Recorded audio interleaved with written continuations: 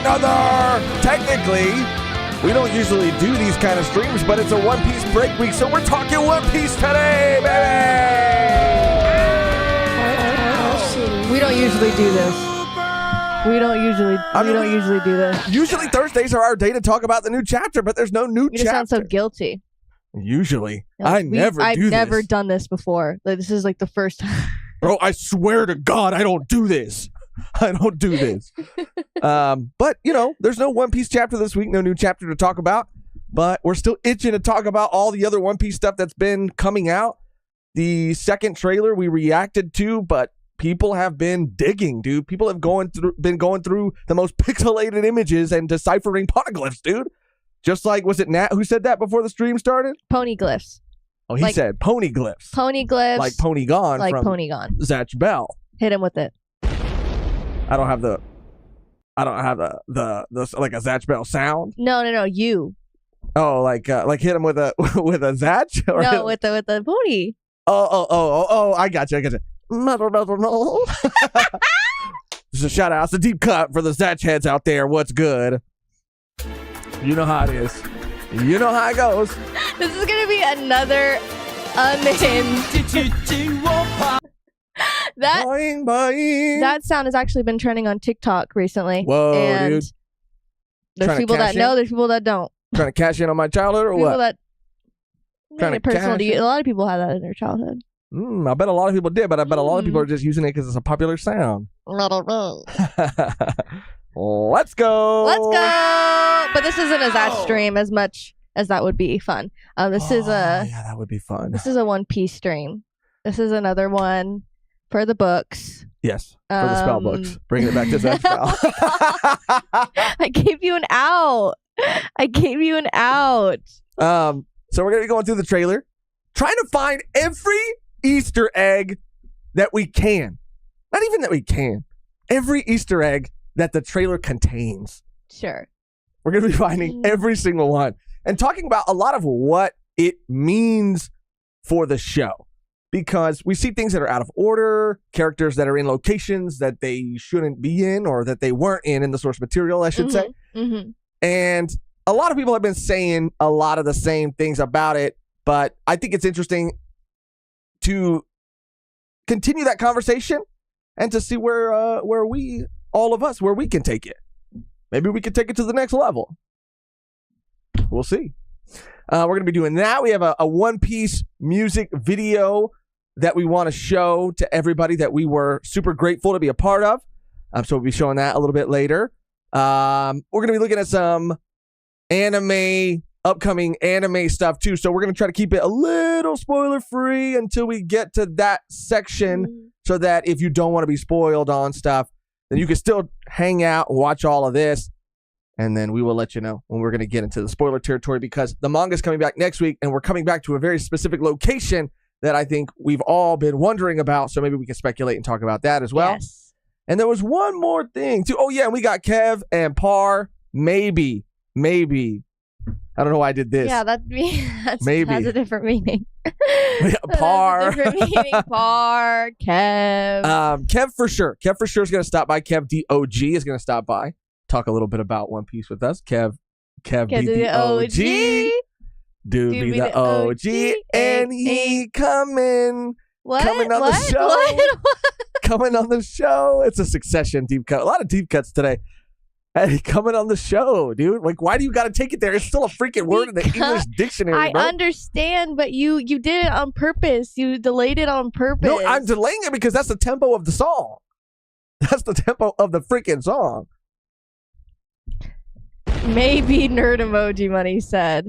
We did get a dono. Just want to shout that out real quick. Shout out. First one of the stream. Let's freaking go. This was Carter Knight topping it off. Give it up for Carter. Carter. Oh, Carter said, let's talk future casting. Danny DeVito for Foxy. Make it a hashtag. He's a little... I saw someone else. He's like a little too old. Danny boy. He's getting up there. Not in a bad way. I think he's getting more charming the older he gets. The funnier aging for sure. like wine. Yeah. I love like Danny wine. DeVito. It's crazy too because obviously there are characters that have been cast in these like Easter eggs throughout the trailer. Foxy being one of them. I mean, maybe they did already cast someone, or they just took a picture. Right. My opinion, and I think that it is subject to change, of course, but I do think that a lot of these characters might have been included, temporarily, right? Or not temporarily, but just to pay homage to these characters. But I don't know how likely it would be that if the show got renewed for additional seasons, that those exact actors would come back to play those exact characters. Yeah, I know.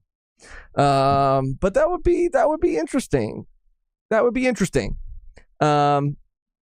Scrolling down. Just want to welcome everybody for stopping by, for hanging out. Batman for real, Nat. Don't forget to like D-Stream, everybody. I see we have about almost 150 in here. She-sure. Oh, shooty. Let's go.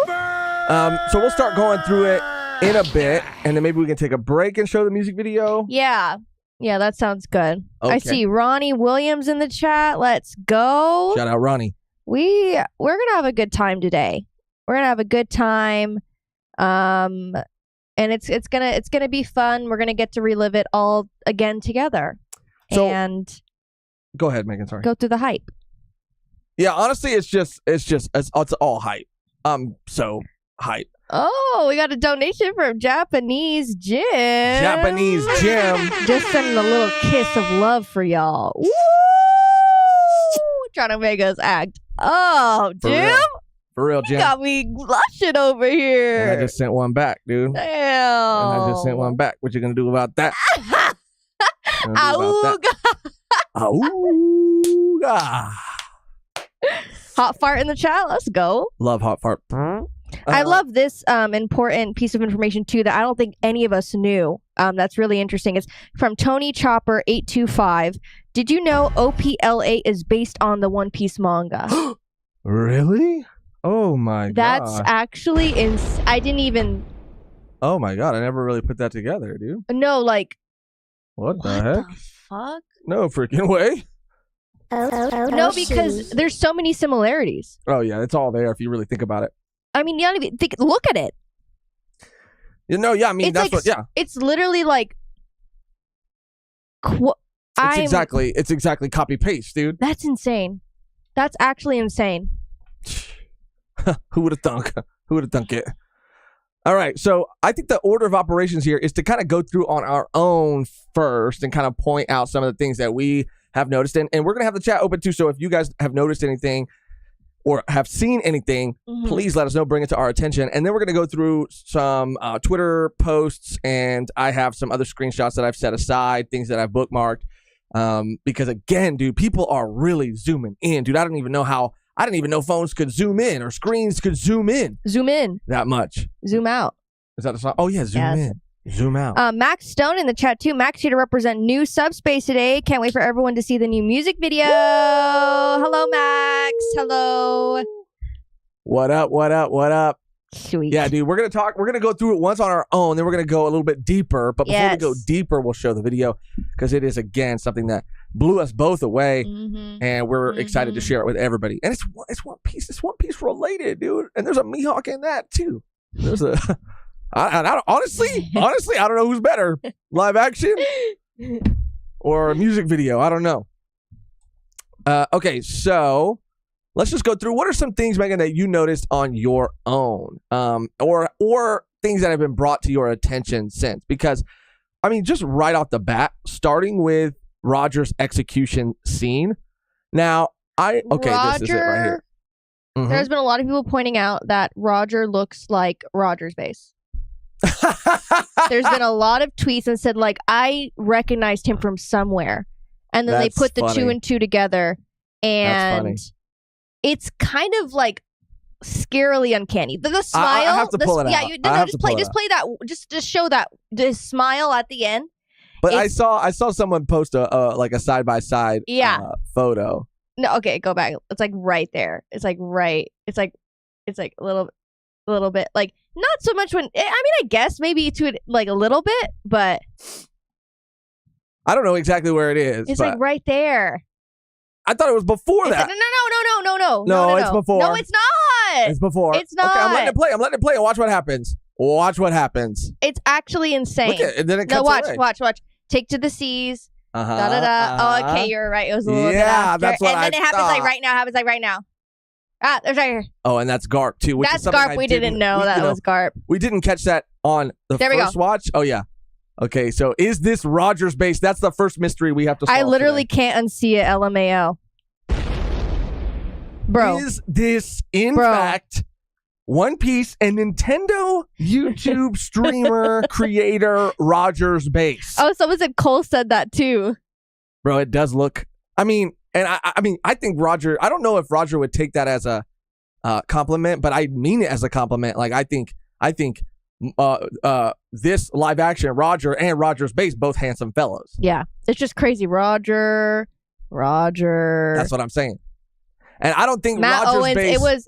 It was intentional. Yes, That's it was all intentional. I'm saying. That's all I'm saying.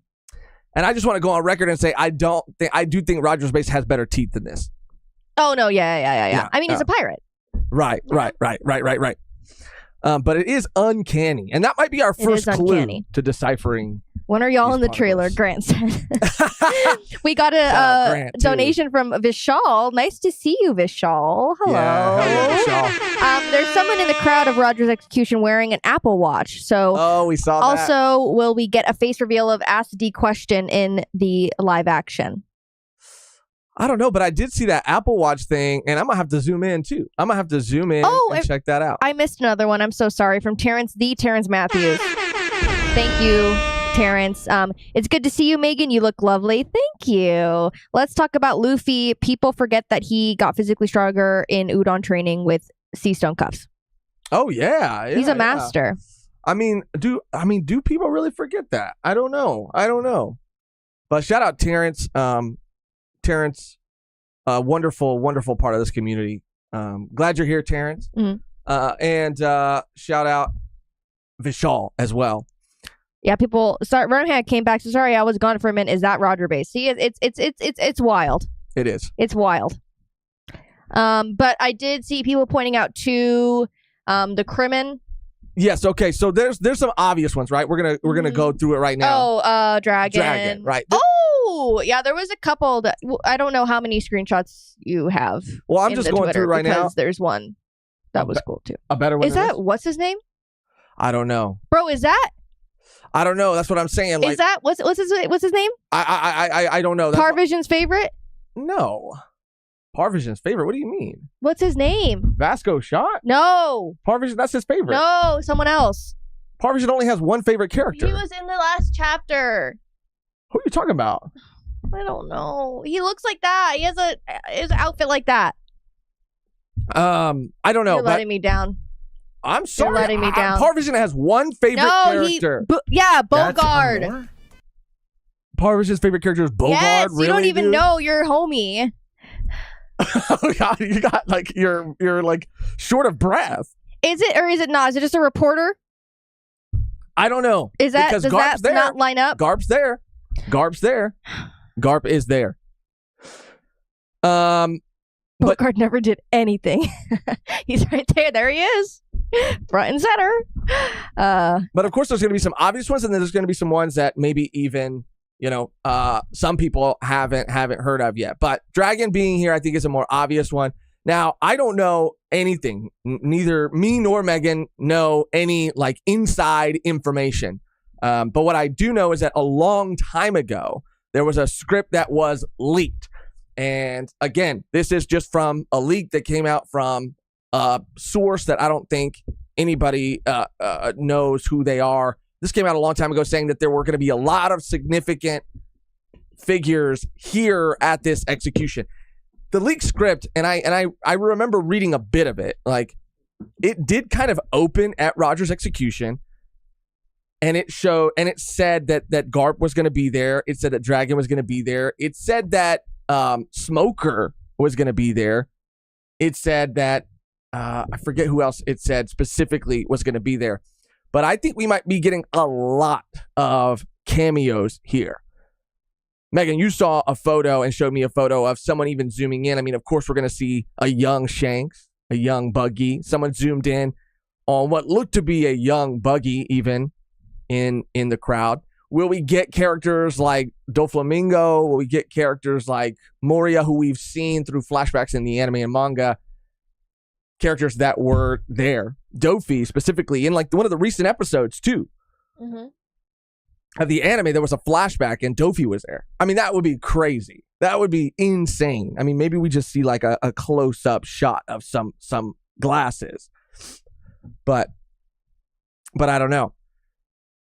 Dragon, that is for sure him, though. He's been cast. So it'll be interesting to see how much more of him, we'll get.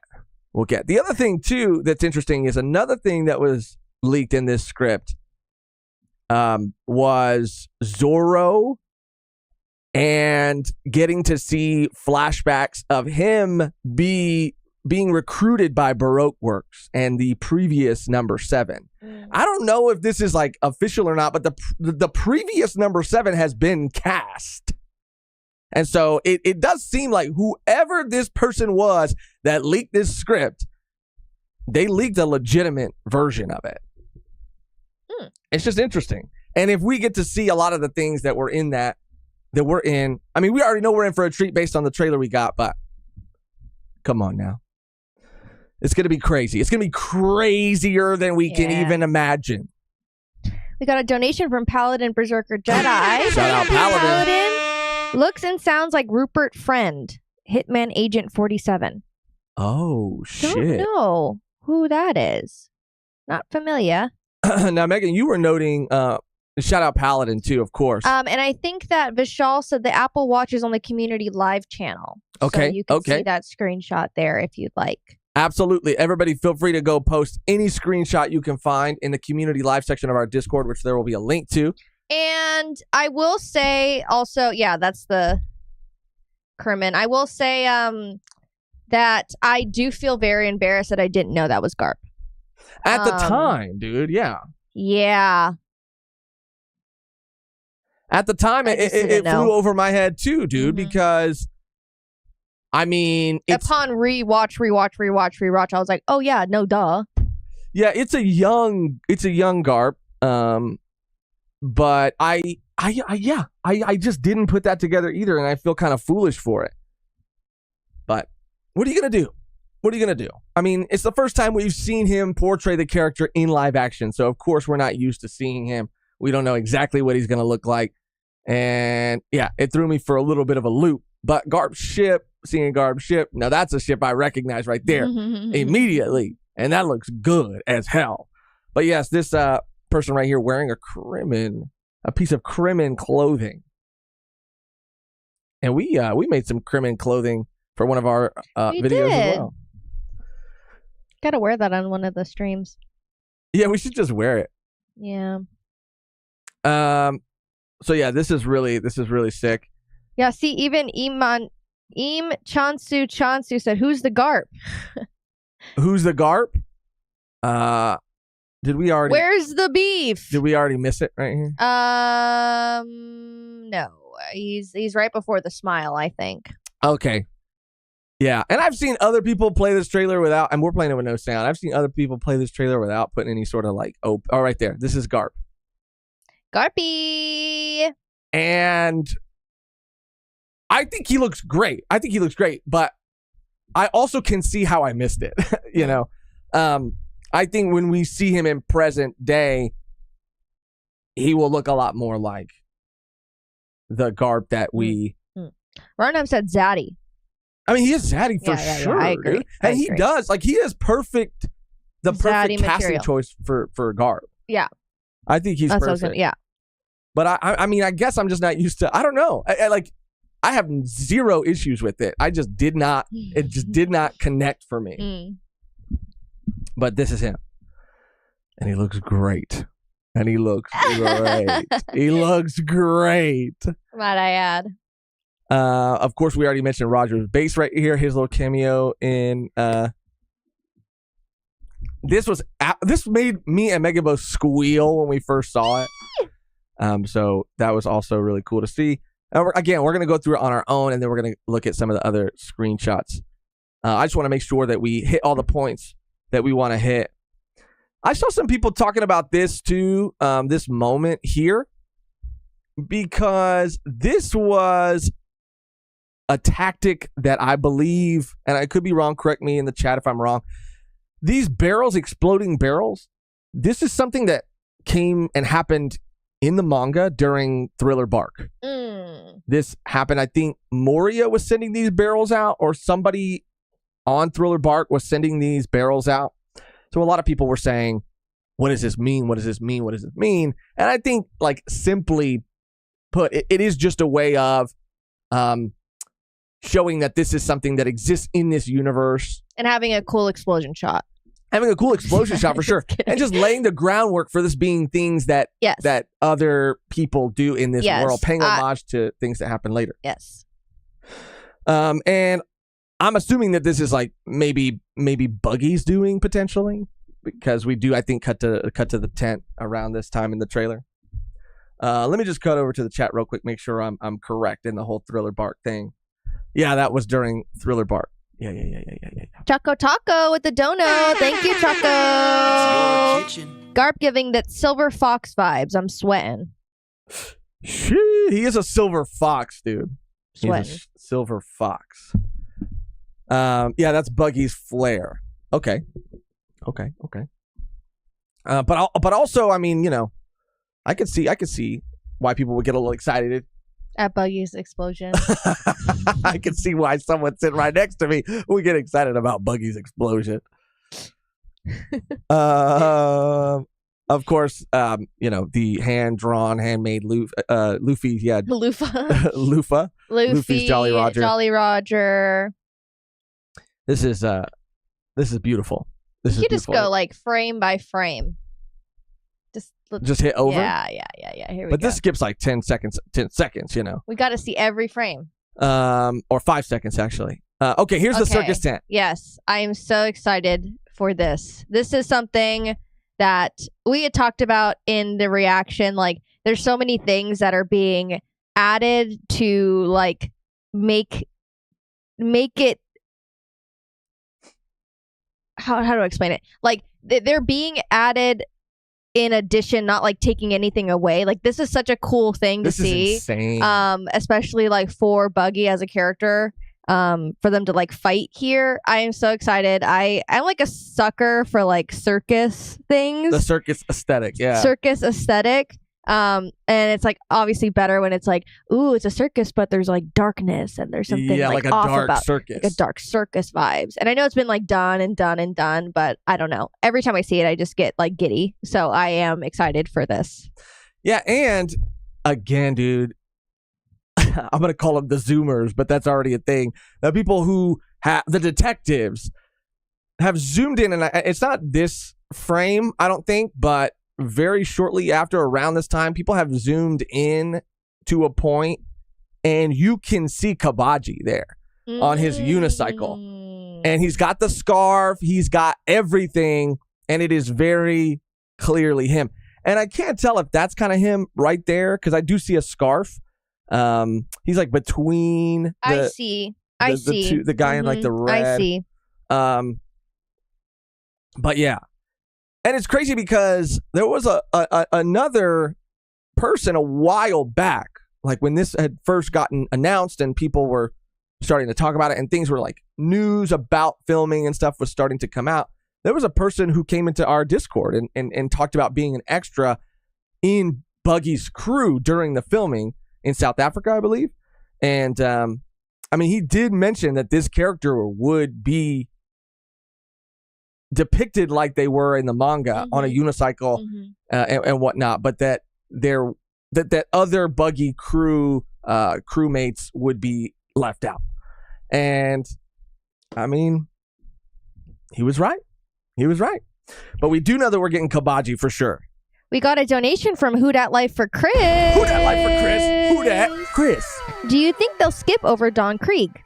No. And that's a big thing that a lot of people are talking about right now. What do you think? Because I think people are basing that on the fact that Arlong seems to be he is the main villain, it seems, throughout the entire season. And that he is showing up. So it seems like he's after Nami, and he's going to keep showing up. So he shows up at the Baratier. He shows up, I think, in Buggy's tent. He shows up throughout. I mean, was he not cast? I have a photo, and I'll pull it up, of someone who was cast to play him. The problem is, I just don't know what's real and what's not real. Because if he wasn't cast, then that's the answer. But if he was cast, then it might just be a smaller moment than what Arlong is going to get. But I don't know how they would fit that into the story. But because the bigger question is, like, I do think we'll get Don Krieg. I just don't know that we'll get Gin or Geen. I don't know if we'll get that character. Yeah, Sageless said Don Krieg has been cast, but no Jin or Pearl as far as we know. Let me pull up the image that I have. They said that they were cast. Give me 1 second, because I have this image, and the thing is, as I looked more, let me just do this real quick. Don Krieg. I saw people arguing back and forth in comments about the legitimacy of this casting. Some people were saying are saying that they cast it. It's cast. No, I know, but look at this picture I have that looks real to me. But I was made to feel a little gaslit, because I was like, all the people in the comments were like, this is not real. This is not real. But there's this photo. And let me just. Was this in the trailer? This was not in the trailer, but someone just posted this online. Do you know who? I don't.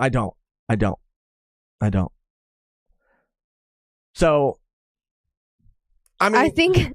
Storm said, I'm inclined to think this too. I think Krieg will have less than 5 minutes screen time. Mihawk slashes him with the boat and sinks them all. I mean, that's sort of. So again, I don't know if this is an official photo or not, but again, we say, oh yeah, I saw that. That's real. People are saying so. I mean, he looks great. Yeah. He looks great.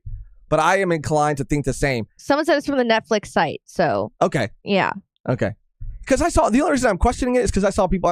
I mean, a lot of the times don't know what they're talking about. But I saw people arguing in the comments like, this isn't real, because if you go to the IMDb of the actor that they say that is playing him, they say he's like credited as playing like a different character, not Krieg. And it's like people were arguing back and forth about it, and I was like, bro, I don't know what to believe. I don't know what to believe anymore. Again, yeah. So I'm inclined to believe the same, that he's not going to be featured a lot. He's not going to be as big of a plot point as he is in the anime and manga. He's the whole, because if Geen's not in it, then Don Krieg is just going to be like, he's going to be like a character that pops up as this big, foreboding, like, threat, or he thinks himself to be that, right? And it might even be played for like a comedic moment, potentially, when, like, he arrives and the shot and the scene is set as something very intense and as like very dangerous, and then immediately Arlong or a fishman shows up and like wipes him out like instantaneously, and it's played for like a joke, but it's a nod of the tip of the hat to the anime and manga fans. Like, okay, we had to just do this to speed things up to make it work. But, and that would make sense then why Geen isn't in it and why he hasn't been cast. But I do think he'll pop in for a bit. Full Body's in it too, though. But that's an iconic scene. Yeah. The fly in the soup or whatever. Yeah. That's an iconic scene, so that has to happen. We got a dono from Secret Turtle. Thank you, Secret Turtle. World government symbol on the boat with the flare. Oh. Gotta go back. Let me see. Where are we at? I might be not be able to find it right away, but that's interesting. And Alvida looks so good. I know. She looks so good. It's gonna be hard for me to find it right on the spot, but I trust you. We got another donation from Cowboy Tropicana. Love that name. Son, Cowboy where'd you find Tropicana. this? Use period and comma to go frame by frame. Oh shit! That might be a shortcut. Oh shit! Thank you, Cowboy. Period. Oh, it worked. Did it work? Yeah, it did. Oh shit! It's working. It's working. Oh shit! Oh, I fucked it up. It's working. I fucked it up. It's working. But that was working. Yeah. Thank you. That takes me backwards. But either way, I think it takes me backwards. Damn, that's cool. That's cool. Okay, so I might use that in a bit, but I just want to get through it one time. Terrence Matthews with another dono. One Piece is a fighting series, so need I there see it right there. The world to government. need there to be good fights, and this Sanji in the trailer has me hopeful. Yeah, all of the Sanji stuff, we talked about it in our reaction. It was just funny. Like, people like to joke that we don't like Sanji at all and we hate him, which is not true, but it is going to be funny Sanji. that it's like the One Piece live action is going to make us like more Sanji stan than we are in this moment in time. I love Sanji. I mean, he just does a couple things that kind of get on my nerves sometimes. But it doesn't mean I don't love him. I mean, I feel like as we have loved ones and siblings that do shit that get on our nerves, but it doesn't mean we don't love them. I feel like as time passes, it is easier. Yeah. With everything that happened, because we read it like in one sitting, like we binge read all of One Piece, and people were like, "Oh yeah, all of that shit on Fishman, like that happened so long ago." Oh yeah, like yeah. years and years and years ago. I just think it's funny. It's a funny gag that we have with the community. You know that it's like, will they, won't they, love Sanji thing. Real funny gag. It's really funny. It's a real funny if you guys gag, fucking hate Sanji, you fucking Sanji haters. Parker McLaughlin. Parker McLaughlin. Sorry, it took me a second. McLaughlin. It's spelled like Laughlin. Laugh tail. Interesting. Cheers to 20K, guys. Always appreciate the love, passion, and goofiness you bring to each and every show. If we make it to season 2, how well do you think they'll pull off my boy Chopper? I did retweet a tweet. You want me to pull it up? I think I retweeted it. Let me just double check. But someone said like my pass at what Chopper would look like in the live action, and I thought it was pretty cute. It is different. I did retweet it. It is different, but I just liked seeing it. I don't know how they'll execute it. I really don't. And if we do get a season 2, that'll be insane to see. Let me just pull it up real quick. You said you retweeted it. Yeah. Let me see. Not a Sanji stan, a Taz stan. Bro, Taz is goated, dude. Taz is so goated. British Sanji, you guys aren't ready. You guys aren't ready. You guys aren't ready. Bro, I don't know how to navigate this shit now that it's X. Robin Chuan. Oh yeah, Robin, live action Robin. Are you kidding me? Oh, now that it's X, dude, I don't know what to do. Okay, here we go. There you go. Just scroll down. There we go. Oh, there this one right here. Okay, let me see if I can. Cute. Yeah, that works. So this is something that you retweeted, and this is someone from Bean Zaru on Twitter, and said wanted to take another crack at Chopper, One Piece live action. So cute, right? What does he remind me of? I don't know. He's very reminiscent of another series. I just don't. The style, maybe. He's very reminiscent of Chopper. He's very reminiscent of the Sweet Tooth character that you hate. What's his name? What's his name again? Oh my god, I forgot his name. Fuck, guys! If anybody has seen Sweet Tooth, what's the name of the character? It's like the little. Oh, yo, that's my art. Cool. The Bean Man is in the chat. Oh, let's go! What the heck? Let's go! That's awesome. I love your work. I love this. His name is like starts with a B or something. Bobby. And I'm not saying that this is Beanzaru's art. No. Because Beanzaru's art is fucking awesome and actually does a really good job. Yes. Of making Chopper look more deer-like, but still like maintaining the cuteness. And he still like has like a Chopper sort of energy and look to him, right? But this is what I think. And we have had the pleasure of meeting Matt, and I trust Matt, and I trust, Oda, obviously, and everybody who's working on this show. So I'm not saying this is going to be the case necessarily, but I'm just saying Netflix has already done a character that's kind of Chopper-esque, and his name is Bobby. And his name is Bobby, and this is Bobby right here. Hold on, let me actually pull this up. What screen would be better to show this on? Let me try this. Damn it. Come on, Bobby. Come on, Bobby boy. So this is Bobby right here. This is Bobby. This is Bobby, and he's in Sweet Tooth. And he is like a puppet. Yeah, they use if it somewhere in that Google search you could see they use like these like rod things to make him move. Like they have him on like a person, I think, kind of like a puppet type situation. Tony Bobby. Tony Bobby. Yeah. So that it is funny. He's just a little compact guy.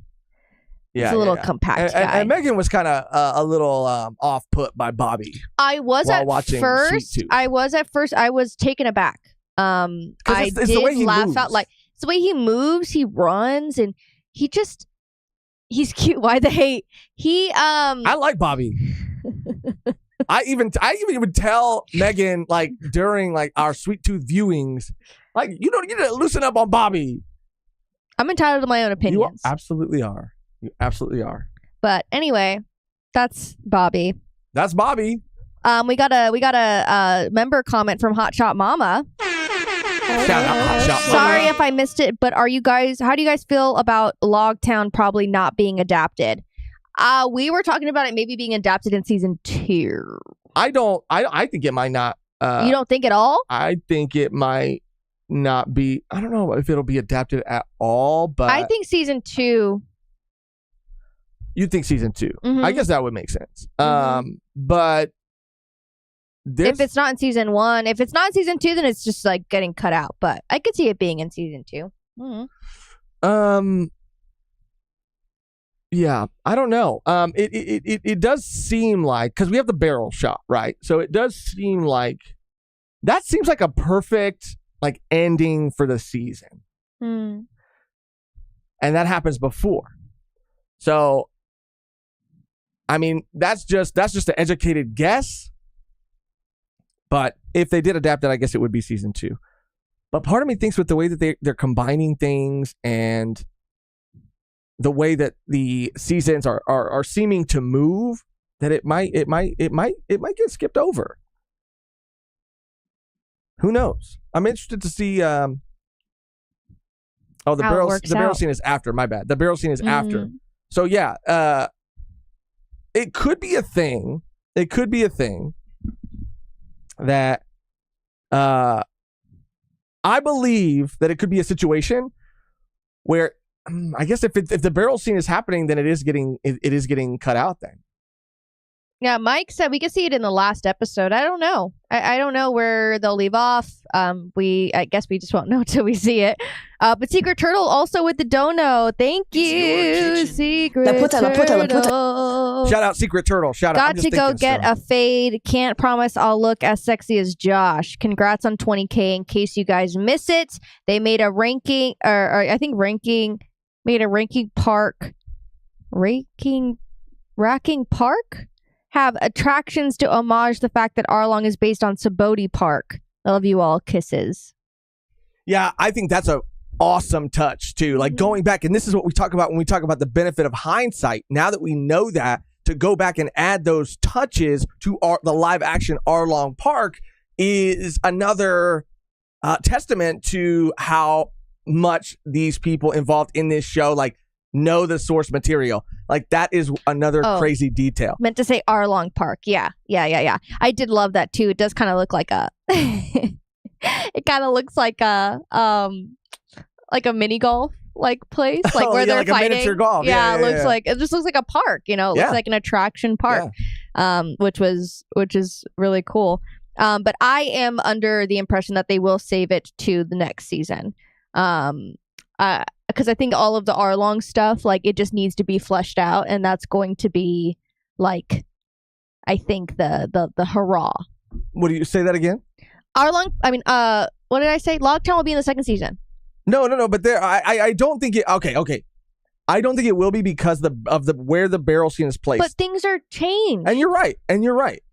But the barrel signifies like them going into the Grand Line. And so that would mean that they would be in a completely different like area, like a completely different, like, I don't know if you would say like hemisphere, but I mean, you know what I'm saying? Like they would be so curiouser and curiouser.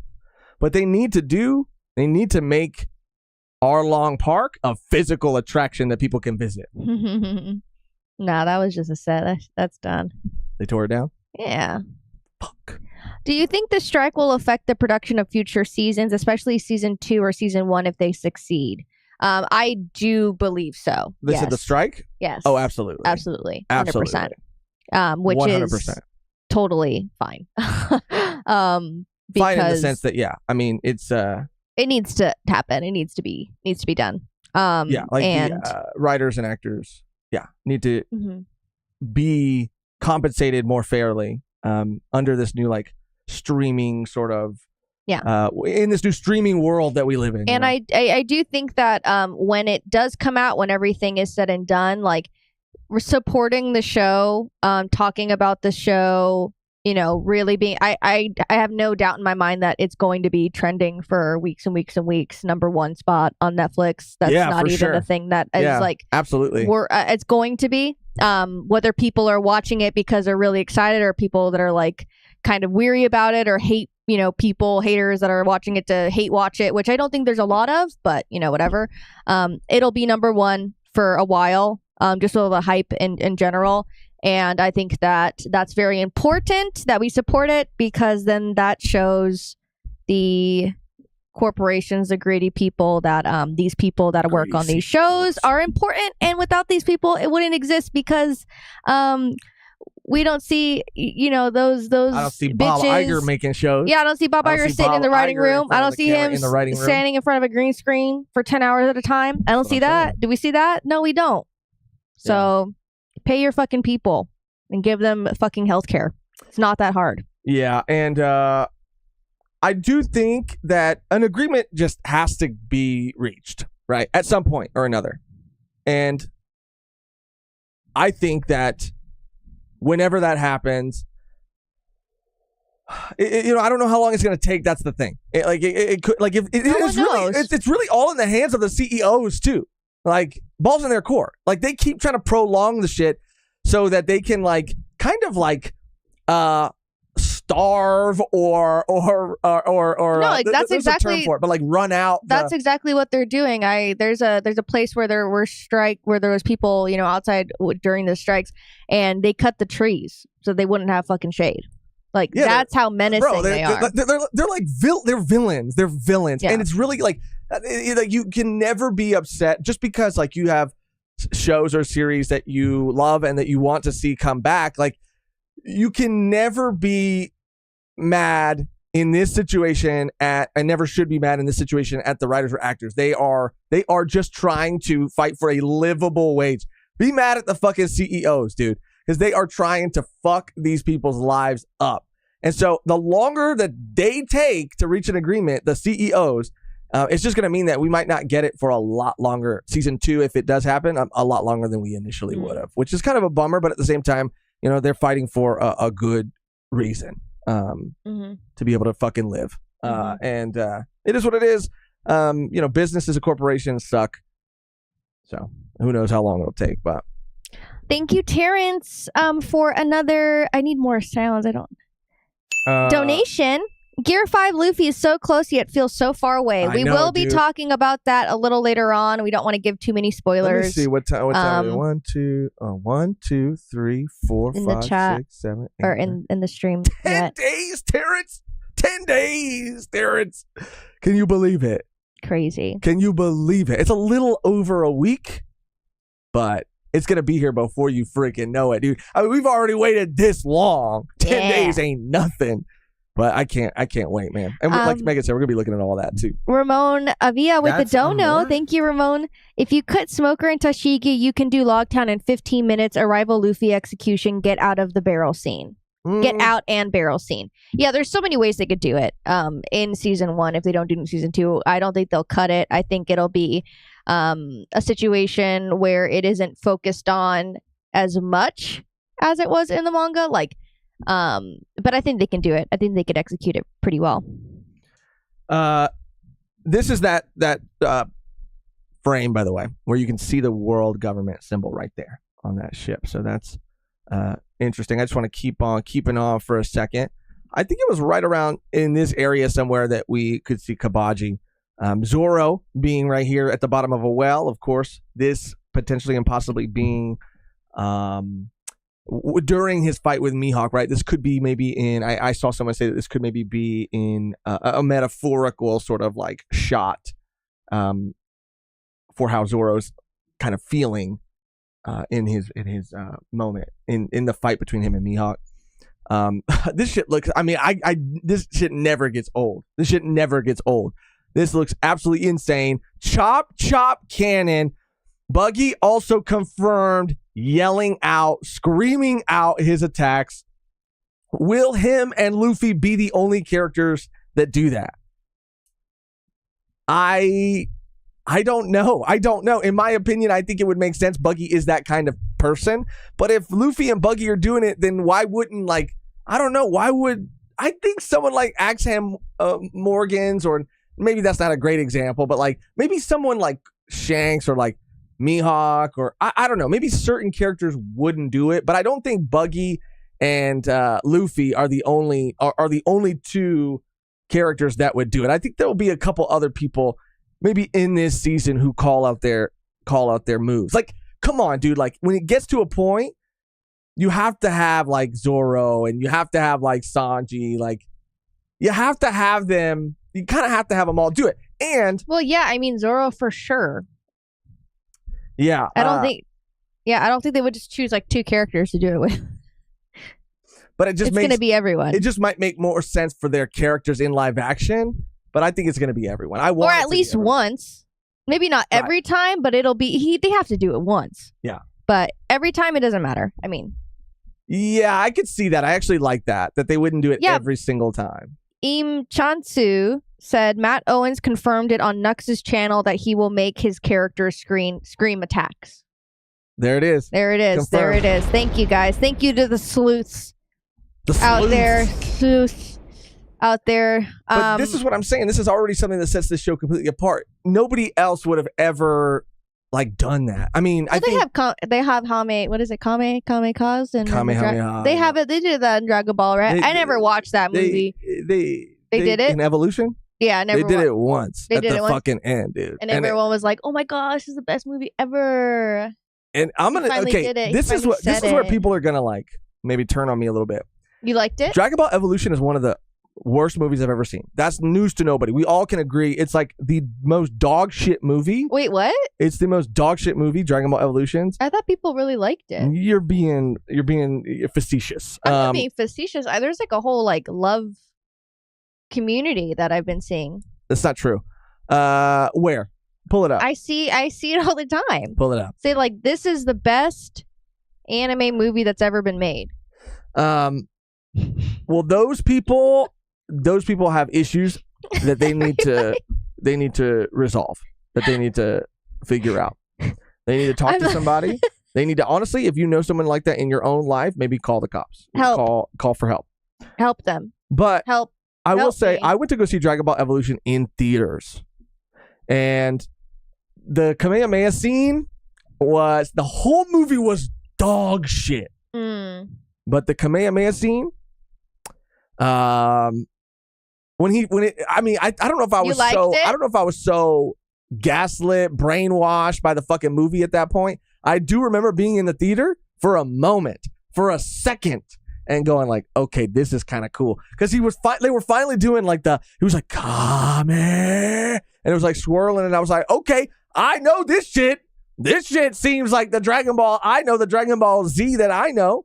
And, when he turned into the big monkey, that was cool too. But oh yeah, man, Piccolo didn't look like that bad, but his character was just like off. All the characters were off, bro. Bulma looked fucking wild. Yamcha looked, what it was what it was. But all I'm saying is that during that one scene, I was like, okay. So you love the movie? No. I'm just being real. I'm just kidding.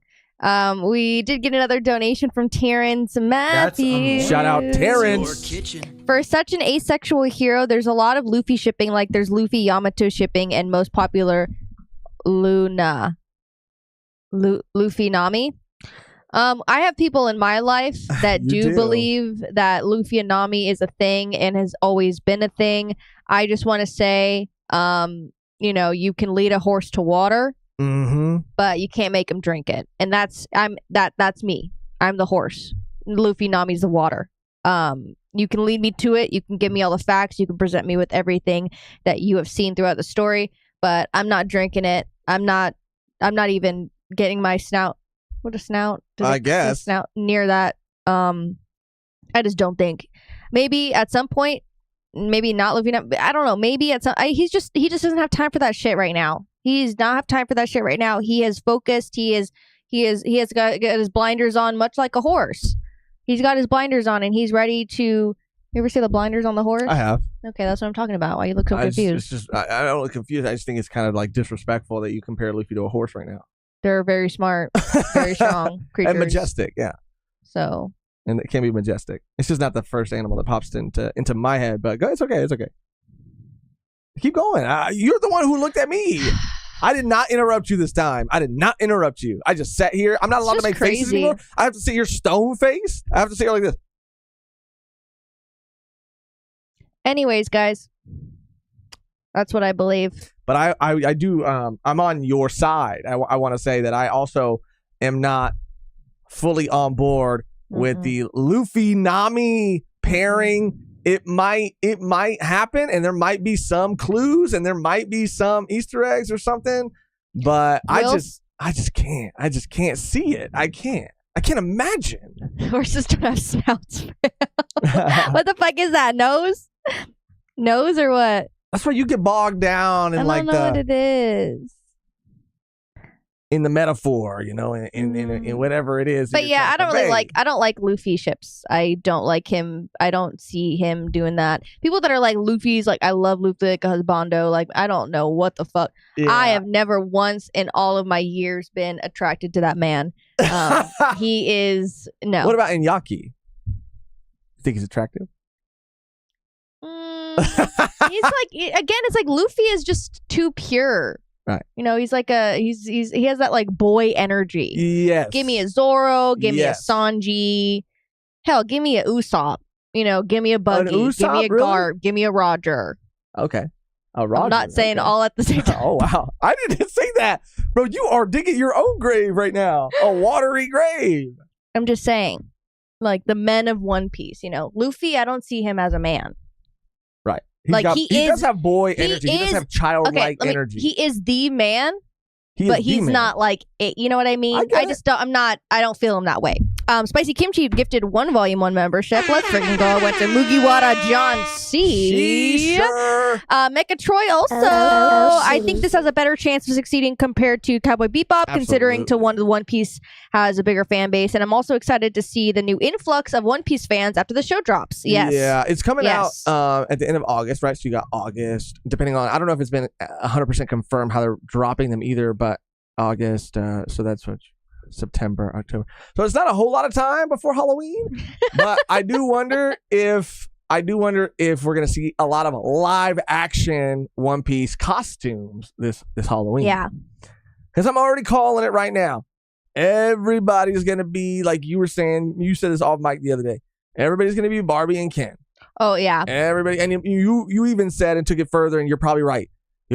One person's going to be Barbie, one person's going to be Oppenheimer, dude. And they're going to think they're the first person to do it. They're going to think they're the only person that's ever done it. And they're going to think that they won Halloween, and they're going to have that energy too. Like they're going to walk around like they won. But I also think we could see some live action And I think I would love to do that. I would love to Mm-hmm. cosplay like a live action Buggy or a live action.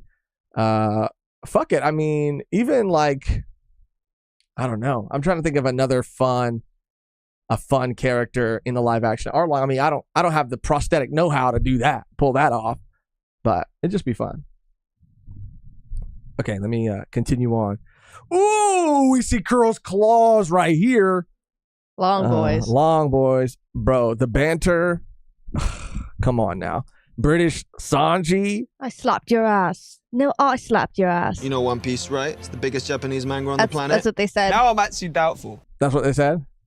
He's like, yeah, I slapped your ass. Yeah, slap your ass, so what? Yeah. He's like, you slapped my ass. Yeah, Yeah, I slapped your ass. So what? slap your ass, so what? What are you going to do about it? What are you going to do about it? And they go, You want to shag? Is that what you're going to do? he's turning into... He's turning into Austin Powers. Austin Powers. Austin Powers. Groovy, baby. Yeah. Yeah. We see Nami love this. Love the fit. Love this shirt. Yeah. Love this shirt. What she's the classic, like, you'll have to excuse them. They're idiots. They're idiots. They're idiots. And then it cuts to Usopp's cute laugh. Yeah, his signature. Look at how swaggy this man exudes swag. Usopp kind of. He I don't mean this exudes in any it. way, in any sort of like disparaging way. But Usopp looks a little too swaggy He sometimes. looks a little too cool. Like Usopp is kind of, and I this is like sometimes when we talk about the live action, people go, of course it's not a 1-for-1 compare. It's not going to be a 1-for-1 comparison. It's like, I know that. I'm mostly joking. Okay, just let me talk. Let me just talk about the shit that I like. Okay, let me be goofy. All right. But he looks a little swaggier than I would imagine Usopp being. You know. yeah. Usopp's not like. I think we talked to Nolan about it, and he was like, "Yeah, I think that it's gonna be like because he didn't have any lines in the trailer like at all. He didn't talk. He laughed. He was shown in the trailer, but he didn't really talk. Yeah. So Nolan, we were talking about it. We're like, yeah, he's really like swaggy. He's really like, he exudes this confidence. And Nolan said it might be like played up Yeah, we were due to like him like faking that he's cool, faking that he's chill with everything that's going on. And there could be really funny moments where like Luffy or Nami or Sanji are like, let's go, or well, maybe not Nami because they're like buddies when it comes to freaking out. But like Sanji's are like, let's go into the fight. And Usopp's like, yeah, I'll be right there. Yeah, for sure. Like, I'll meet you guys out there. And then he like goes to the bathroom and he's the classic close the doors like fuck. Like, I can see so many little moments of like that. That would be funny. I forget who Usopp fought in Arlong Park. Was it was his name Chew? Was that his name? Was that the fishman that Usopp fought in Arlong Park? Because that could potentially be because Chew, someone found him. Someone found him in the trailer. Of course we see Chew. Yeah. Karubi is like a focal point, but someone saw Chew in the background. So Usopp and Chew going toe to toe, that could potentially be a very funny and fun moment. But yeah, we also talked about how he could be just like casually and very calmly and cool, like throwing in lies, like during like conversations or in the middle of conversations, they could all be talking about the Grand Line and going here and going there. He's like, oh yeah, no, for sure, I've been there for sure. Or like, I saw this, right? Yeah, casually. I did that. I did something like that before. Yeah. And it could be like played cooler to overcompensate for how scared he really is, but that could really work in live action. And I think that could work better than somebody like freaking out like a cartoon character. You know what I mean? Like it works better. So I'm really excited to see that side of Usopp in the live action. Yeah, for sure. Did you want to keep going it or do you want to catch up? Oh, Kev is here. So let's bring Kev in. Oh, sorry, I almost tipped over your water. Kev DOG is here. Give me 1 second. And this is a perfect time for him to come on too.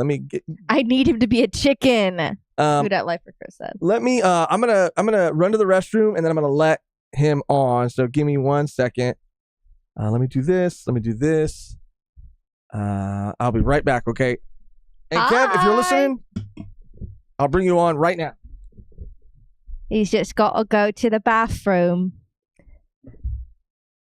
How are they going to do Usopp Rubber Band? Hope they nail the CGI. Yeah, I am so excited for anything Usopp. I wonder how all of the scenes are going to play. I wonder how how he's going to act. Is he going to be like a super scaredy cat? Is he going to play it cool in front of the crew and then hide his emotions? That could be funny too. But yeah, I'm so excited. And all those fights too in Arlong are so iconic and so sick. Like that fight between him and Chew God, so sick. How many logs does Josh drop per week? That's kind of a personal question, but I think that he does in fact wear a diaper. So I think it's unlimited. What? What? You said I wear a diaper? Yeah, I thought we mentioned that before. If I wore a diaper, I wouldn't be going to the bathroom. If I wore a diaper, I'd be doing my business right here. I guess you have a point. Or vape. Kev, we're connecting. And we will get to super chats and donations yes, you can. At some point. Actually, yeah, give me 1 second. We will get to them right now. Let me just make sure Kev is good. And let me set that screen up. Give me 1 second. You can shout out a few right now if you would like. Okay. Mehgan. Let's start with Ramona Villa one more time. Thank you so much, Ramon. Seeing Dragon Ball live action in a theater is the most lost thing ever. Old and nerd emoji. What Damn, the hell? Came in real quick with both of those things. What the both hell? of his least favorite things. Your kitchen. LG916, thank you so much for the dono. I like that they included the scene that shows Gosa Village with the houses flipped upside down by Arlong. Yeah, I wonder how they will show it happening. I wonder too. I mean, there's so many. I mean, God, it's like it can't come soon enough. It really can't come soon enough, and we will all be reliving it together. I'm so excited. Who Dat Life for Chris? Thank you for the dono. Where'd you find this? Hit the clown music for DBZ Evo. Ozaru was cool to you. Well, I'm just saying, in the theater, I was caught up in the moment, okay? It's not good. It's a bad movie, but in the moment, I was caught up. You're caught up. Caught down? Sure. Mecha Troy also with the dono. Thank you. Usopp is so cool from Jump. I ain't mad, though. I'm not mad. I ain't mad. I love me Usopp. Carter Knight with the dono. Thank you, Carter. I'm so happy about Practical Fishman makeup. Makes me think about the 90s Star Trek, which is my happy place. Yo, yes, that's good. Yeah. We love practical makeup. We love it. I am so excited. And I think we are caught up now.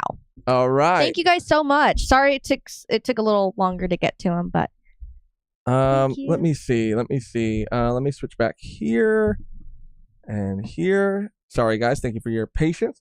So whenever Kev is ready, he's all set up and ready to join. Kev, are you there? Yeah.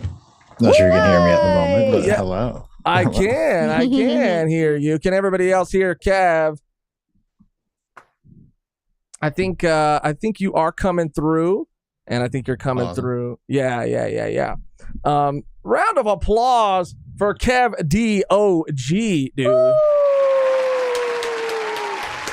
Thank you for joining us, man. How are you? I'm good.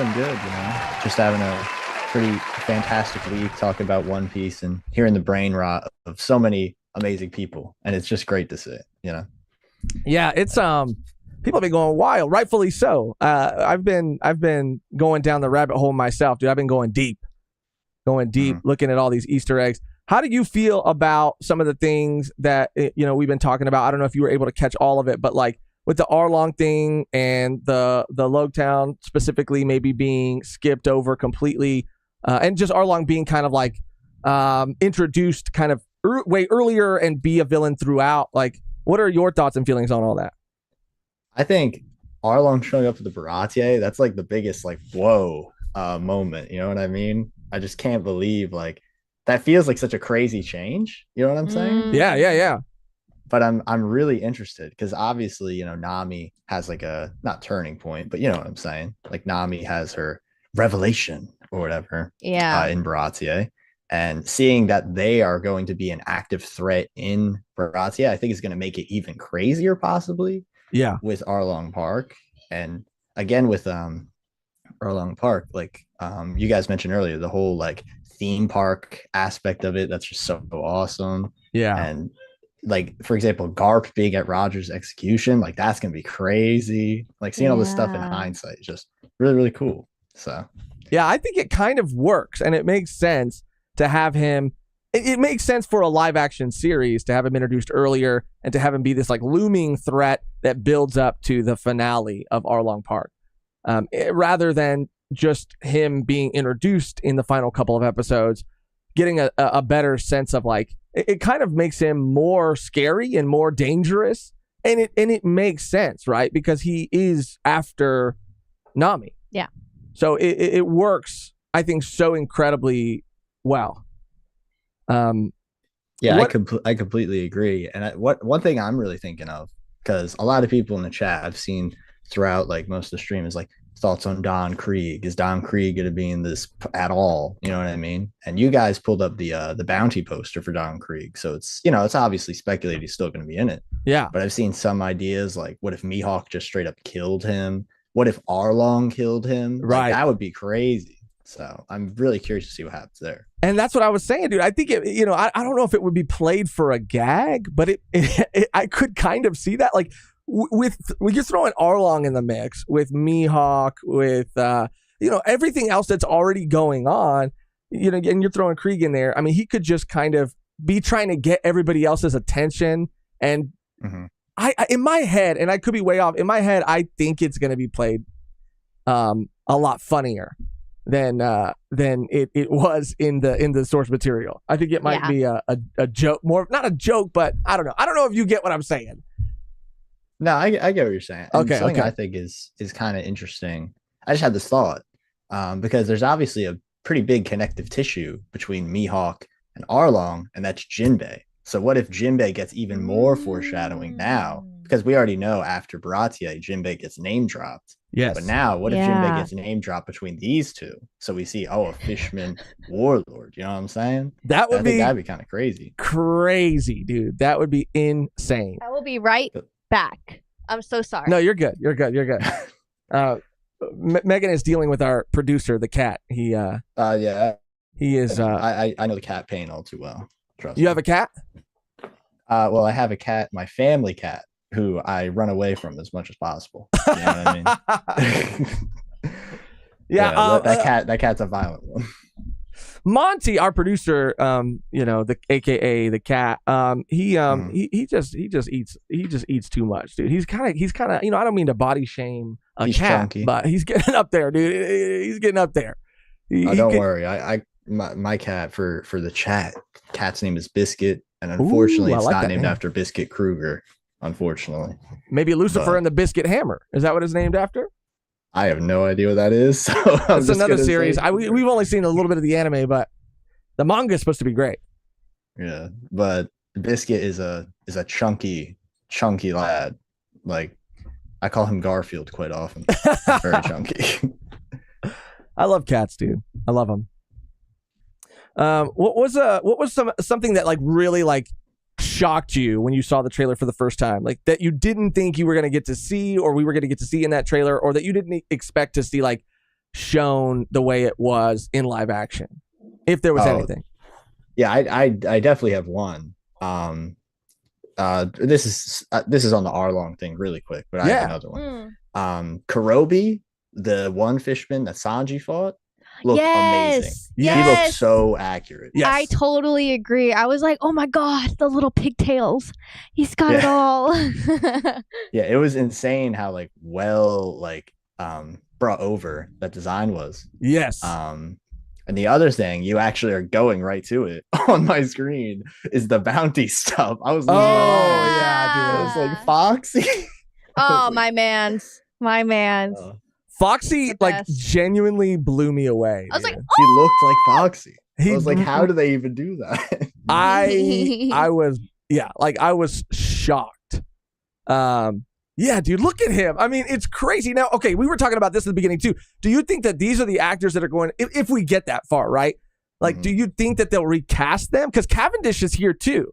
And yeah, I think that was the wildest one, because that's not even like in the pre-time skip.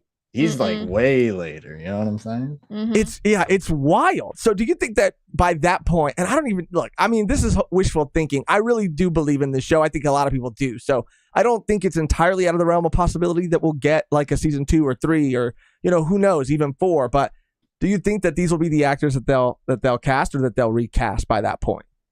I think for Bellamy, it's a lock, because Bellamy was like very clearly shown. Yeah. He was like not covered up by anything, but Foxy's obviously a meme character, right? To be honest, so I don't know about him. But I think Bellamy might be like pretty locked in, to be honest. Like, and I think what would be really cool is if Bellamy's already showing up in arc 1, like even pre-arc 1, like the buildup for him could be a lot more interesting, because shout outs to Bellamy, amazing, foil to Luffy as the story goes on. So yes, if they like play that up even more, oh my god, we're gonna be alive. Yeah, it's gonna go so crazy, dude. Do you think that? Go ahead. Oh, Mike Latch said the blue one might be Robin's. The blue one right here in the corner. That's crazy.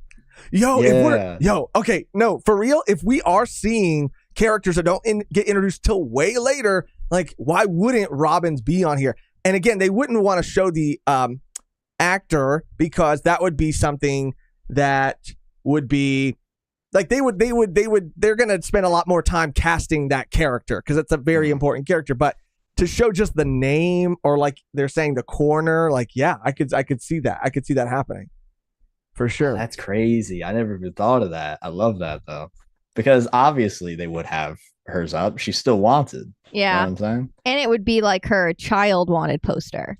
Exactly. Crazy, dude. And so maybe they could show it then, and it would just be like a little girl. So I mean, we would know. Yeah. A little girl with a bob haircut. Yeah. Like, come on now. Yeah. That'd be crazy. It's like that Riddler beam. Like, does he know? Does he know? And then that's like every single fan. The only thing that I've seen come out of this this whole conversation about the trailer that's been like, even, and I don't even want to say negative. Of course, some people are going to be negative. Some people are going to be haters.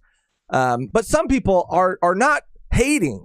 They really still do believe in the show and want the show to succeed. But I have seen people say that the one thing they're not completely sold on is Arlong.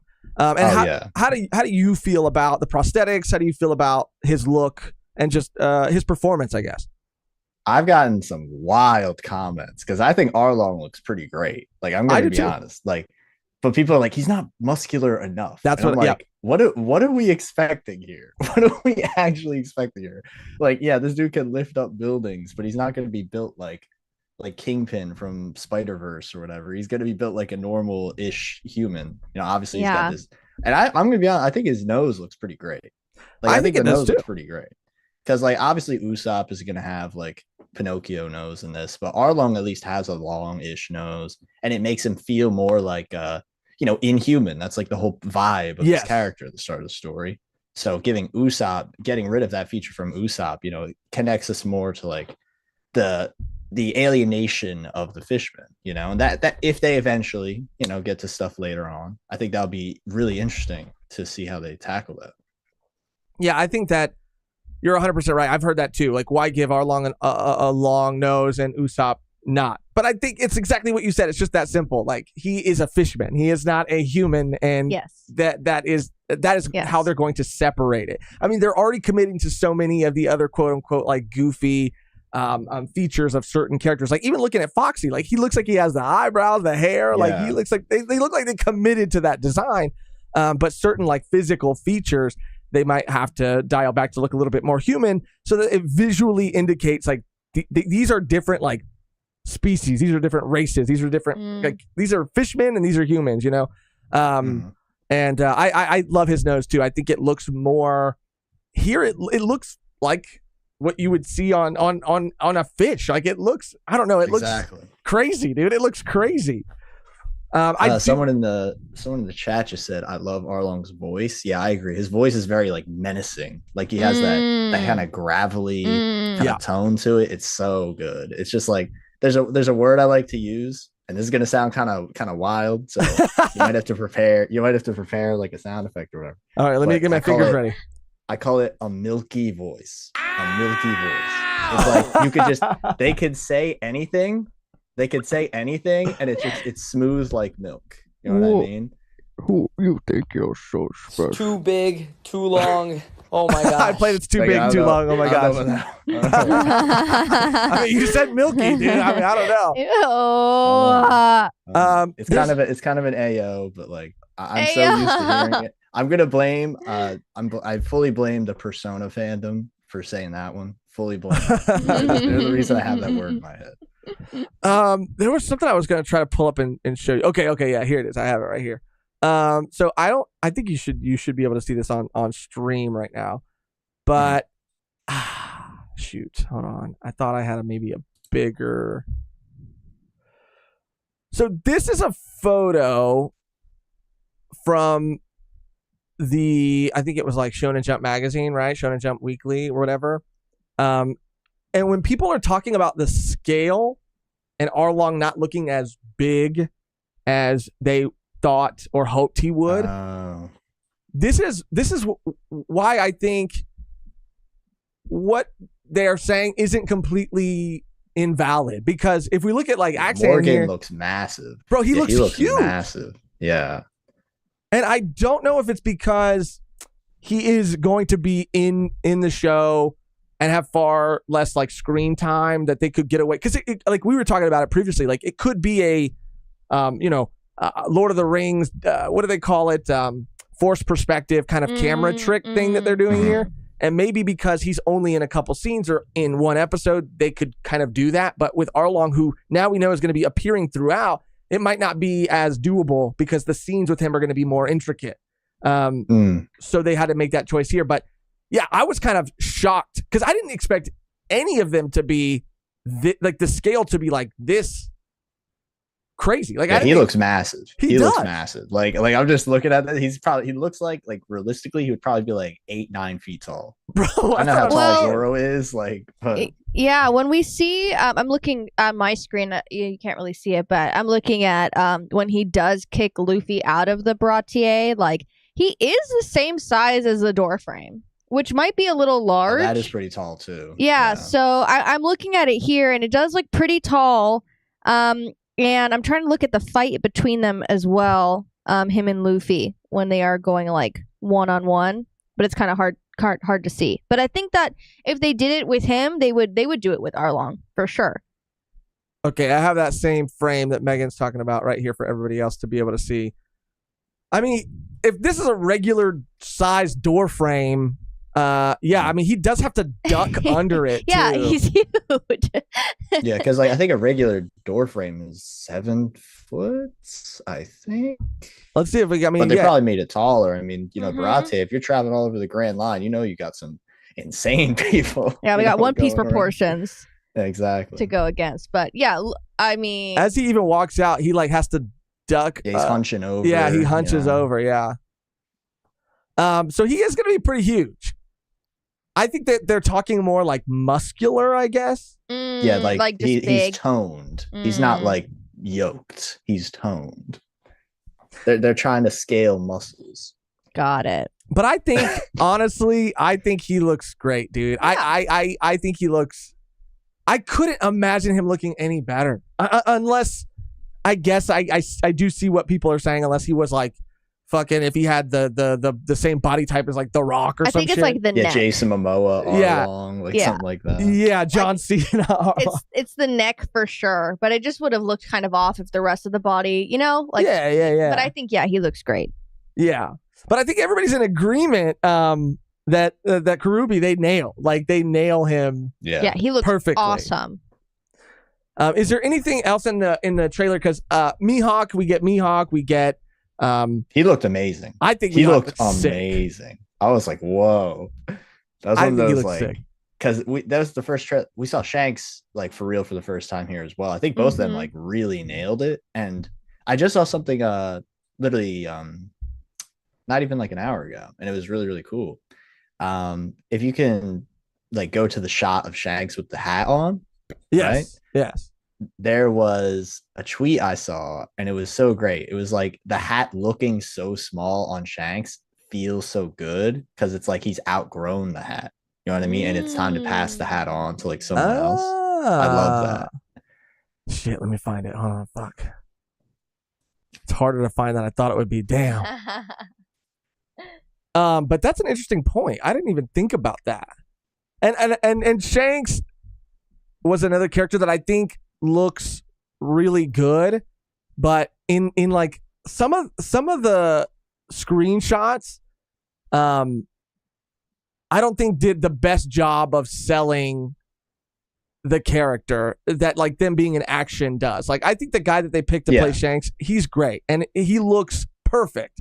But that when I just saw like a screenshot, I was like, oh man, I don't know why he doesn't look at first. It didn't feel like he looked as, I'm trying to think of the right word. Like, I mean, he looks grimy in the first couple. Absolutely. In the first couple chapters of One Piece, like, and not grimy, so I shouldn't use that word, but he just like a little bit more disheveled, I guess. He looks a little more like casual and pirate-like. So I think that they nailed that aspect of how he looks in the trailer, obviously, because it's the beginnings of One Piece.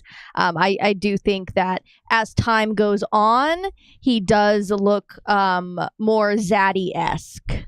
Oh, for sure. Right. For sure. Yeah. The thickness of his neck. Yes. You know they become more of a zaddy when the neck like starts like swollen up. when the neck starts to protrude, that's when you know it's like it's prime. Because like in my head, like Shanks has this like, he has this presence, right? He has this like, he's mysterious, of course, but he also like, I don't know, man. He can be kind, but he can also be like very just scary without having to like scowl or frown or like, I don't know. You know what I mean? And he's got like that menacing factor to him. You know what I mean? Yeah. Like, he could just like he could just make the whole room just like completely silent by him walking in, like some like old cowboy stuff or whatever. Like I think what's going to be really interesting is, this is going to be a kind of a strange comparison, I guess, but like Shanks is kind of like Jon Snow.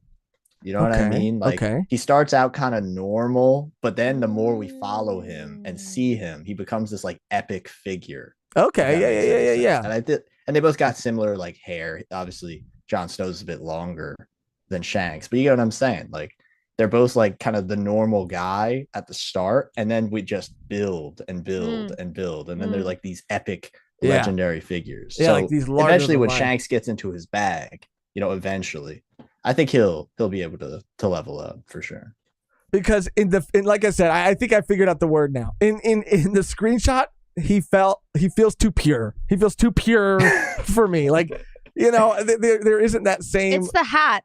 It's the hat. I can guarantee it looks you small, it's the hat. too. It looks small. It does. It's just the hat. I'm telling you. Without the hat, I think the shot would have felt more would have felt different, because he does look different on the ship. Yes, exactly. And it's just the hat. It's just the hat. It's just funny. And with the sea beast and everything, like he looks fantastic. Like this actor and everything, down to like the wardrobe and everything, it looks great. But when I just saw this screenshot, I was like, Shanks looks too pure. He looks too pure. Yeah. I need a more. I mean, that's like hardened, grizzled. Dwayne said that's the look of a deadbeat. So as far as I'm concerned, they nailed it. Oh my god! Got it. It's so funny. It's like he looks so pure, but his eye bag is so huge. Like that is not That's pure. true. That's true. That's true. That's true. He does look like he's restless a little bit. Like he's seen some stuff. Like he's seen stuff. Yeah. He knows what the One Piece is. I mean, yeah. Maybe. And then of course we got Mihawk here. Mihawk looks crazy. Okay, when I say Zaddy, this is what I mean. This is what you put. They must have got the Hunger Games facial hair people on him, because this looks so good. It looks crazy, dude. Yeah. I want to cosplay Mihawk so bad. I just don't have the body for it. You know what I'm saying? Mihawk shows a little too much stomach for me. A little too Gotta much. get in the He's gym, got bro. he's got that really deep V-neck. You know what I mean? Yeah. Gotta hit the gym. Yeah. No, I'm good on that. I'm good. You just you give up so easily. Yeah, it'll never happen. I'm not even gonna try. It'll never happen. I'm not even gonna try. Yeah, I mean, and just a couple, and we can move on and we can start talking about some other stuff too. I don't know how long we have you for. We're just again, thank you for coming on. I know it was super short notice, but that's not a problem at all. Any opportunity to talk about one of the greatest series of all time. I'm not going to limit the greatness. I do want to say, first off, this is completely unrelated. Shouts to you guys for being the only other people I know who talk about Dawn to Dawn. That series is peak. That series is so peak. I've been reading since the jump. Like literally, I'm on chapter 115. It's so good. We have to catch up. We do like episodes on it. What was the last? We just finished one arc behind. Yeah, one full arc behind. Yeah. So what was the other? What was it called? I forget the exact name of the last arc that we read, but it's where we meet that new character that's like an alien. Vamola. Yes, Vamola, dude, and the guy. Oh my god, it was the fight where it's like the Mecha Buddha. Yeah. The nerd. So sick. Yeah. So sick. We love it. It's just so funny and wacky, but also like. But it's so real. Yeah. It just hits so hard. It's so good. It's like one of the best ongoing manga right now. Like Dude, it has to be. I'm gonna say that's like, how people are always like looking for like, what's the next Chainsaw Man? Yes. Like, what's the next one that's gonna pop? That's once Dawn to Dawn hits the shelves, you guys are never gonna be the same. You know what I'm saying? Like, everyone in the chat, we're putting you onto some premium. It's in Barnes. I think they're up to like 4 volumes at Barnes. So pick it up if you haven't read it. We've been advocating it for. Oh God, I don't even know. I mean, it was last year, 2 years ago. Yeah, maybe about that. Yeah. Dang, crazy, but so good. But I just wonder if it's gonna get an anime adaptation. That's what I'm saying. Once it gets one, it's clear. It's over. It's clear. I feel like it has to get one, but at the same time, like they need to nail it. Like there's so many challenges, I think, with adapting that. I mean, it's so intricate. Yeah, it's so intricate. It's like it's so stylized, and even reading it just feels like you're watching an anime. That's how good it is. Like the motion, fighting. Okay, Kev, man of taste. Okay, all I gotta say, yo, we were talking about shipping earlier. Momo Okarun, bro, that shit gives me life. That shit gives me butterflies. That shit makes me feel giddy. That shit makes me like my feet on the bed are going back and forth. I'm reading. I'm like, oh my god. Oh my god. The end of the first chapter, I was like, I'm reading the whole thing. The second they said his name, I'm like, it's over. This is like some Star Wars, like Destiny. It's over. Oh my god, love it. Love it. I love it so much.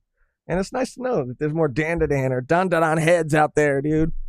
I've been trying to push this agenda. I've been trying, man. I mean, yeah, we gotta get to that next arc and catch up. We've been meaning to for a while.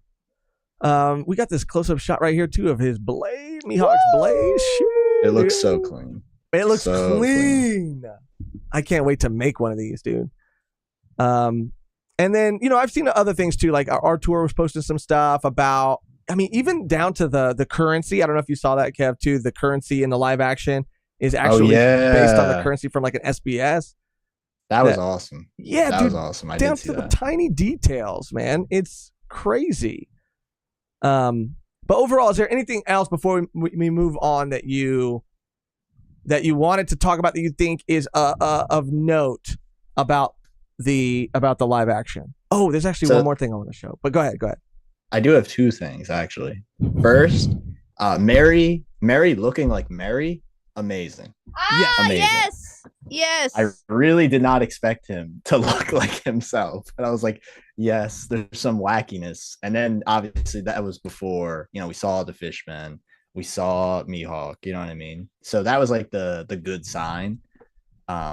But that's not anything super, super crazy. But no, for but me, it's just great that they like committed to that. Yeah, I was so happy to see that. They fully committed. Yeah, I was like, yes. Because even in the manga, I was like, oh, this is just like a sheep before everything else was introduced with, Minks and stuff. I was like, well, this guy's just like a sheep. He's just like a sheep man. I don't know if you guys have ever seen what's it, like the Jim Carrey Cat in the Hat or like the Grinch or whatever. Oh yeah, No, it's the not Grinch. Jim Yeah. Carrey. Jim kinda. Carrey is It's, the Grinch. He's Mike the Grinch, Myers. and Mike Myers is the Yeah, Cat in the Hat. like the way they do like noses, if that makes sense. How they look kind of weird. That's what Yeah. Mary's nose looked like. to It's me. like a he looks like a who. He who looks like knows? He looks like a who. Who Yeah. knows? Yeah. Let me see. I got Um, this pulled up here. Yeah. Let me just double check here. Because I've been seeing this. What was donut the really other quick. thing, Kev? Oh yeah, this revolves with Kev. Okay, go ahead. So this is from Terrence Matthews. Shout out Terrence. And I see some other people talking about it too. Kev, the Mihawk fraud allegations make no sense.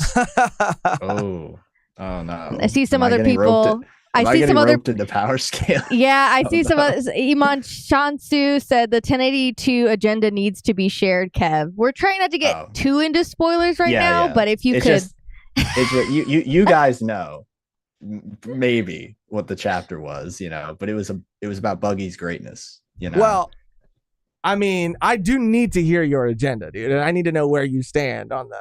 I think that is one of the best chapters in the whole series. That's all I'm Okay. gonna say. Okay, It's too good. I need to know who I'm you not have gonna on say any Fraud Watch. spoilers. And Mihawk or I do not have Mihawk or Fraud Watch. That was Okay. I don't know what's happened there. I don't know what's I don't know. happening. I don't know what happened there. I don't Yeah, know I who was said just like, that. what's I don't going know on? Did what happened Mihawk there. is one of those guys. He's one of those guys. I don't know what's happening. I mean, yeah, he has. He is. He totally is. I wanted to show this too because this isn't in the trailer, but I think Artur posted this, and this is a Den Den Mushi from the live action. Oh my god. And This it looks like crazy. looks like some kind of promotional material of like a I don't know what Maybe it it's is. like a pillow. Yeah, a coaster or something. I don't know, but maybe yeah, I don't know. Point it could be a coaster, yeah. is they look Mm. crazy, dude. I didn't Yeah. Yeah. I was This I is was like some Star Wars. Like this is like some Star Wars looking stuff. I don't know how to describe it. Like, yeah, it dude. looks crazy though. I Like in a good thought way. in a great way. I thought that before we saw anything, I was so sure that they were just going to be walkie-talkies or phones or they were just going to be devices that looked like snails. I just didn't think I wanted them to commit, but I just didn't think they would fully commit in that way. I thought they were just going to be like phones that looked and were shaped like snails. But it looks like they're actually like living things here too in the live action. Yeah, they're going to be Which- like actual snails. That's crazy, right? That's crazy. Yeah. I don't know, that makes me look at excited. and like the texturing on the side, Mhm, like it mhm. looks That's what I'm so saying. insane. Looks kind of gross, dude. But like you said, in the best way. Like all I'm thinking, like how like people they always hold their phones up to their ears. They're gonna be one person who's like holding the snail up to their ear. Like, And it's just is it slime. That would be yeah, hilarious. That's so Oh, man. funny, man. That's so funny. And then this is that. I just wanted to show people this too. This is the money. I was almost gonna say the money shot, but that's not. Some money shot. What are you showing? I hear. it's the money shot. This is the money shot that I'm gonna show you right now. So down below is like the images that Oda drew from and included in an SBS, and then that's the money in the The live berries. action. The berries. I need the to see berries. that crusty bunny dollar. I need to see that. That's the one I was like, it is. Of course, they would just show the one that makes the most sense, like the skull and the cowboy hat. But I want to see the bunny. I want to see the bear. I want to see it all. And I Yeah. want to have it. I want to use it. These are some top tier props. I love how you see on the back they decide like for the heads and tails or whatever they put the world government on Yeah. like the backs of it too. That's so clean. Looks It's- so just It's perfect. Like, it's perfect. Mm. That's what I'm saying. Yeah. The attention to freaking detail in this shit is wild. It's wild. And it like kind of, I don't know why it still like amazes me every time someone points something out. I'm just like, I don't know that they are really putting in like the work to make this as true to the source material as they possibly can. Mm-hmm. I mean, Mhm. this is just unprecedented to me in terms of adaptations. it just they care so much about the most insignificant thing. Yeah, And which it's is like incredible. I feel like what makes it so like perfect to me is like Oda does the same thing. Oda cares so much about the most insignificant, stupid things. Like, like I'm trying to think. Like, did we need Mary to be a sheep person? No, but he was like, let's do that. You know, that's just fun. I'm throwing up the other images too. These are the stills that I wanted to show before we moved on. So I don't know if you've seen these. I'm sure you have. But here's that like screenshot of Kabaji right here. Kabaji. Yeah, I was popping off. I saw my man Kabaji. I was like, okay. Yeah, I just want to say this first. You know, 1082 Buggy. You guys know he's my number 2 favorite One Piece character behind that's a good pick. Luffy. You know. That's solid. Original. I guess I'm just like a basic, memer, quote unquote, because it used to be Luffy, Usopp, Buggy, but now Buggy has overtaken the GOAT that is Usopp. But all I'm gonna say is Buggy's stuff it feels so amazing in this stuff because obviously it feels like super late One Piece obviously is like very over the top. Like we have places that are so beyond our comprehension that it's like, is this even something that could exist in real life? And early One Piece is the complete opposite. It's like basically there's nothing, like not to be dismissive, except Baratie and Arlong Park. Before then, it's just like town with the forest. You know what I mean? Yeah. Right. But seeing Buggy have this whole like epic circus thing going on, it feels like it captures the energy of late game One Piece. Yeah. 100%. 100%. All the Buggy stuff has just been like incredible, dude. It's like I've just been so blown away by everything that we've seen of him. I'm trying to cue this up so you can see too. I'm sure you, like I said, I'm sure you've seen all of these, but just in case there's someone out there. Hey, there's always something more to find. You guys were talking about Arthur going like complete like FBI investigation mode on the trailer. So dude. There's always something. I mean, this, of course, upon like initial viewing, like we missed Zeph in the corner, completely missed like seeing him on the ground. Yeah, I saw the ship on my other watch through, which was pretty crazy. Yeah, like in the flashback with the ship. And I was like, oh wait, it's that? Yeah. But I didn't see Zeph at all, so this looks pretty clean. Like he's Zeph, looking like he looks great. I see his mustache is going in right there. I see the mustache. So that's gonna be crazy. And then we see Nojiko and Genzo right here. Now I did not see at all. This looks pretty crazy. I mean, I've seen the actor and actress obviously, but I haven't seen like them in it. Yeah, so that's gonna be cool. For sure. I don't know where. I don't know. Like, how do people find people this? are getting it? Yeah. Like it's like not even. You can't even see it to the naked eye. Like it must have been in a swoop, a transition. I have no idea. Yeah. I have no idea. Like it's like motion blur everywhere. Like for me, I can't wait to, on the topic of Genzo, like if Kurobi and like all these people look this accurate, how are they going to do Genzo's makeup? With all the scars and stuff. I know. Yeah.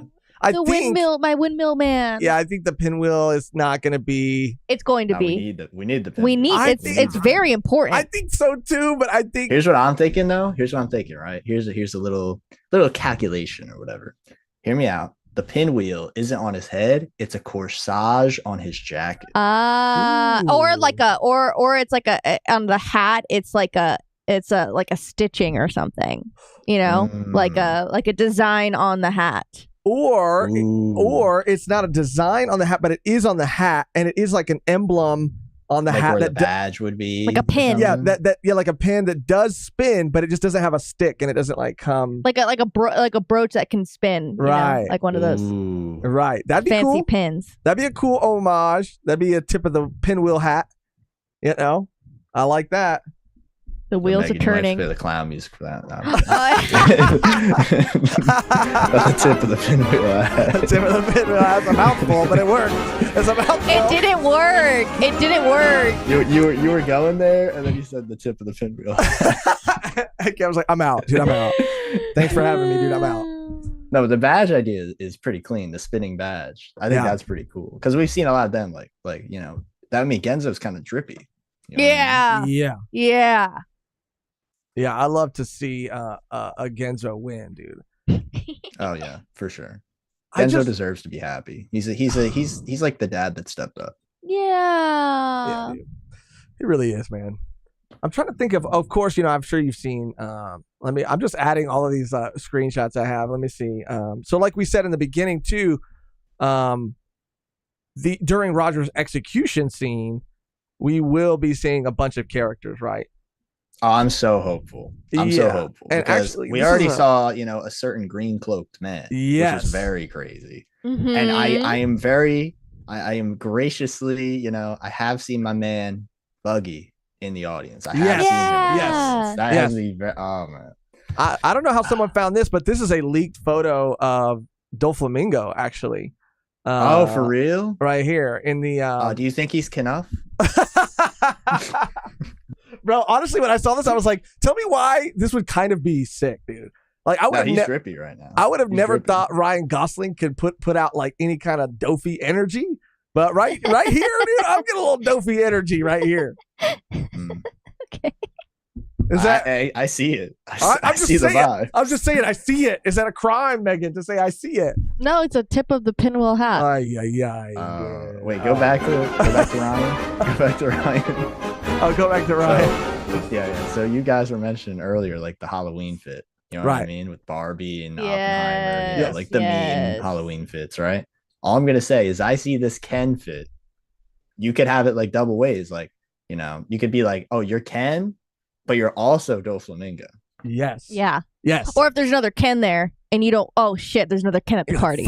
Fuck, I'm Doflamingo now. Yeah, and then out of nowhere you start like twitching your fingers uncontrollably. You're Doflamingo. Yeah. We're like, get this guy out of here. We don't know what he's doing. This guy is being weird with his fingers. You're like, no, I'm Doflamingo, as they're like pulling you out of the party. No, you guys don't get someone it. in the chat just said instead of the bird cage, it's the barb cage. That's insane. Oh shit. Why are they better at this than I am? Yeah. Yeah. Why couldn't I think of that? It's kind of embarrassing for you, honestly. I'm trying to think of what else I have here already saved, because I saved a bunch of these. Of course. Oh, yeah. The Cavendish one. I just want to show that again because he looks. Who does he look like? Who does he looks like an actor? Who's the guy in Moulin Rouge? I don't know. He's okay. Who's that guy? Oh my god.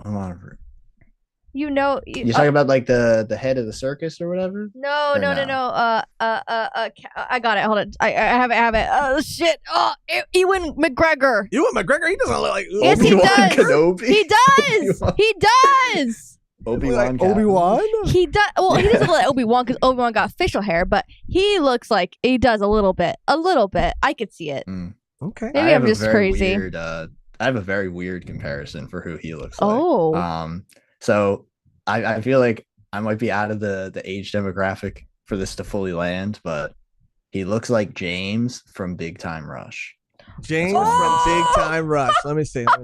I don't know why, but he does to me. He does. Hold on, I'm pulling it up. I have it. Okay, hold on. Did you ever watch Big Time Rush? No. You never know what that is? No. I am in that age range, and I completely agree. I'm a Big Time Rush head. Bro, this show was lit, actually. This show was lit. Okay, here we go. Now, what should I pull up? Should I pull up a current picture of like him? a young, like this one? I don't know what James is doing now. There we go. Yeah, but I don't know what he's doing. Dude, he does have this energy. That's so fucking funny. Let me pull it up. He gives James vibes. I mean, James and Cavendish both wanted to be like the famous. They wanted to be the best. Like they kind of have the same vibes. Bro, what the hell? He does have that energy. Oh wow. Let me even take it a step further. Let me put him next back to back. Like, we gotta. It's the hair. It's also just like the chin. Yeah. I do see. Yeah, the chin. The chin is what really cued it for me. I don't know why. See it. Mm-hmm. Okay, side by side, right here, dude. Never did I expect to talk about Big Time Rush. When We going big time. I kind of see it, dude. So good. Bro, it's the way. What are those lines called? When you smile, you have like lines that kind of go from your nose to your smile lines. I think they're called smile lines. Oh, literally. Okay. Yeah. Yeah, they both got smile lines going. The ones on your eyes are crow's feet. Mm-hmm. And I don't know how we get to crow's feet to like just eye lines, Because smile lines, squint eye, like Because you get crow's feet from like laughing a lot too, I think, right? yeah, just being happy you get punished for yeah. face. Yeah. If you're a miserable person, you're gonna look great when You're you're gonna old. look amazing. Yeah. You're gonna look amazing. If you never smile.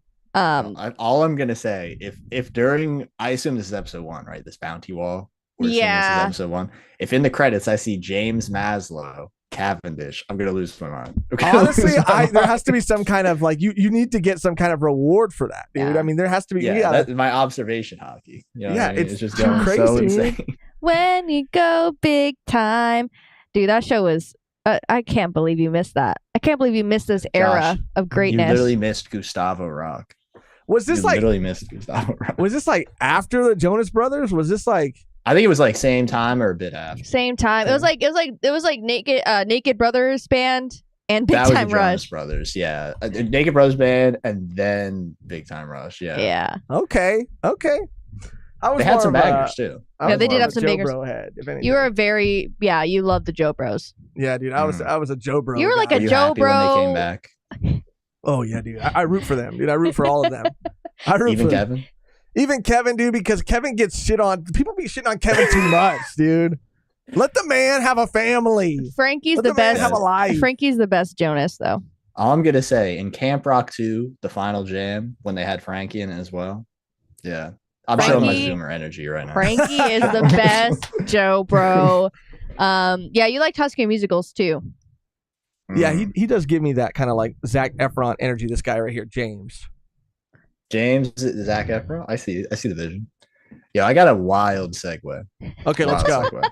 Okay. Do you remember back in the day when Death Note was like fresh? Like Yeah. Death Note was like the show. Yeah. And everyone was like, yo, live action Death Note, Zac Efron as Light Yagami. Everyone said that. Do you remember that? or I not? don't remember that, but I remember that. Is it weird that I could kind of see it? It's kind of like the Chris Pratt meme. It's like where we cast Chris Pratt as everything. Where people were Oh doing no, that. I with thought Zac? it was because they genuinely thought Zac Efron would be Light Yagami because he's Oh, like good. handsome. He's while handsome. also athletic. Yep. While also being smart. Yep. Like he's like the ultimate like handsome high school boy, but then in reality he's like this deranged monster. Bro, and remember, like when he had that hairstyle too, he had he had the Light Yagami hairstyle. Yep. Like exactly. Yep. Exactly. I don't know, dude. It kind of makes sense. But that was a lot. I mean, he wouldn't have been that age. I guess. I mean, I don't know when it would have lined up. Like, I don't know when, because the He would first have been much older. no. High School Musical was coming out around the same time that like the Japanese live action movie was Exactly. coming out. Oh, I If guess I missed Netflix that. was big at the time.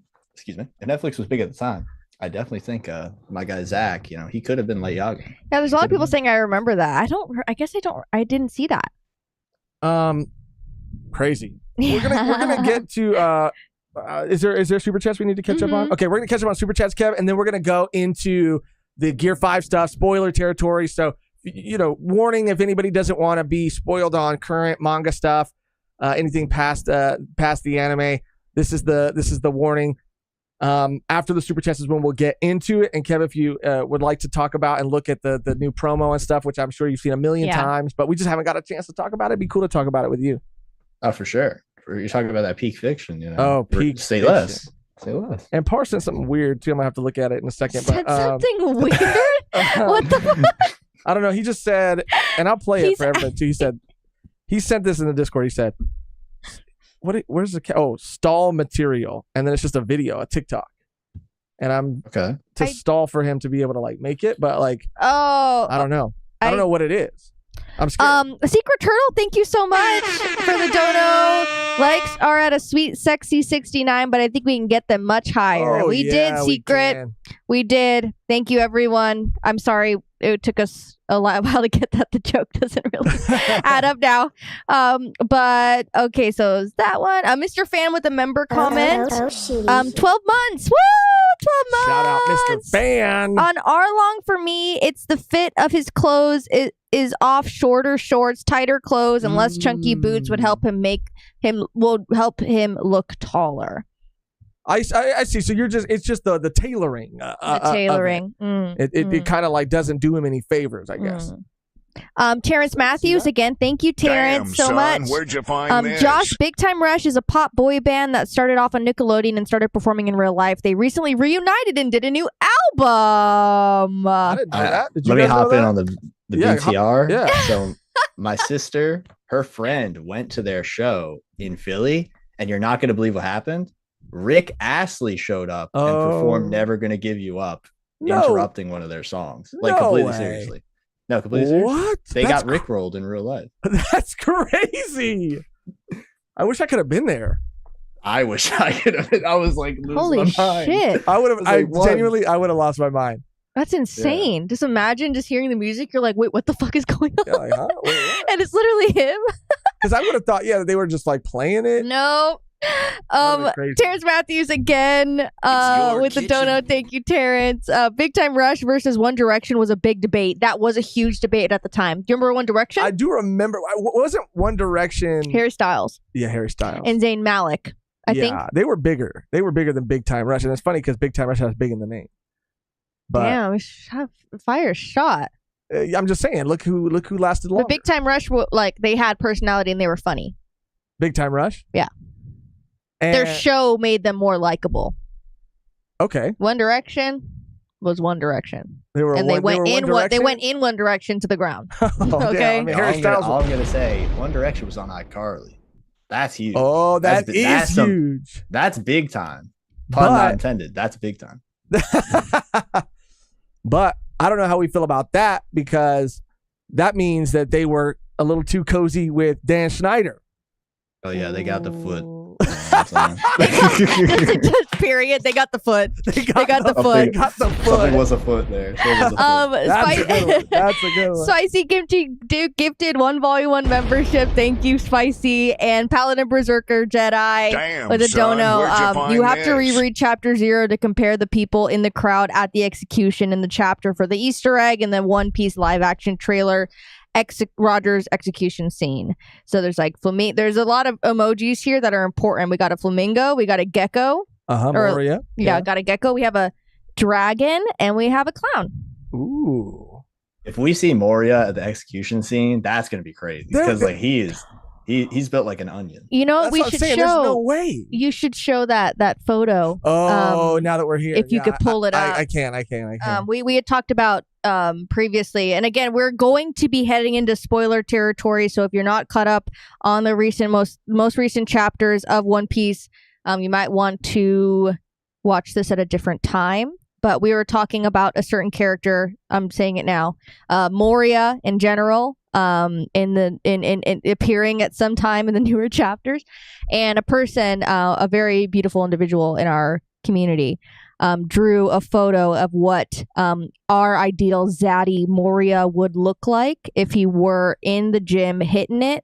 And I think it's very important to remember and think about because this is what we could be dealing with at any given point in the story. To give Kev a little context too, and again, we've given the warning, so here it goes. It's all out. It's all out. Nothing's off limits.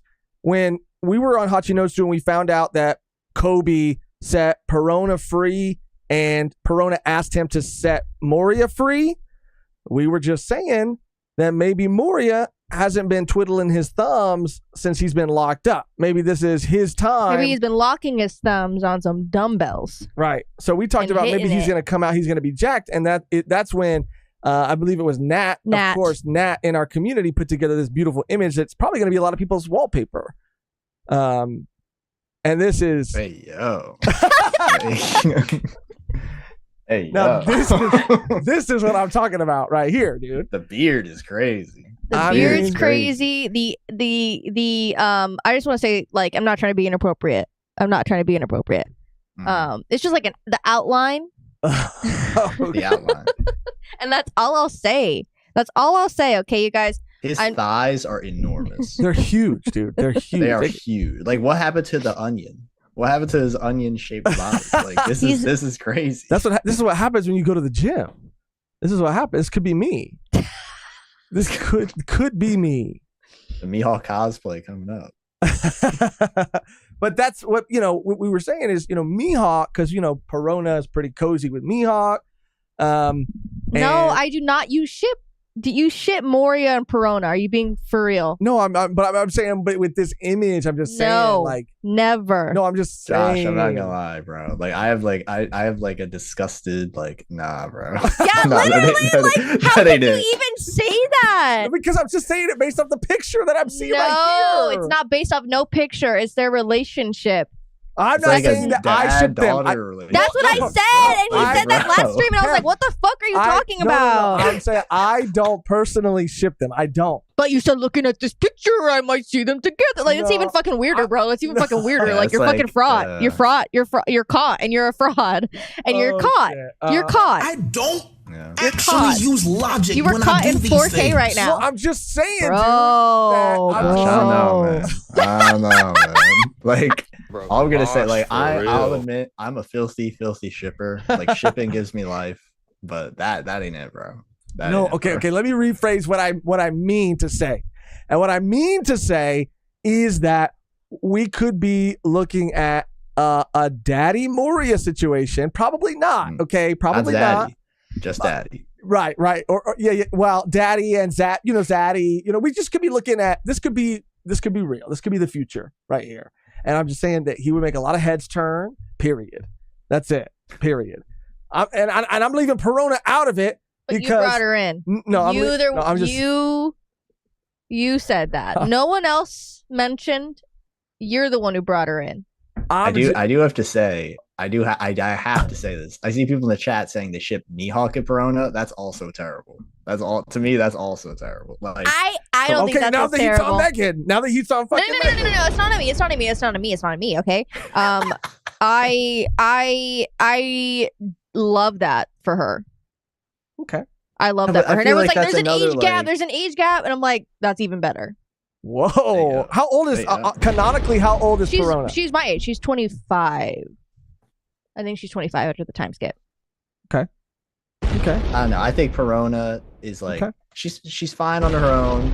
She deserves love, of course. Perona's great. Yeah. But not with Mihawk and not with Moria. Like, I don't know, man. Like they give like dad-daughter vibes, and I really don't like it. Even Mihawk does have sort of like a Mihawk is not. He. Yeah. I don't think he entertains it at all. no. No. Exactly. Because like Mihawk is like Zoro and Perona's dad, and then Zoro and Perona are like sibling coded for me. Yeah, I agree. I agree with that. 100%. Yeah, Mihawk does give off like more of a just like I think a general like mentor kind of vibe. Like I'm gonna be. Why are you looking? Why are you giving me the side eye like that? After you freaking like threw me so far under the bus, dude, I had to crawl to get out. I had to crawl. I had to lift myself, and it was heavier than these fucking dumbbells right here. The bus I had to crawl out from. Oh gosh. He's rocking the fingerless gloves though. It's really nice. Point is, ships aside, he looks great, dude. He looks great. Oh, definitely. That Moria, he's bettering himself. He's getting back to his, his youth. Yeah, maybe Kaido. Kaido's out of the picture now. Maybe Moria's gonna, get crazy. Maybe. Let me see what Par's saying right now too, because he acts like we're not live right now. He's just firing, firing away. I have a dono from D LaJoy Boy, looking zaddy as always. Josh, dang. Oh, that's for me. Yeah, that's for you. That's rare, dude. Thank you so much. Thank you. Ramona Villa with a dono. Losh see beautiful art and can't help himself being weird. Wait, what? Read it again. Josh, Losh. Okay, Losh sees beautiful art and can't help himself from being weird. Losh, for real. Yeah, it's just beautiful art. I have strong reactions to beautiful art. And is that a crime? Is that? It could be. It could be. It could probably be. Ramon again with the dono. Mihawk 44, Perona 25, like a young Losh and Mehgan. He said young Losh. I see. Because that's a young 44 is young in your time. Right. That was a good one, Ramon. Thank you. Yeah. Of course it would be Ramon. Of course. Who would say that? Of course. Okay, then we're all caught up with those. Sorry. All right, so we've seen this. I'm sure you obviously have too a million times, but we haven't seen it with everybody. So I just want to look at some of this Gear 5 stuff and talk about what we're going to be seeing in the anime, because you were there during the conversation that we had during the Reverie. Kev, you were also there. Like, how long were you there? You were there almost the whole time, or like? Yeah, I was there from the beginning to like 7:30. Well, for you guys, 4:30. So I was there for a while, like 7 to 8 hours. So we were talking about it during. I'm sure you were still there. Again, dude, it was all a blur to me. I think it ended up being almost 11, 12 hours, dude. I was like, yeah, I was just like, oh my God, I thought it was ended at 8. Yeah, I know. Whoa. I know. I was, bro, it was so, sometimes like if you go back and watch, sometimes I'm probably not even fucking paying attention, dude. I'm probably in my own head, zoned out hard. Just like because power One Piece, you know, it's just like it's time. Yeah, man. I mean, you have to show up for peak. You have to show up. Exactly. They'll be there no matter what. But they were saying that it's going to be 2 episodes, obviously, but we were talking about the possibility that 2 episodes could be combined, or not even combined, but air at once. Ooh. And I think that would be so sick. Like a double special? That'd Yeah, be crazy. dude. That would be awesome. crazy. Apparently, they did that for the Sanji whole cake stuff. Oh. Him fighting Luffy. So that's pretty Oh. awesome. Yeah, I didn't. We obviously weren't caught up at that point, but I did hear that too. And I think it just makes sense, dude. Like you got to do it. I mean, this looks. I need to see him. I need to see him jump rope live. I need. Oh yeah, dude. I mean, it just looks. It looks exactly like I hoped it would look. It looks absolutely incredible. And bro, I can't fucking wait. And I think that there still has to be, of course, some people might know that it's like Gear 5, but they might not know exactly what it means. Exactly. They don't get the context, but they know what it is. Like, it's kind of like, okay. I was talking to a friend about this a few days ago. It's like spoilers can be, frustrating. Spoilers can be very, very frustrating. But sometimes the spoiler is so iconic that it just enters the mainstream and you can't avoid it. It's like, Luke, I am your father. Yes. Yeah. Everyone probably knows what that is, but do they know why he says it? What the context of it is? Why it hits so hard? No. It's kind of like they know the line, but not the meaning of the line. And I feel like Gear 5 is very similar. Yeah, that's happened to me too, where I've seen even a character death, for example. Because yeah. I think you talked about Ace. Yeah. Ace's death was spoiled for me at a figure shop. Someone was looking at like One Piece figures and saw an Ace figure and like made a like a donut joke and said something about his death, and I overheard it.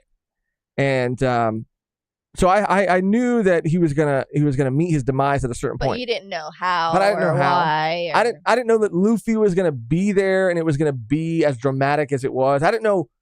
I had zero context. I mean, and when I started reading and seeing, I could see the road, right? I could see how we were starting to get there. But when it actually happened, I mean, all the stuff with Garp too. I mean, there's so many extra layers on top of it that even knowing that like didn't completely like ruin that moment for me. And I hope it's the same with Gear 5, because I wonder how many people know.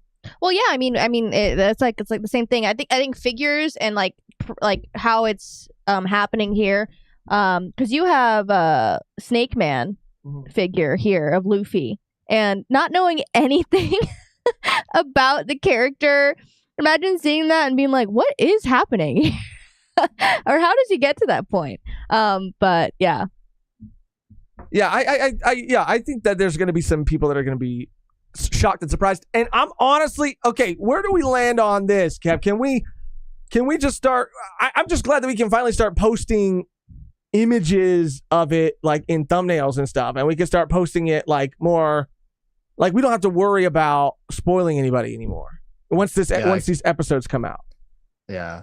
Yeah. Cause I know so many people who have been like, I don't know. For me, it's very difficult because I am an avid, like I try not to spoil as much as possible. After people were like, you're kind of spoiling. I'm like, you know what? I get it. So I'm going to, what's it called? Like I sympathize with the spoiler, haters, because I feel very slighted when I get spoiled. It's like, damn, I was so invested. Now I'm not invested nearly as much as I could have been. So it's not like I'm like pissed to no end or whatever, but like, you know what I'm saying? Yeah. Like, it's just like, Yeah. oh, that's frustrating. So No, for whenever I do sure. like a chapter stream or whatever, I try to make it like, now it's like completely nothing. It's just like chapter title reaction, blah. But back in, you know, when I did videos for reactions or reviews or whatever, I would just put like literally a panel from the chapter. And I'm like, that's kind of crazy, like realistically. So I Right. decided like I can't do that. I can't ruin the experience for possible new people, or, you know, in For case the sure. algorithm somehow like forces this you know, onto them. And to be fair, you know, the stuff that was going on and is going on is still very crazy. But I feel like better inside knowing like I'm not going to just spoil someone by a thumbnail, you know, Yeah. in the middle of it. Yeah. But at least with Gear 5, you know, that greatness, you know, people aren't going to get spoiled, you know, like crazy anymore. Yeah, Yeah. I get both sides of it, right? And I do think that sometimes it can be egregious, but I do get the algorithm argument, and I get the argument from people who just don't want to be spoiled. I mean, I do see both perspectives. I mean, spoilers in general. Yeah. Like Yeah, on Twitter and all these other places. Like, just there's no way I log into Twitter at any point when like the spoilers for the chapter drop, because it's just like boom, boom, boom. Because like, oh, you like One Piece and you're really gonna like this. It's like, no, Exactly. not yet. But it's not just- yet. The weekly Twitter exodus. Yeah. Well, I guess you could say now the X exodus, but And- oh no and one's it- gonna say that ever. And it's tough too, because, you know, and this is like a little side tangent, but, you know, even in the title of this stream, I think like the way that it's titled is like new anime teaser or whatever, because I still think that this is such a huge moment that like I would really we would both hate to ruin it for anybody, but it is going to be a tricky tightrope to walk when we react to, because we plan on reacting to the live action. Like, we really want to react to every episode, and we want it to be something that you don't have to necessarily be caught up with to like watch necessarily, like in terms of like our reaction to it. But it's just so hard to walk that tightrope of making it enjoyable for both people, right? And there's been so many times where we try to only include Luffy. I mean, we had our own like kind of road to finding what worked for us personally. Like, there was a time that I included, because I thought, oh, I'll just include Zoro in this thumbnail because he's a Straw Hat, and you have to assume that the Straw Hats are going to be, especially if we've been seeing them in chapters, you'll assume that they're going to be in this next chapter, right? And I remember somebody, you know, being upset and saying that we ruined Zoro having a moment in this chapter for them. That's fair. And I, you know, again, yeah, go ahead. Sorry. For me, it's all about the context. Like, imagine, like, obviously I know nothing about the next chapter. I know literally nothing. Yeah. But same. imagine next chapter, someone puts out a thumbnail and Big Mom is on the thumbnail. You would lose your mind, because you're just like, why is she here? Yeah. Why is she relevant? Yeah. What's going on? And I would personally be like, that's a huge, like, what? Right. You know? Yeah. Or like Emu, or well, Emu's pretty relevant right now, but you get what I'm saying still. Yeah. Like, oh, this is Emu chapter? But Yeah. like, say Totally. you put Sabo or whatever, it wouldn't be as shocking because we saw Sabo relatively recently, you know. But for example, like the Zoro thing, that personally I would not get you know, upset about, because what if the chapter's literally called like Zoro versus King? Like, duh, you're gonna put Zoro on the Yeah. you know what And I mean? especially if the last 3 chapters have been Zoro fighting King, then, you know, I wouldn't consider it as much of a spoiler. But I think at the end of the day, it is just easier to include Luffy. But I've even struggled with like wanting to, you know, show a Gear 5 image, or show, I mean, because this form, I mean, it looks so sick, and it has been relevant in the manga. Like, he has gone into his Gear 5 form and used Gear 5th, like in Egghead. So like, there have been times where I even think like, well, because I like to, you know, use Luffy, but like sometimes he'll be in his Egghead fit, or it'll be like still kind of relevant to the chapter. That's like my personal compromise, I think. But it's just going to be a lot less stressful not having to worry about just like that image. Because like that's something that I tiptoe around so much, I feel like, just out of respect for anybody who hasn't gotten there yet. And again, it is tricky because when we go back and we react to like the episodes leading up to it, and we've reacted to Wano episodes too, it's like we're aware that this might trickle into the feed of an anime only, so we try to like be respectful. So what do we even say in that video? And it's hard sometimes to and we're human and we're gonna like make mistakes at certain points, but hopefully we just try to do our best, you know what I mean? But I'm gonna feel free after this shit is out in the open, dude, because there's no more excuses. Anime onlys are caught up too. It's free reign for this specific like image. Yeah, and I think this is actually perfect because I hope any One Piece live action people are not watching this part, but if you are, for the next 10 seconds, like mute. So I accidentally said Gold D Roger in my thing when I saw Roger, and I was like, oh my god, no, why did I say that? But then I was like, screw it, and at the start of the video I just put a big spoiler warning text like right in front for like 15 seconds. So it's like, you know if something bad happens. Yeah, so like even like that, it's just like it seems so insignificant to me because I'm so used to it. But like that reveal at the time was so crazy. Yeah. You know?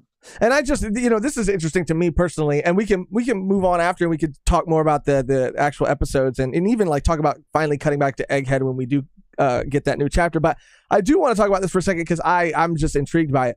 So are you, or do you have plans to talk about the live action on your channel in terms of like episode reviews or a series review? Like, do you have plans to talk about it on your channel? Yeah, definitely, because I'm actually pretty hopeful for it as a whole. Like I was at first very much like in a room, like literally I saw it was like, I don't know, like 8 people, and I was like the only one who was like, guys, they look pretty good though. Like, I don't know. Yeah. Like maybe I'm just being overly optimistic because, well, what is it? Naively optimistic or whatever. Like, but like, I don't know.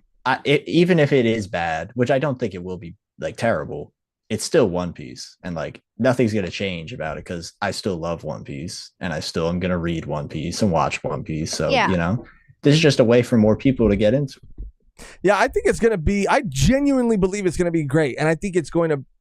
There have been things that have come before it that have quote unquote like broken the curse or been like stepping stones towards breaking the curse. But I think this is going to be a game changer. Like I really do. Of course, there's a chance that it's not, but we'll see when we get there.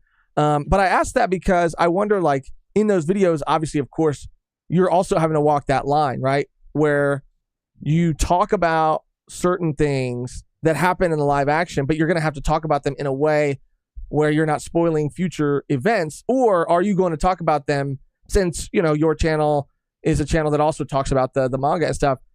Are you going to talk about it and just give a spoiler warning, or are you going to try to keep it as like spoiler free for new viewers? Because people talk a lot about this adaptation bringing a lot of new fans into the community. So I just wonder, like personally for you, how you plan on walking that tightrope, I guess. Something I considered was doing like a section that had spoilers around the latter half of the video where I'm like, and then I start like rambling or whatever, and I'm like, guys, that was so crazy. Look at all the foreshadowing or whatever. Yeah. And then most of the videos like talk about like the actual quality of like the acting, how they interpreted a scene. Something I think is pretty good in it so far is the choreography, especially with like Zoro and Sanji. I thought that looked pretty great. Yeah. Like stuff like that, maybe seeing what like I'll obviously be like, if something changed, I'll be like, oh, this was an interesting thing they changed. I'm curious how they're going to do this, blah, blah, blah. And then spoilers, then it would be like, all right, guys, by the way, that was, whatever. But that's how I was kind of thinking of doing it. That's a really good idea. To leave that space for the people at the end too, so you can kind of just be like, this is now spoiler territory, talking about all of it. Yeah Because I want to try to be as respectful about it as possible. All right, but I was just curious. Thank you for answering that. We're going to look at some more of this stuff. You want to get to some more supers real quick before you move on? Yeah. Let's see. DJ LaJoy Boy. We could talk about this too. This is really interesting. Has the Monsters adaptation been talked about yet? Looking forward to it a lot. Hopefully it does good and opens the door for the Ace and Law light novels getting adapted as well. Thank you, by the way. You saw that too, Kev? The Monsters anime adaptation? I did. I don't know if there was a trailer, but I did see it was revealed. Yeah, I don't think there's a trailer. I think it was just like a promotional image for the anime. That's like, super exciting. And you've read it, right? Yes, I have. Yeah, the Ryuma stuff. Yeah, dude. It's pretty cool. It's crazy. And it's also, I think because it's been a while since we read it, but I think there's like a Mihawk like prototype kind of character. There is, yeah. In it as well. But I'm so excited, dude, for honestly anything Oda related to get adapted. It's kind of insane. I never thought that they would adapt and that those like Wanted stories or whatever would get an anime adaptation. But it's been like confirmed that it's canon even in the One Piece universe to a degree, right? Mm-hmm. Because Oda's he's finally going the route of Hirohiko Araki. He's getting all his spin-offs. He's getting all his, we're getting the bag going. Yeah. Let's go. Getting where's Thus Spoke Podcast DA. Bro. And that's a good point too. Like they were saying about the light novels getting adapted too. Like, come on now, that would be so sick. Yeah. I really enjoyed the I've never read the Law one. I do want to. I heard it was pretty good. But the Ace ones were really, really good. I thoroughly enjoyed those. I have to read both of those. There's two of them, right? And they're pretty short, I think. Mm-hmm. Yeah, I think I read them in like less than a week. Mm-hmm. I got them for Christmas, so I was just like blitzing through them. I just I've never really read light novels before. Obviously, I've been like a huge fan of like fantasy. I dipped my toe into the Sanderson pool recently. But light novels, I've never read a light novel. Never dipped your toe. I've never dipped my toe in the light novel pool. Yeah, I was talking to Joy Boy 2 weeks ago. I'm not entirely sure, and he was like, "Yeah, have you ever heard of Brandon Sanderson?" And I was like, "Oh yeah, it's like he's like a virus, he's spread." He really kind of is. I mean, he's great, dude. I mean, I was reading the first Mistborn book, and I really do enjoy his writing, and in that story in particular. But I do know what you mean. He is kind of like he's a virus in a way. He just gets into he's getting into the cultural zeitgeist. He's soaking in. Exactly. He's the next I do not know his name. Game of Thrones guy. George R.R. Martin. George R.R. Yeah, I was gonna say J.R.R. Tolkien. That's so wrong. But that too. Yeah. So you'd recommend reading them, obviously, then, right? Well, I've never read them. That's the thing. The Ace light novel. Oh, the Ace light novel. Yeah, I would. I definitely would. I thought a lot of the stuff was pretty interesting. I really there's a manga adaptation as well done by the Dr. Stone guy. Oh yeah, Boichi. Yeah, I'm gonna be honest, his art not really for me, but it's pretty cool still. Like they had this moment where I don't know how to fully describe this, but they had a moment where Ace was looking to the clouds and it's like some Mufasa, Rogers in the clouds. Like it was pretty epic. That's crazy. I like his art style a lot. I think it works really well for Dr. Stone. Bro, his art style is incredible. I just don't think it doesn't work for One Piece, in my opinion. Yeah, it's like for me, this is just like an ick for me. So it's not to say his art's bad at all, because I actually like Dr. Stone a lot. But like overly muscular like art styles make me like ill. Like a lot of people have said like, yo, Baki is so awesome, and it's like I can't even look at it. But you're a JoJo fan. How do you feel? No, I know. But JoJo, it's a little different. I understand where you're coming from. It is a bit different. Have you guys seen The Run, which is like that Rohan treadmill Have you seen short that? story that No. Araki did? No, Yeah, there's like a I've seen it. Baki-esque muscular stand thing. It's so nasty. It's so nasty. Yeah, someone else said a Paladin Berserker Jedi said Sanji's Food Wars manga. I like that. Oh, that art style That's works. great. That's great. That's great. Yeah. I love how you get it like for that, it feels really cool. Like the Ace stuff is obviously awesome, right? But that I think is so interesting because it's like, oh look, we're seeing him in Alabasta. Now we're seeing him in Wano. It's just fun to see Yeah. how we see the journey in a Yeah. different perspective. Speaking of light novels too, and I don't want to get too all over the place, but I mean, since we just have you here, I mean, like I said yesterday, we haven't really like talked to other creators a lot about JoJo. And speaking of light novels, I want to read the Fugo light novel. I'm gonna be. I haven't read it either yet. I hear it's great. I hear it's so good, man. I think it's called Purple Haze, right? Yeah, Purple Haze Feedback. I heard it's so good. And it's translated online, but it's not officially translated in English anywhere. But as soon as it does get officially it might be the Ace light novels and then that might be all of the light novels that I read. But just to hear until Oda gets in his bag. Until Oda gets in his post One Piece, every light novel for every character or whatever. Yeah. I mean, yeah, I might have to, right? That might be the only way to like keep consuming One Piece is through. I mean, think about all the characters that they could write. The Nolan light novel, that would go crazy. Odin's Journal is a light novel. Bro, come on. Was that all the supers too, Megan? Did we catch up? Let me see here. Because I know that one super kind of sent us down a rabbit hole. Mecha Troy with a member comment. Thank you. Ace dying being spoiled for me is what made me pick up One Piece again after 4 kids. Interesting. I definitely think that's a real thing as well. Spoilers can encourage people to get into One Piece. Like I know people who are like, yo, Gear 5, that looks so awesome. I'm definitely gonna watch that episode. And they've never watched One Piece ever. You know what I mean? It's just like that's how spoilers can be sometimes. Yeah. Like I know I'm trying to think of a really good example because this was driving me crazy when it happened. It was like, Doctor Strange 2. The multiverse. Yeah. When people were like, yo, Jim from The Office is in it. People watch that like day one because Jim from The Office is in it. Yeah, for real.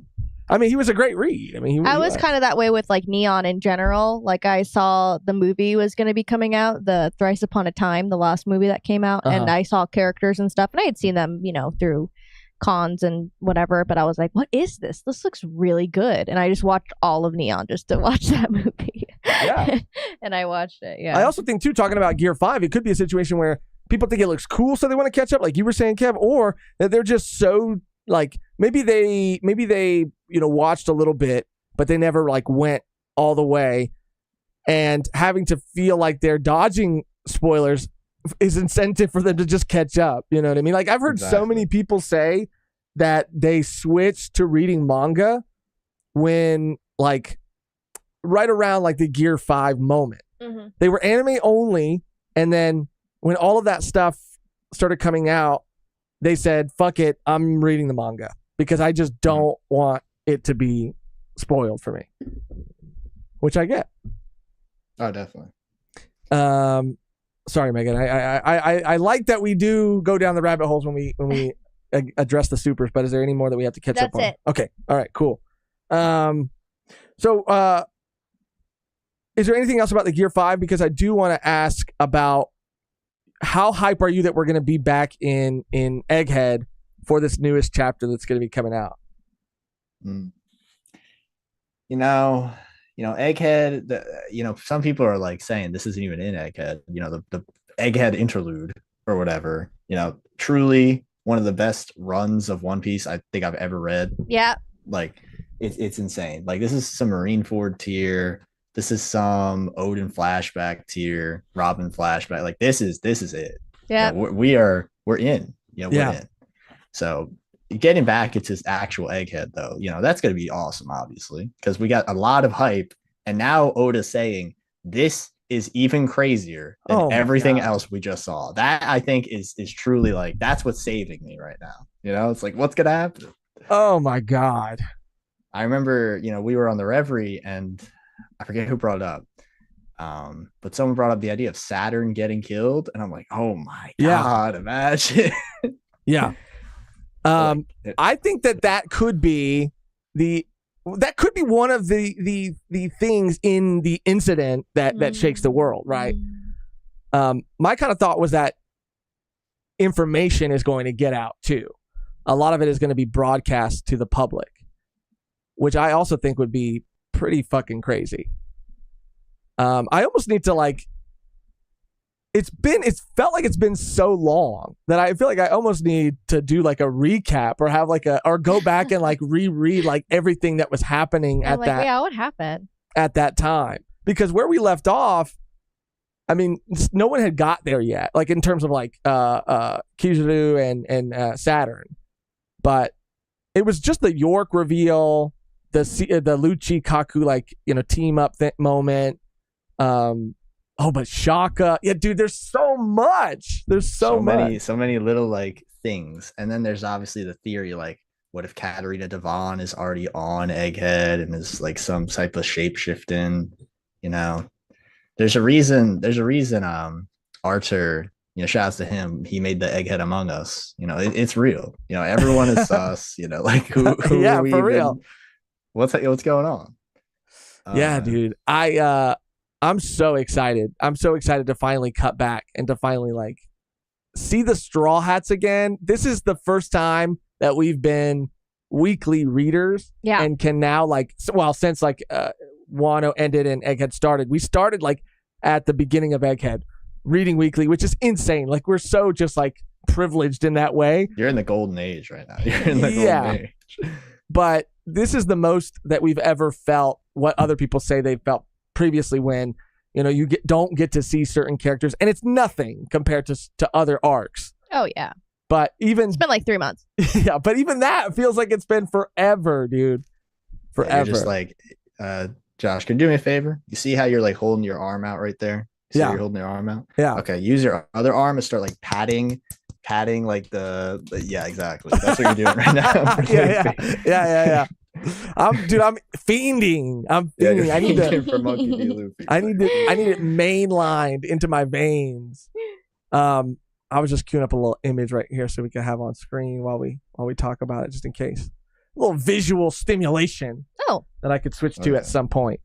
But how are you feeling, Mehgan? How are you feeling about finally being back? I'm so excited. It's so funny. Every other chapter, we're definitely going back to Egghead. Bro, we said it at the end we're of going back to Egghead. every chapter. We're probably going to be going back to Egghead next chapter. It's been 3 months. But yeah, I'm excited. I miss the Straw Hats so much. I miss all of them, and I am excited to see what's going on there. I really, really hope that we get more. I don't know, just Bonnie. To be honest, I really need to know what she saw. Yes. That's what I'm itching for. I think one of the things that I'm most itching for is that whole situation and Kuma. I mean, all of it. It's absolutely insane. And that's one that was at the beginning of Egghead, and we thought we were going to get that in the next chapter. Never got it. It might be a situation where it'd be chapters and chapters and chapters and arcs away, but here's hoping. Because Oda is really setting shit up and then paying it off almost in the next chapter sometimes, so which is kind of crazy. So I hope that we get that. I do too, by the way. I really want to see that. I need that scene, that backstory, that flashback. Do you have any crazy theories? I guess, but they don't even have to be theories, just ideas about where things are going to go. Do you have any of those personally, Kev? Well, I'm just gonna back on what Mehgan said. Oda is so good with the dad-daughter relationship stuff. People slander Rebecca, but the Kyros Rebecca thing hit at the end. That really hit. Yeah. And it seems to be a trend. The pink-haired girl with the black-haired dad. Mm-hmm. It's all been building up to this, to Bonnie and Kuma, and now I'm is this his opus of the sad sad daughter, sad dad stories. He's been Like, practicing. He's been practicing. Yeah, it's been in the vault, He's been ready. Yeah. He's been building up since Marineford. He really I'll never has. forgive you. Yeah, it's crazy. So like I'm very, very hopeful for that. Kuma, he's I know it might not seem, accessible, but like Kuma, he's one of the best characters of One Piece. Like he genuinely is. Yeah. Like, I he's love so Kuma. menacing, but he's also very sympathetic. And now we're like, he's full of mystery, like Yep. all the time. Like there's so much about him that's just amazing. He also is the cause of one of the best scenes of One Piece, which is the disassembly of the Straw Hat crew at Sabaody. He's Yeah. the direct cause for genuine peak fiction. There's also nothing happens. Like he's there. Nothing happened. He's there for crazy, crazy scenes. Yeah. So I'm incredibly excited to see that. But on the Bonnie front, I guess I'm just really excited to see where her character goes from here, because I feel like she has a lot of potential, Mhm. And Oda, he does really well with supernovas, obviously, Yeah. like Kid, Law, Beige, these are like really great, well-written characters now. And Bonnie, I think, has a lot of potential. Same. I'm not sure if she's gonna be, like a straw hat or whatever. I'm not sold on that by any means. Yeah. But Yeah. I think she has a lot of potential. I think if anything, she might go join the Revs. That'd be pretty awesome. Yeah, that really would. Yeah, that makes sense. Yeah, because Kuma's a Rev. Yeah, that makes She a knows lot of sense. Sabo. Yeah, I think Yeah. once she I mean, she already knows that information. Of course, she saw it kind of firsthand, but hopefully that I don't know, allowed her to put things into perspective about her dad and what actually happened, Like, I just want to see it. I just want to see it. Yeah. We need to see the pain. I know. I want to find out exactly who was saying it in the chat, but somebody in the chat was saying that they still like the idea of where is it? It's Hot Shot Mama. I'm still a big fan of Bonnie being a Big Mom clone adopted by Kuma, and that would be cool. We did get clones I agree. introduced. People were like, "Oh, everyone's gonna be a clone. Everyone's gonna be a clone." But that would specifically be really cool. It'd be really cool because they were trying to clone her to possibly make her to in order for her to like maybe, because we talked about Big Mom and like how she wouldn't probably have been a good fit to be a Marine or like sold into, like, she had to be a pirate. There was no other path for her because she's just uncontrollable. right. Bonnie being made into a clone from Big Mom, like, she has that, like, she has her essence, I guess, that could have been like molded into a different way. I guess I just personally I don't see it. Like, I see the evidence, right? And I Well, I mean, I yes, recognize the evidence, that could be. Right. Nothing is. but I don't know why. For me personally, I don't know. You that- don't like it. I don't hate it. I don't hate it. I don't hate it, it. but I don't love it either. At the same time, like I want Mm. Bonnie to be Bonnie. I don't want her to be Big But Mom. she is Bonnie. She, I know. She is. Exactly. Yeah, it's not. Yeah, Exactly. she is. Yeah. Okay. All right. It's all about like, I think that's a really great theme Oda could get into, like yes. the will of like who you are, and Yes. so this might be this is kind of a little sneak peek or whatever. So I'm working on a video right now, which I think is really cool, and it's about the weight Exclusive. of memory, which is a Okay. huge like theme Ooh. in One Piece, especially right now with Egghead. With literally Kuma having a memory, literally be a thing that you can walk into. And I think the weight of memories is really important. Yeah. And I think Bonnie is definitely going to be one of those characters that really cements the theme about like who you are, and your will is really just the most important thing. Because Bonnie could be Big Mom, but Bonnie isn't. Bonnie is herself, And Yeah. this is going to be the crazy segue, but trust me, it makes sense. So all this stuff started in Thriller Bark, right? Which is all about taking away your shadow and giving it to someone else. And then you are essentially that other person, but you're not, because they are like a fusion of you and then them. So it's like, what are they? You know what I mean? Like there's like a completely different thing. And obviously Thriller Bark also foreshadowed Big Mom, with Lola being there, with Mhm. the Beaver card, Mhm. and Kaido. So like all this post game stuff, you know what I'm saying? Yeah. Yeah. Yeah. Then we get a bunch of stuff like Hogback. He's the guy who found out about the soul and the weight of memory, which Vegapunk literally mentioned to Kuma, like in this arc right now. So it's just, I have a lot of stuff is like coming together. And I think, and this is also shouts to my goat, Sindri, one of the best characters in One Piece, who is not important.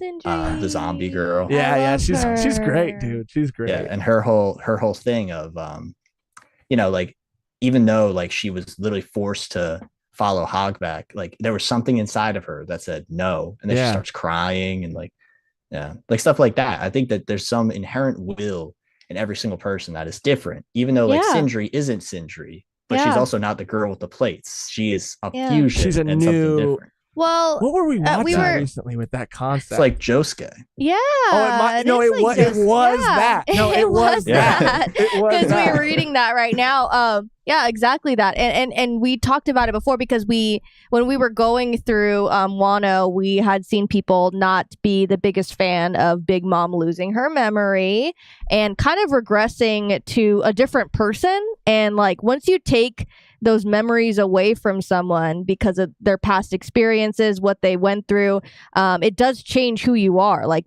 the things that you do in your life and the experiences that you make you. So it would make sense as to like if she lost her memory of some things, like obviously she would act a certain way differently. And she was like a nice lady and she wanted to take care of Otama and she was completely different. And I just thought that was so cool to see that side of her because she is kind of actually insane. I mean, yeah. I mean, after reading part 8, I mean, and we still have like 30 chapters until we're completely finished with that, but we ordered our cosplay recently, so the episode's coming. But yeah, it's an interesting concept I'd like to see him play with and Oda play with. And Ramon, I want to shout out Ramon real quick too for his super chat, and because what he's saying is relevant to this conversation. Egghead is full of mentions of what's real or not, what you consider human or not. Bonnie could add to it if she is connected with Big Mom. And I do like that aspect of it. And I do think that that's why it can work. And especially with the connections that you're making, it seems like it could be very possible. A lot more possible than maybe I initially like thought that it could be. But I like that idea because of part 8, especially like, and I don't want to give too much away, but that's what I love about it. Like, what makes you you? You're parts of two people, but you're in the process becoming like a new person. And I don't know, man. I just love it. So maybe you guys are selling me on this Bonnie Big Mom thing right now. Oh yeah, I'm gonna say, man, there's something here. Because it literally. Something I love with One Piece is the way it's able to, you can look at something that's old with what we know now, and then you can reconfigure it, or maybe with some type of external material, because we know Oda is always inspired by other works, whether it's like and literally like some characters are literally just caricatures of real life people. Like it's always interesting to see what he's inspired by. Yeah. And I feel like Egghead, with it being inspired by a lot of things that are like like video games. I think Egghead is really inspired by video games. Like we even see like a Game Boy Advance literally in Egghead. It's just like, and a Mario block and like crap like that. Like Egghead, like video, like think about video games. Are video games a real thing? Not really. They're like, an experience, but they're an experience that you can go through, even though it's not a real experience. You experienced it. You know what I mean? I feel like there's something there as well. Like it's real, but it's not real type stuff. Yeah. Fuck, dude. The gears are turning. And that's what was so fascinating too about just seeing his office when we got to see it in that video that came out not too long ago, Oda's office. Oh, yeah. And just seeing all the material, like the resources that he has, the research materials, the books, the history books, like there was like animal anatomy books that he has there. Like you're absolutely right. Like he is inspired by so many, and that's why I don't know. That's why I love Iraqi so much too. I keep bringing it back to JoJo, but like they just seeing what they're inspired by and to see them include it in their work and put their own spin on it. It's always just so interesting. And it's one of my favorite parts about reading both of their manga, both of their stories. Yeah, it's like Araki, it's a huge meme, but like the Snapple facts, whenever he pulls out the Snapple fact for a stand, like it's so funny. Like, to be honest, it's so funny because it's so true. Oh man, like it's just great. He can get inspired by the most like seemingly insignificant thing, but then he turns it on his head and makes it something that's like more than what it should be. Because Oda does it too, obviously. He relates it to like the character's arc. How like most devil fruits are sort of aligned with like the character's personality and stuff like that. It's always fun. You know what I mean? Yeah. Crazy, man. I'm so excited. I mean, I know that a lot of people have been saying it, and it's just because it's so true. But like, people are gonna get tired of it if they're not tired of it already. But who fucking cares, dude? I mean, right now with everything that's going on, I mean, is the best time to be a One Piece fan. Like, this is like incredible that we're here, and all of it is kind of like converging. The live action is coming out so close to like seeing Gear 5 be animated for the first time ever at the same time that like, we're in the final saga. Like, it's just it's unbelievable. And I just feel so lucky to be able to be like here, like while this moment is happening, dude, because this could be where, I mean, One Piece is already huge, but could be where it transcends. Like, just it was in Times Square, bro. It was in Times Square. Mm-hmm. Like, think about that. And like, I completely agree. I got caught up mid Wano. Like, I remember reading what was it? The killer is Hitori Kamazo.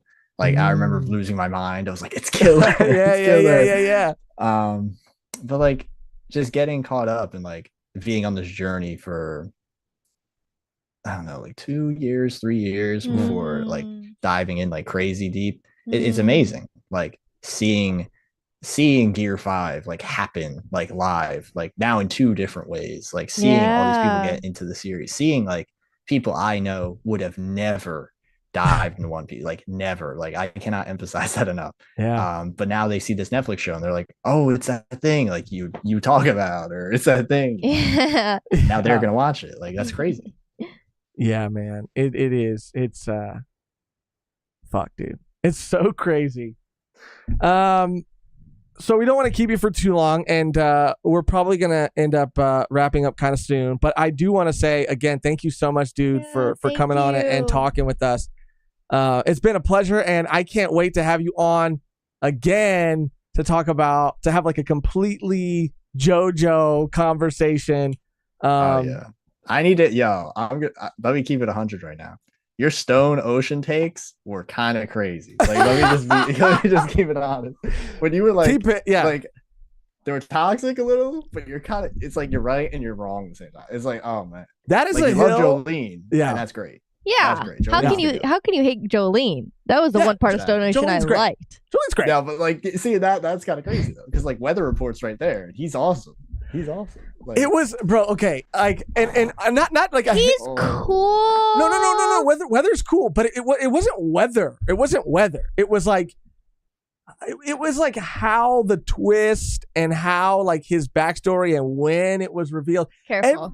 Everything. I won't spoil anything, but careful. Like, everything about Stone Ocean felt like too convoluted. Like, that's valid. It was just too much for even JoJo. It was like. It was just all, and again, like the first couple episodes of JoJo, like, I mean, Stone Ocean, like, I was hooked. Yeah, I was like, this is going to be the best part ever. It's going to be my favorite part. I'm hooked. I'm ready. I am in for the ride. And as it went on, I just had different feelings about it. That's definitely valid. But like, I don't know. Some of the things are good, some of the things are bad. Like, I don't know. Like, we don't have to get into it right now.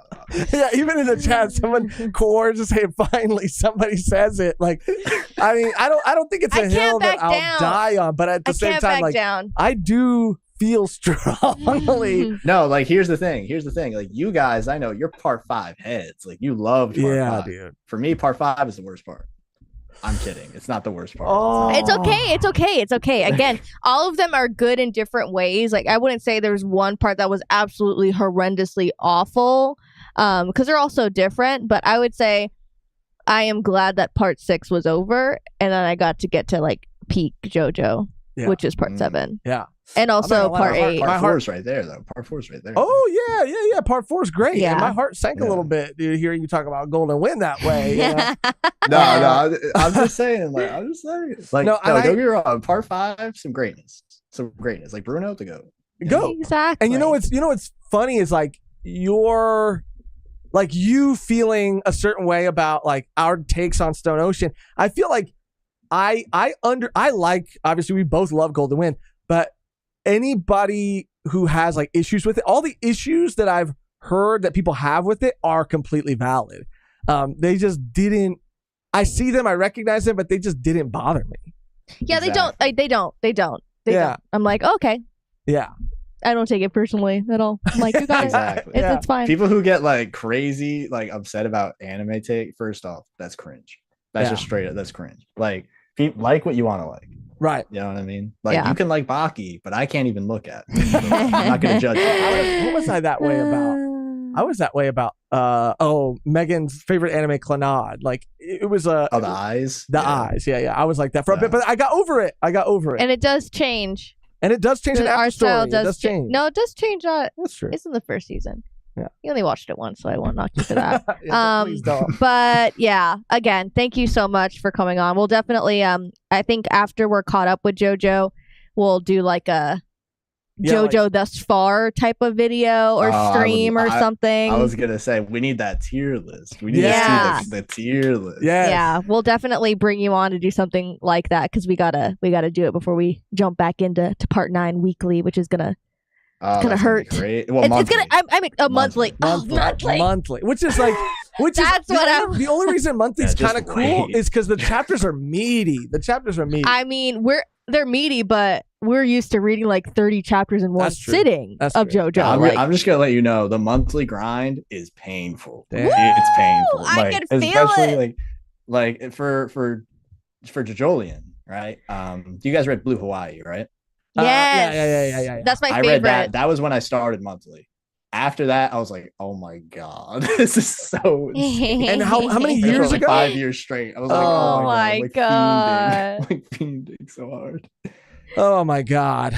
Yeah, dude. I mean, we're gonna be caught up super soon. So as soon as we finish this I can't part, wait to hear the final Jojolian part. I can't wait to hear people that. keep saying like I'm so ready to read it. that it's like a divisive sort of I'm ending, so or ready. I don't know. I feel like something crazy. I mean, it's JoJo, I mean, so. at this point, this is I'll just say it's my favorite part. Oh, Hey, that's sick. Josuke, goated. Yasuho, super Goated. goated. Super Everyone's amazing so good. character. I love everyone. Like Yeah. even they're real quick. real quick. amazing. Thoughts on Jobin? The goat, right? Jobin is I so kinda, awesome. No, honestly, the part that we left on, I could see. Jobin is Jobin. I'll say that, Wait. dude. Oh no, I thought you were talking about, no. Yeah, Jobin's cool. I was like Joshu Joshu. can go. Yeah, he can go. Yeah, he can fuck off somewhere. He can fuck. Yeah, he can. Joshu's like a basement baby. Like, he can go away. He can. go He's away. bad. But, God damn. Yeah, I've never been more wishy-washy Jobin, with the character. Talk to me when we finish about Jobin, dude. Yeah, Jury's yeah, still yeah. out. For sure. Jury's still out on that man because he goes for back sure. and forth, dude. Like sometimes He I'm does. like, what do you do? What are you up to? He does. But No, that yeah. makes him so interesting. That's Yes, true. exactly. What are you up to? And I That's love true. Tsurugi. I mean, yeah, we can go on for hours. Tsurugi's the guy. Yeah, I Yeah. like Surugi. But yeah, thank you so much for being on. We'll definitely set that up at some point. Yeah, dude. Super soon. Yeah, when we're done with it. And anytime in the future, dude, you want to jump on, whenever you have time. Thanks again Yeah. for jumping on today. I know it was kind of last minute yesterday. We were just like, yeah, fuck it, come on, dude. So I'm glad Yeah, and we're It was appreciative fire. that you can make the time to do that. Thank you. Yeah, we got to talk about some greatness, And again, final warning, chat, read Don to Don. You're missing out. Yes. And, True. And let me, before you go really quickly, let me see.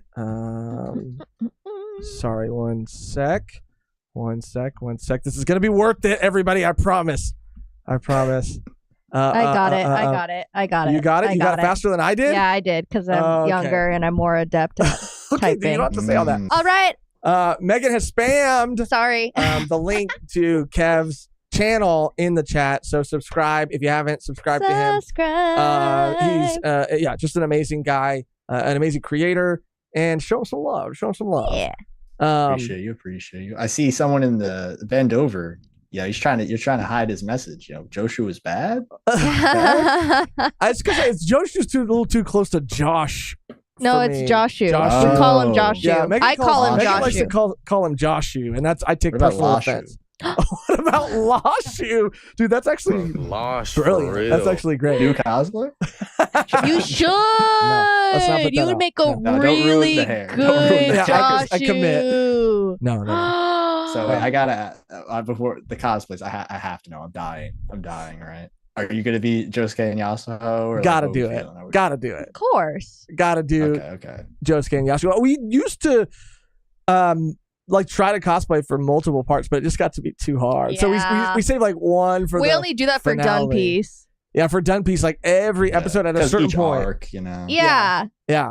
We were even if we had to split an arc for One Piece, like I think Wano was like 3 or 4 videos, we would cosplay for every single video. And I look back and I don't know how the fuck we did that. I genuinely don't. I don't know. Even thinking about doing that like stresses me out. But like all the lighting too. It's probably like painful. It's just like, oh my god. I mean, I'm used to it, but yeah, you are. But you were full like, makeup, fuck, no. wigs, like it was exactly. It was like crazy. a theater production every single podcast. yeah. But it was fun. Yeah. And we got to do it again for like when Egghead finishes and is completed. We got to go back and do it all.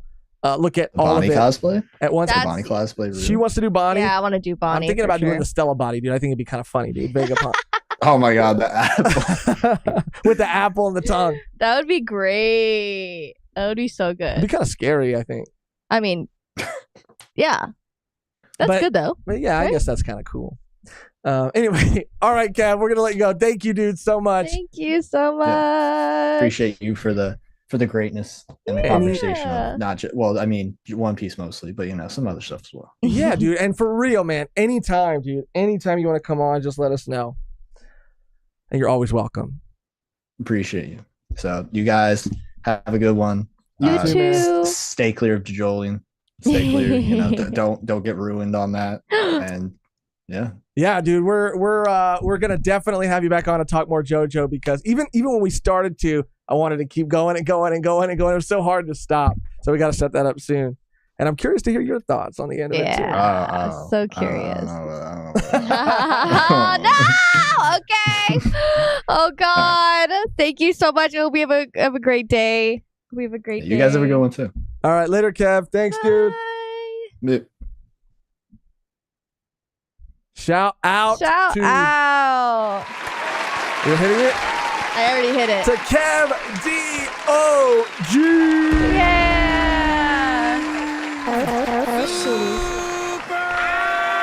I spammed the link again. I will be right back. Okay, let me set this up. Yeah, dude, talking to Kev was so awesome. He was in the Reverie too, and we've talked, we've exchanged messages and stuff. But even in the Reverie, sometimes there's so many people in there that it's hard to like have those one-on-one kind of conversations, which was why it was cool, like meeting who we got to meet at Anime Expo, and then like getting to talk to Kev like here today, because you get to have more of that one-on-one time. And he is a really funny dude, really cool dude, and I can't wait to have him back on. I know we both can't wait to have him back on and talk more One Piece, talk JoJo as well. Shout out to Kev, man. Par's supposed to fucking be here too, dude, but in his defense, it's last minute, and he did say he was gonna be working on some stuff, some live stuff, so he might not be able to make it, but we'll hold out for just a little bit longer just in case. Let me check the let me check the the messages. Oh, he did send a message. Okay, we should queue up actually whatever his stall material that he was talking about was, because I'm curious, dude. But either way, if he doesn't hit us up in the next, I would say 10, 15 minutes, then we'll probably end up wrapping it up. But I do hope that he does have time. We will see. SpongeBob time, said Nat. Shout out Nat too, dude. Nat, you really got me feeling some type of way with that Moria drawing, that Moria art. Ramon, so the moon didn't hit you in the eyes. Not today. Not today. Hit me in the balls today. Hit me in the balls. I guess we won't be seeing the vision today. I guess the vision isn't real today. I do really hope he can come on though, man. That'd be nice. That'd be nice. We need the SpongeBob lore.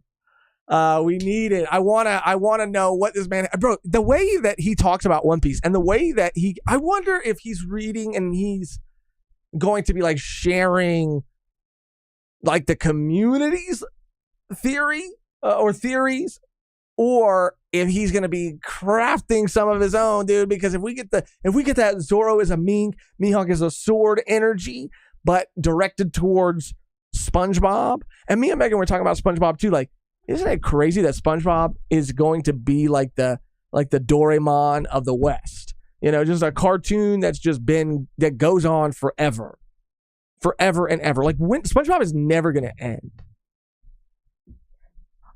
Oh, Nat said Mehgan can request somebody if she wants. As a drawing. Oh shit! Don't tell her that. Who would you request? I think you would request Korra, potentially. Oh, is it like a glow up though? It should be like a glow up, right, of a character. We'll ask. I mean, we'll see. Nat, does it have to be a glow up, or can it just be like? Because if it's a glow up, you should do like a Foxy. Oh, that's good. Like a hot Foxy. That's a good one. Hot Foxy. Kev saying Doraemon is goated. I haven't seen a lot of Doraemon. I mean, I know it's iconic, but I just haven't seen a lot of it. Nat said just whatever. Just whatever, but I think a sexy Foxy would be sick. Yeah, that'd be funny. Bro, can we make that happen? Nat said, it's locked in. Oh, let's go! Ow! This is from Sponge. Chotsu said, I saw SpongeBob Flamingo earlier. Oh, shit. All right, now that Megan's back too, we should Hi. get to some of the super chats. And I think we just have scroll down. That one. Starting here at Paladin. Good smell. Flavor. Paladin Berserker Jedi. Just a reminder for everyone, Friday at 4 p.m. EST, 1 p.m. PST, we'll have our V1 OPLA One Piece live action trailer mini reverie on the Discord. All are welcome and join and take part. There's no set time, so it can go long and wild. Long and wild. Sounds Too big, like too long. Oh my gosh. Sounds like what? It sounds like my Friday night. Okay. All right. It was funny. It was a joke. I can't joke. No, you absolutely can. Oh, right. Okay. Why did you sound like Elvis? Oh, right. Okay, baby. Let's go down. Yeah. Shout out to Paladin for putting that together. If you want to join the Discord and talk about the trailer yourself and all the other Easter eggs that we might have missed or forgot to mention, everybody's going to be getting together talking about that in VC, voice chat in the Discord. So join 4 p.m. EST, 1 p.m. PST tomorrow. Tomorrow. Mm-hmm. Choco Taco! Taco! For the dono as well. That's amore. What can I say? He's an awesome guy. What would be your preferred episode release schedule for the OPLA? I'm hoping for a weekly episode release. Same. We've talked about it before, but I think my answer's changed. I think weekly would be what I would prefer as well, because it would stay in, like I said, the cultural zeitgeist for a bit longer. The conversations, I think, would lend itself to more conversation, and yeah, and it would be easier for us, honestly. Because if we want to be real, that was something that we were talking about too. Like, damn, what if they release them all at once, or half at once and then another half? Like, how would we go about like recording our reactions to those. But if it's weekly, then it's super easy. And I think that prolonging it too, since we don't know, I do think that the strikes will affect the production of season 2. Mm-hmm. Just in terms of like how long it'll probably take. For sure. It'll draw it out. It'll draw season 1 out a bit more. Like we'll have it for a little bit longer. Yeah. And that'll be nice.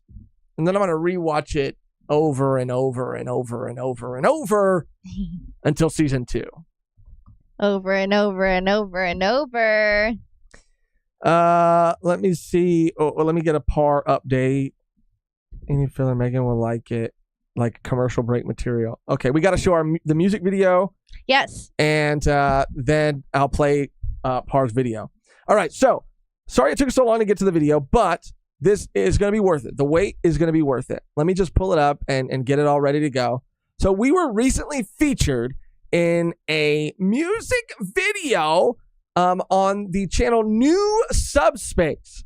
So, Mehgan, if you have that link, or I guess I have it right here. Let me just do this. And this song, the song that you're about to hear right now, is available on all platforms. Let me just go ahead and... Do you want me to do it?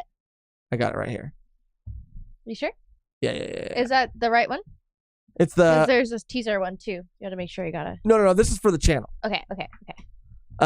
So this is the channel you can go to check the video out for yourself. But now we will play it for you all to see and for us to look at together.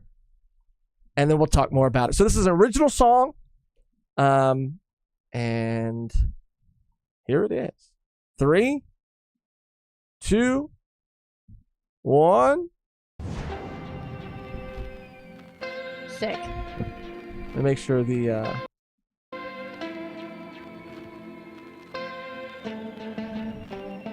Yeah, shout out Matt he directed this, edited this, and animated all of the things in the video. Like, super sick.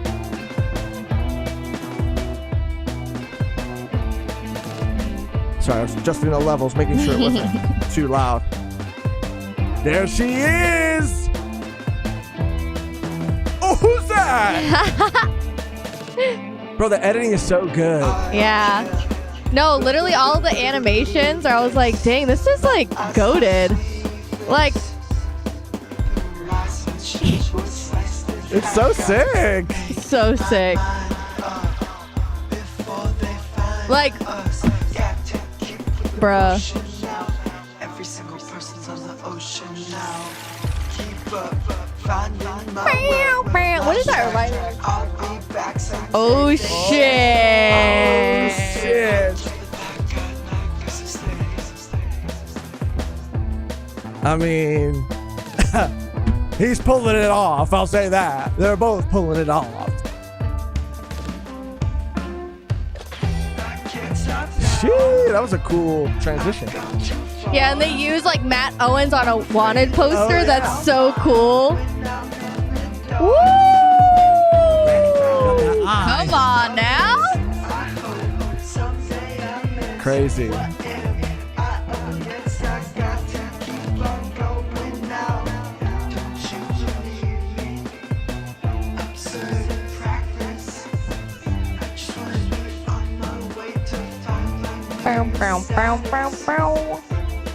I love it.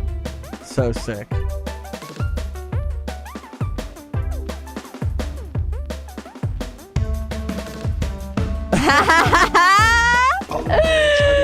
Oh shit.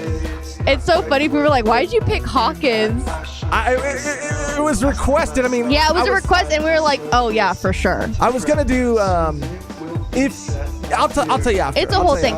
But yeah, we decided to do that duo. But it was so funny. In one of the takes, he did like a I don't know if I still have it. Maybe a magic trick, and I was like, oh, look, it's so cool. I love it. These are all like really well done. They look so good. Yeah. Crazy. Oh. Oh shit. The saddest moment of One Piece ever. Shit.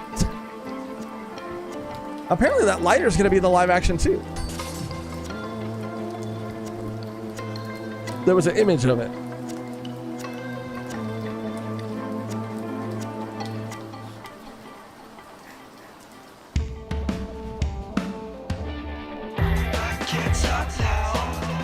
I feel like I'm on a. I think that's didn't they say something about like we were talking about tsunami. I can't remember, like I can't remember. I love the wanted posters. Yeah, I think that was Jacob, right? Yeah, there's Matt. Yeah, there's Matt.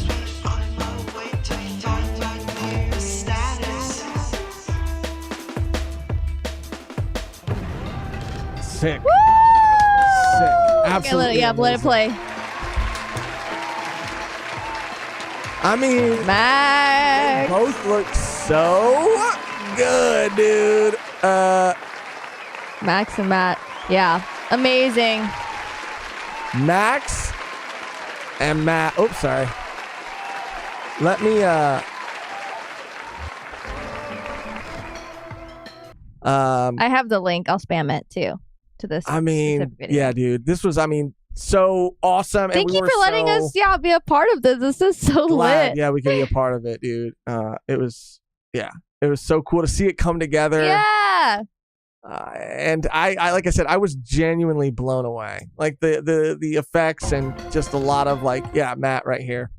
A lot of like what you were able to put together and how it all came together. Like I was really, really impressed, and it made me wanted to step my own game up, dude. Yeah. I mean, yeah, we like again, we're not like, y'all, we don't do like music, but we like to like play dabble, music. we dabble. We like to make music sometimes, but yeah.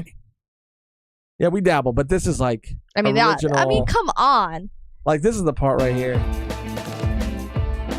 I mean that effect and the fire is cool, but this, like that animation, like what? Like the sword. I was not holding a sword in my hand. I don't even know what the fuck I was doing right here, but I like, was I just doing this? I don't know. But I was not holding a sword, and I wasn't directed to hold a sword. So the fact that they just like made that work, hell yeah, crazy. That's what I'm saying. Hell like, yeah. It's just so well done, and the animations and everything. Like I just love this shit, dude. I love it, and it's really good. Like it's really, really good. So shout out to them again. I'm so happy we were able to share that because it was like when it was finished, we're like, oh my god. Yeah. Holy fuck.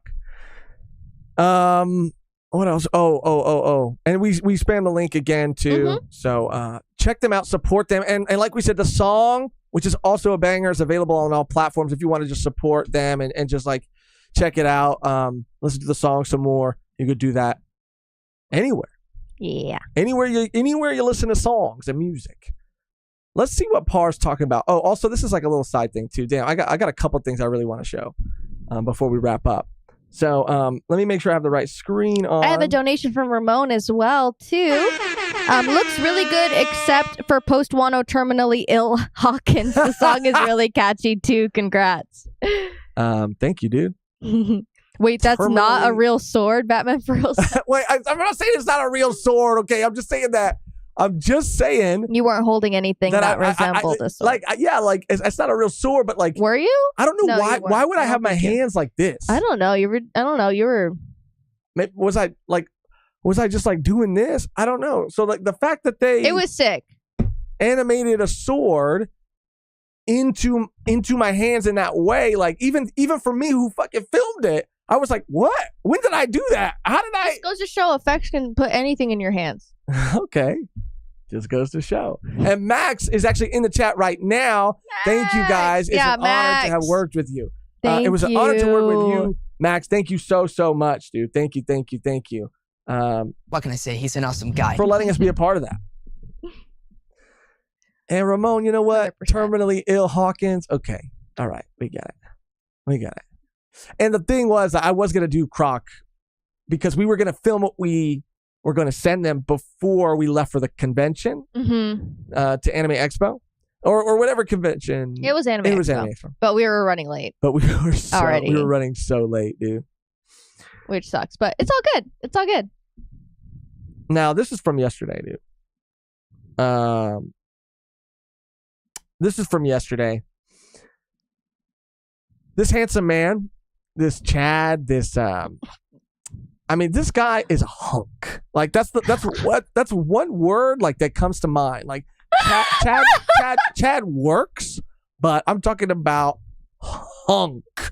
This hunk behavior. This hunk of a man. Hunk behavior. Hunk behavior. So this is Grant. And we love Grant. Grant is honestly lost for we real. love this man. They already knew. He has a lore of his own, dude, and he's an enigma. And he gets more mysterious and more charming at the same time. I don't know how it's possible.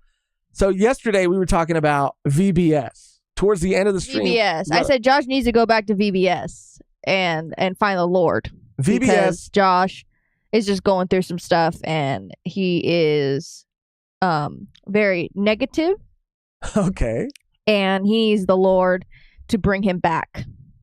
To bring him back to where he was. VBS, of course, before. being Vacation Bible School, which it just takes me back, and it's a traumatic time for me that I don't like to relive. And so Grant decided to send this in a response to yesterday's. Oh, I gotta unmute it in response to that bit of our conversation.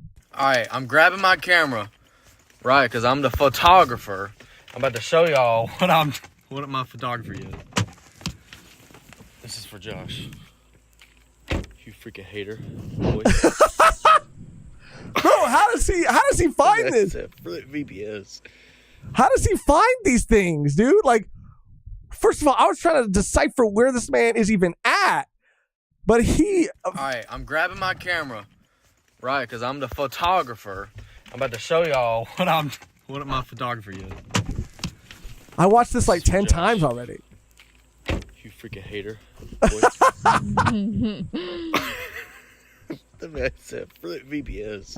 Bro, he found a VBS, like a Vacation Bible School banner, but it looks post-apocalyptic, Grant.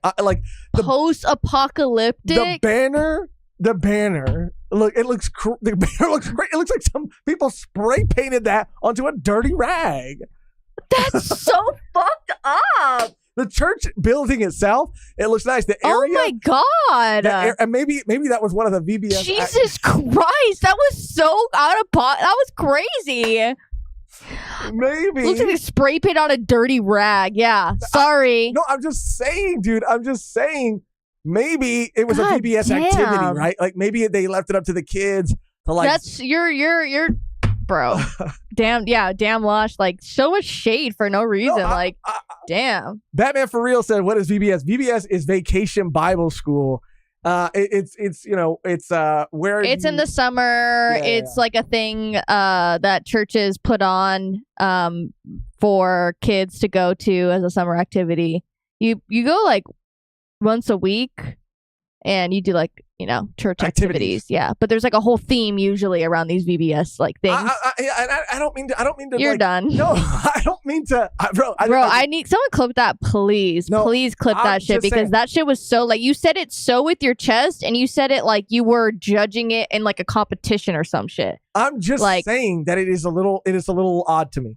Because, I mean, again, the building is... This is no disrespect to Grant. I don't even know if Grant goes to this What if church. he made the fucking sign? What if he made the fucking sign? What if he made the fucking sign? Grant is better than that, is what I'm saying. Okay, what if he did, though? You're still talking shit.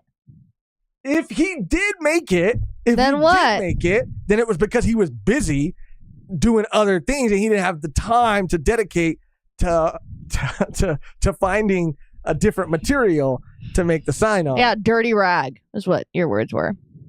I'm just saying. A dirty I rag. don't mean it disrespectfully. It's an observation. That Isaiah said Josh should do stand-up. Josh, LOL. I'm just saying, look, if I drop... Yeah, why don't you go back to stand-up? I'm not dropping my kid off at this VBS is what I'm saying. You know what I'm saying? I got my child, which I don't have, but in this hypothetical, I do. I have a child. I thought you had one. I drive up. Be quiet. Be quiet. Be quiet. I drive up. because it's an old. I don't know if it's an old joke that you're doing right now. I don't know if this is an attack that you're like. And why is that an insult? Right? Why is that an insult? What if I do? I wasn't don't, making what it. if I I just do? wanted people to think you had a secret. Oh, that kid. was your angle. Good. That was good. And now people are gonna think that because you shut it down so quickly. But if I have my child in this hypothetical situation, my child, I'm pulling it up. I'm pulling up to VBS, which I also would probably never do because of my own traumatic incidences. And I see this sign. This sign. U-turn. Paladin says Grant holds a grudge, Josh. Careful. And then Nat said, Josh saying the devil wrote that sign. I love Grant, and I don't mean to disrespect. If this is his church, I don't mean to disrespect anyone's church, anyone's religion. I don't come here to do that. I love Grant. You do though. That's exactly what you're doing. I love Grant. That was his whole point. He said hater ass. He said this is for Josh's hater ass. Those are his words. Exact hater ass. I was just making an observation. Ramona Villa with the dono. Grant is the pastor there. Chill, Losh. Oh, bro, I would go back to church if Grant was the pastor, bro. That's the only thing. That's the only way. Oh, man. Bro, Losh for real. Lush. I'm gonna make a song of Lush for real. Lush Make a for real. gospel song. Lush for real. He is a Lush. He is for real. Lush for real. Oh, Lush for real. Yeah. Lush for real. He is a Lush. He is for real. He's so lost, yes he is. He's so lost, yes he is. He's so lost, yes he is. For real. He's so lost, yes he is. He's so lost, yes he is. I'm not gonna lie, that went kind of hard. Really? In the beginning, I was like not really about it, but at the end, I was like, go off. If I had more voices, if I was able to do harmonies, like record like in like a booth or had more bodies, it would be good. It would be good because you had to have the overlapping. No, I heard, but that's like the main song at the church, pastor, the church, Pastor Lucy's church, the Church of Losh. Yeah, that was good. That was like really Losh good. for real. New Susby, sorry I'm late, but I keep seeing Toonami mention reference to the music video. I'm currently working on a Toonami version of the video. Oh, hell yeah. Hell yeah. Hell yeah. Hell yeah. Fucking right. Toonami was so fucking lit. Okay, I'm queuing up the par thing, dude. I'm scared. He's so lush. Amen. He's so lush. Bro, it's going to get stuck in my head. That's how you know you got somebody, dude. When the song, the diss track you made gets stuck in their own head. That's how you know you won. All right, so Par sent this and he said, stall material. That's all he said. Stall material. I don't think this is, This is meant to play, right? I don't know. We're about to find out together. Did you ever watch the thing I sent? Okay, yeah, right now. We're watching it right now. Oh, he's here. Yes, he just got here. Okay, play it. He's here. Okay. Play it. Oh, it got bigger. Hold on. Let me do this. Sorry. Sorry. Fuck. Sorry. I want to put a little production value into this show. Damn. Losh for real. Bro, Losh for real right now. Losh for real. And Par, welcome. Losh for real. Losh for real. Welcome. Almost there, guys. Almost there. I promise, dude. I promise. Thank you for your patience, dude. Thank you for your understanding. Thank you. All right, here it is.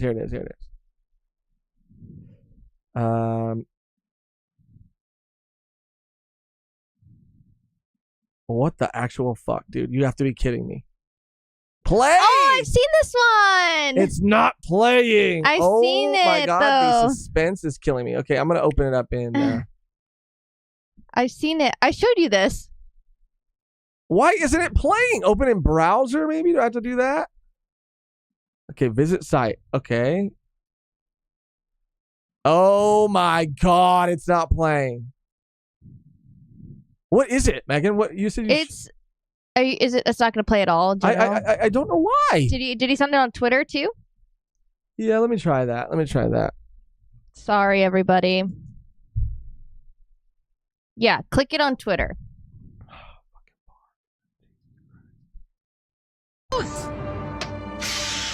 Oh yeah, this is awesome.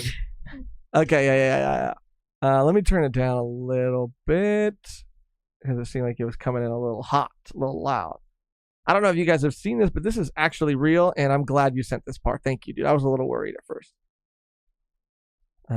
This is it right here.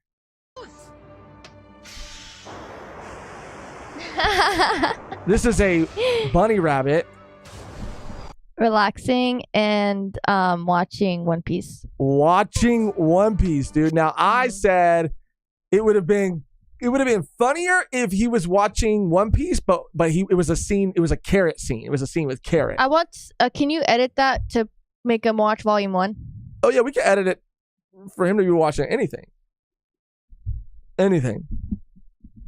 But this is a beautiful thing. This is a beautiful thing. I love this. I mean, he looks so cute and cozy, He's dude. I want to cute. fix it a bit too, He's cute. so you can see just how he's like really chilling, like hard. Yeah, he's hard. What the fuck? He's chilling hard. Yeah, What did I say? he's hard. This is like a cute little innocent fucking bunny rabbit, dude. What are I you was saying? spacing out. You spaced out and you called a rabbit hard. I was spacing out. But yeah, he's chilling. He's having a good time. He's living a good life. Thank you, Par, for this. Thank you.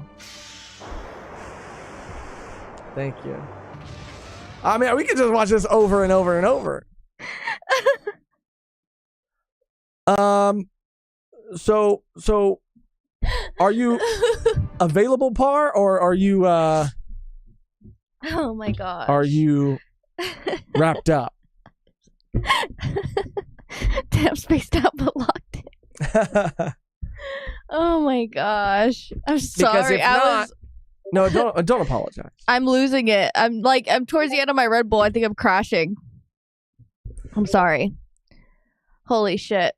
That was really funny. Yeah, that was great. That was crazy. I didn't even realize until you said it. I mean, it was funny, but it was also crazy. Oh my gosh, it's so funny. Par said he can hop on. Okay, let me send you a new link. And you know, people are gonna not anybody today or not anybody here, but for people questioning me, I like to use Zoom. Okay, I know all the cool kids like Par. Par is a cool kid that uses Discord, and I know most people use Discord, but I feel like I get a better connection. I don't know why.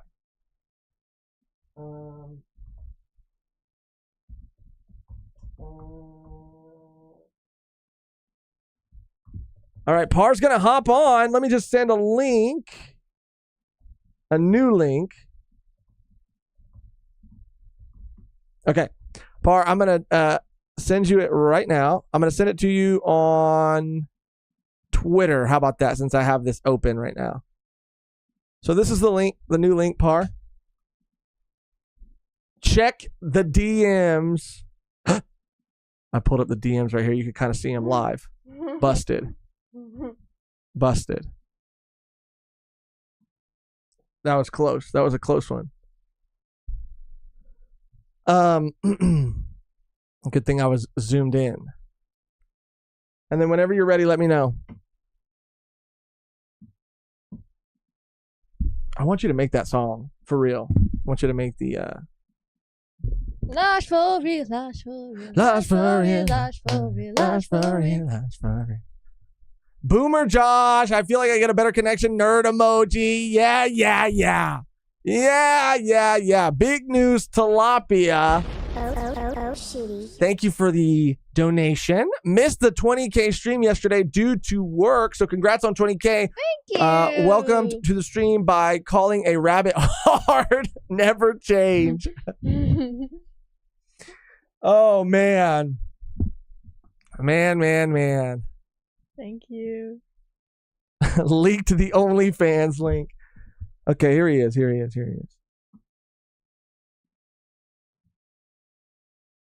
Let's see. Par, are you there? Par? Par, are you hello? there? Hello?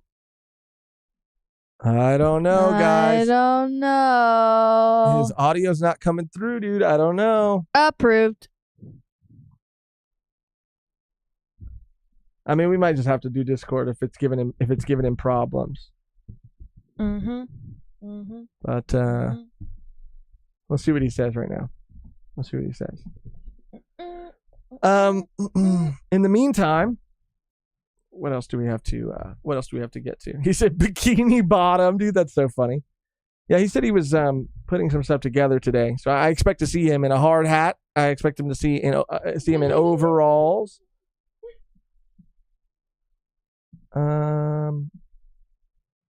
Where is my other scene that I have set up? Oh, it's over here. In the chat, can you let us know? Are you having issues, problems? What is happening? What is happening? Why are you taking too long? Par went to release the 2 liters. Oh, damn. Zoom crashed like how the boomers are crashing our economy. Crazy. Who said that? Par. Yeah, dude. Zoom crashed? Really? You're going to blame it on Zoom? Really? Yup. You would. Yep. You would. Okay, well, we'll stall some more while we wait for you. Everybody's been waiting for the SpongeBob lore that you've been teasing since yesterday. I'm in a bathrobe, LOL. My son yacked, so just washed him up. I didn't know you were doing camp. No. We don't have to do camp. You don't have to. I have it set up both ways. You don't have to. He was joking. You don't have to do camp.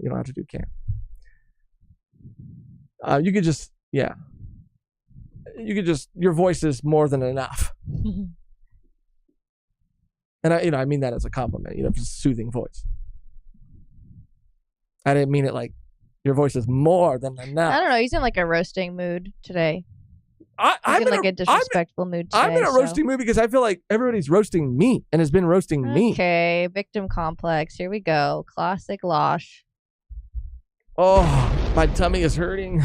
Because you're hungry? Yeah, dude. Yeah, me too. I'm super hungry. We do the same thing over and over again. I mean, I could just like make something. Do we have any snacks? Okay, Par, I guess we could use Discord, but you don't want to. But I really don't want to. I really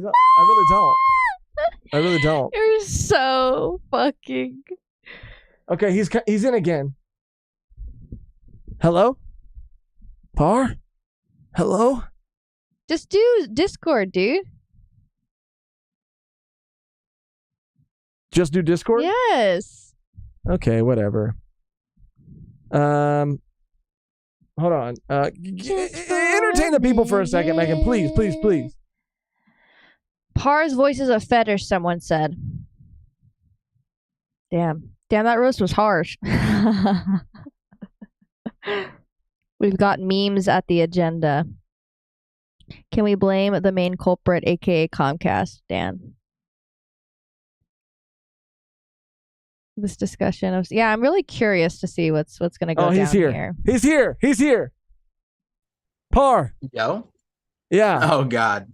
Okay. Wait, can you hear me? Yeah, we can hear you. And you're lucky, dude. You're lucky that didn't come up on. Hello. Yeah. Are you there?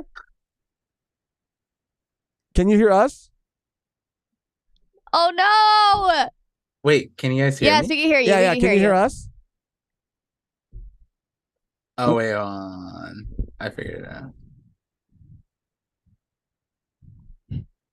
Hello? Yeah. Can you hear us? All right. Okay. Wait, did my camera show up? No, not on stream, but it did for us, and it was. Yeah. Wait, Zoom is literally doxing. What the bro? And I'm gonna be honest, it made my day. Yo, that was crazy. I was about to change too. And then I was like, it's fine. I don't turn. My hair is fucking awful. Whatever. And then, bro. Oh God, that's crazy.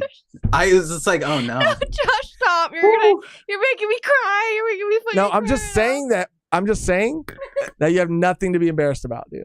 You have nothing. You have nothing to be embarrassed about. It seems so much No worse. way that You're happened. making it seem so much worse. It wasn't that bad, dude. Par was genuinely. You're leaving it he was up. in a closed robe. Okay, it wasn't crazy. Okay, it wasn't the craziest thing in the world. Painting. Wait, but you guys have it pull up on your No.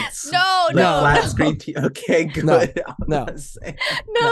No. Nobody was able to see what these eyes just saw. No. I'm saying for you guys. No, he's saying it was on our apologize. big screen. Oh no, I saw it. No, he's saying that he was like, did it go on the big screen? No. It went on. It went off to the, Oh my to the God. laptop screen on the side. So I didn't even get to really soak it in. Josh. Yeah, me neither. No, man, soaking is crazy. Anyway, thank you for taking the time, dude. I know you probably had a crazy day. Thank you. All jokes aside, I know you were busy. You were getting some stuff done. So thank you, man. Thank you for sharing this lore. Are we talking SpongeBob lore first? Is that what we got to get to?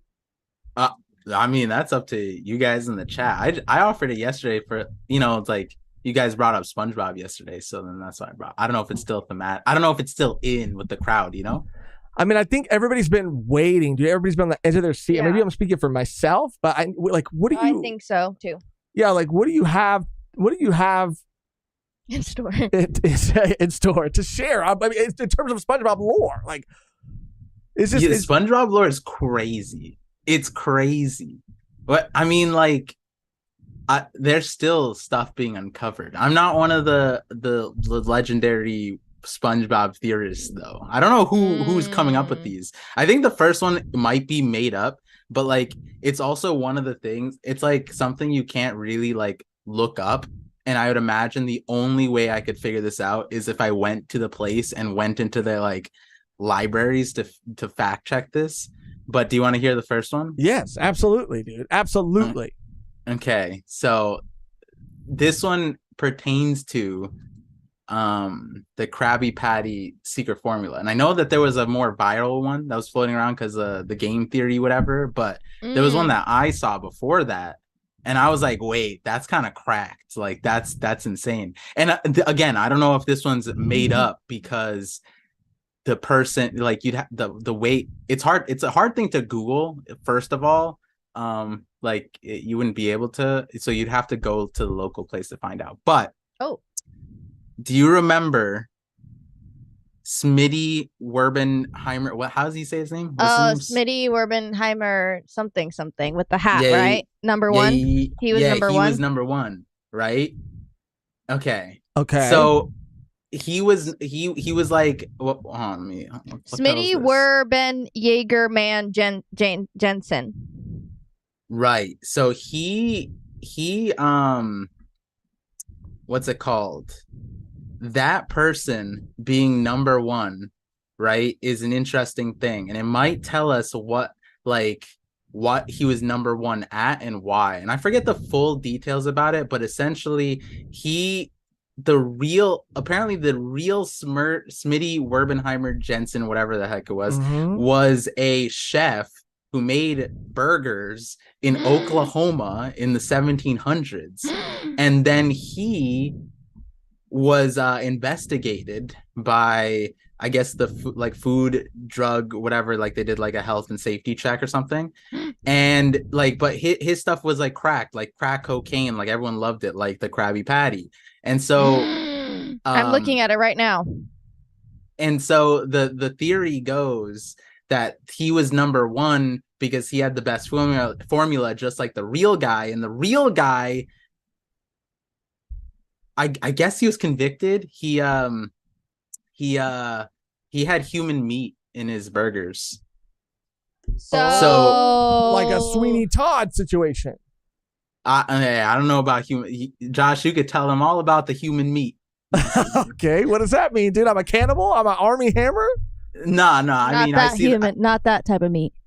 Yeah. I see. Talking about a very specific form of meat that you're very familiar with. Yeah, Josh, you have the pictures pulled up of me. I gotta come out swinging. You know what I mean? I see what you did with the overlay. No, dude, this is because this is an image as a visual aid to people, so that they can feel like you're really here with us and not just your voice. You're not just like a voice of God. Like they have eyes to look in a human soul to connect with. Alright, you're making me. I'm about to go get my hat. I'm about to put on a shirt, and we're just gonna put. I'm gonna. All right, we're gonna have to do it that way, I guess. No, dude, you're talking about SpongeBob. I'm trying to help elevate the show, dude. Like I have a whole episode of SpongeBob to pull up. Oh, so where was Kev Dog's a visual aid, huh? Okay. Yeah. I was. How about that, Josh? I didn't have a picture. Losh? I didn't have a picture of Kev Losh saved on my computer already. Oh, what happened to the whole show that has to go on apparently with the visual aids, huh? I had a picture of you, and don't think too much Why about it. do you have pictures of me, Josh? Huh? Don't think too much about it. But I just had some pictures laying around already on the computer. You inside got a whole folder. I will reveal one day to the world. Okay, fine. I'll change the images. How about that? I'll change them to something else. Damn, that actually, yo, guys, that's crazy. I believe in cheating. Says a lot about what's in that folder. What are you? You're just gonna play SpongeBob right now, or what? Well, it's a visual aid. It's a visual aid. Okay, continue. Sorry. I took it away. I took it off. Schmitty. No, I mean, Schmitty number one. Human burgers.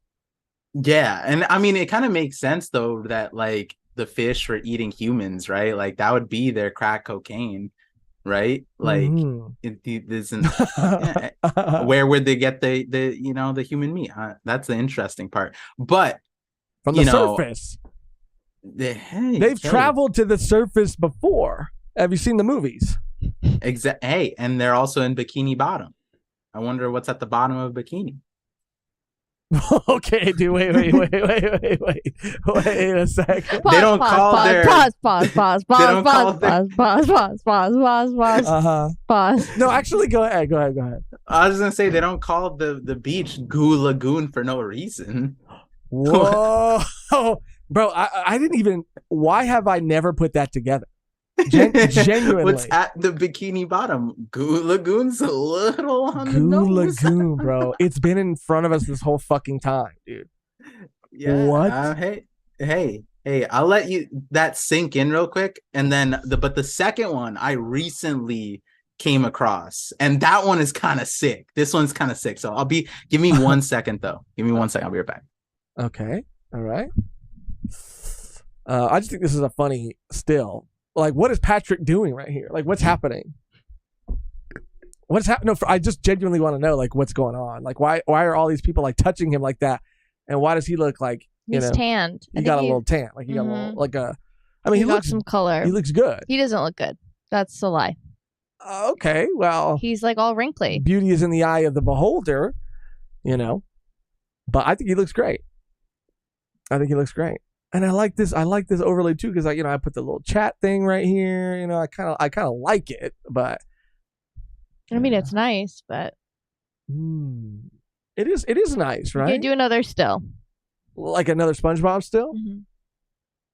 Okay, just click anywhere random. Mm-hmm. Oh, okay. I like this actually. So this is Mrs. Puff as mashed potatoes. As Puff. Potatoes. Let's see. Thank you for anyone who's still here. This is taking a turn. It's taking a turn. And if you're still here, we thank you. We do. We love you. We do. And we thank you.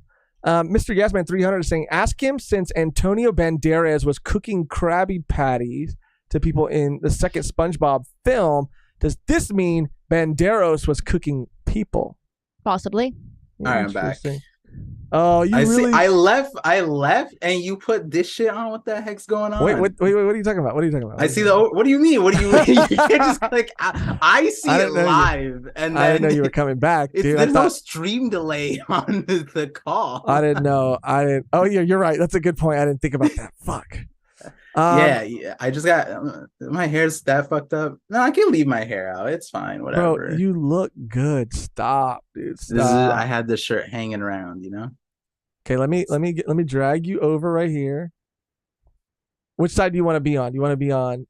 I'll put you next to Mehgan. Put them both. Oh, you can't do double. I can put him double. That's funny. Okay. We'll replace the images with double par. I like that. I like that a lot. Good call, Megan. Good call. You're welcome. All right, Par. Almost done. Almost done.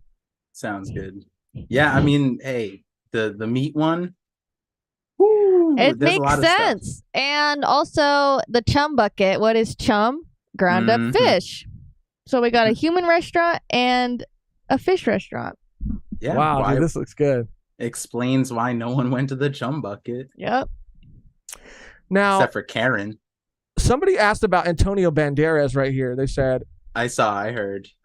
Hey, let me tell you, there's one thing that Antonio Banderas is good at. He's a magnet for a kind of meat. So it makes sense.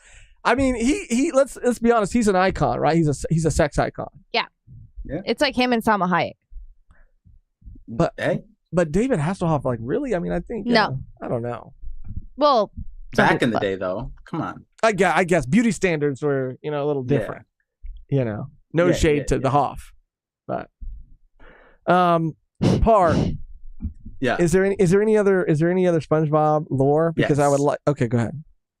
This one just came out. This is hot off the presses. Oh, This is again. fuck. This isn't me, but it's a little intricate. I forget. I don't have the episode references like I would with One Piece, but I remember these episodes. So I'm gonna try my best to put in the. I haven't watched SpongeBob in years, and Yeah, it's I crazy. honestly haven't either. But we remember the episodes. So this one has to do with Mrs. Puff. Oh, and yeah, and you actually have a very interesting rendition of Mrs. Puff on screen. Bro, I'm just scrubbing through a random episode, and this is what comes up, and it's kind of great. I like it. Oh, this is actually perfect. This is actually perfect for what the thing is. Mrs. Puff is a criminal, and she has she probably killed the original Mrs. Puff and took her identity, and she's been cosplaying as Mrs. Puff in Bikini Bottom this entire time. And there's actual episodes backing this up, where basically she there was an episode where she I don't know. I forget what she was doing in the episode, but she had a ski mask on, whatever. She gets into her boat, like, because she has the driving school, right?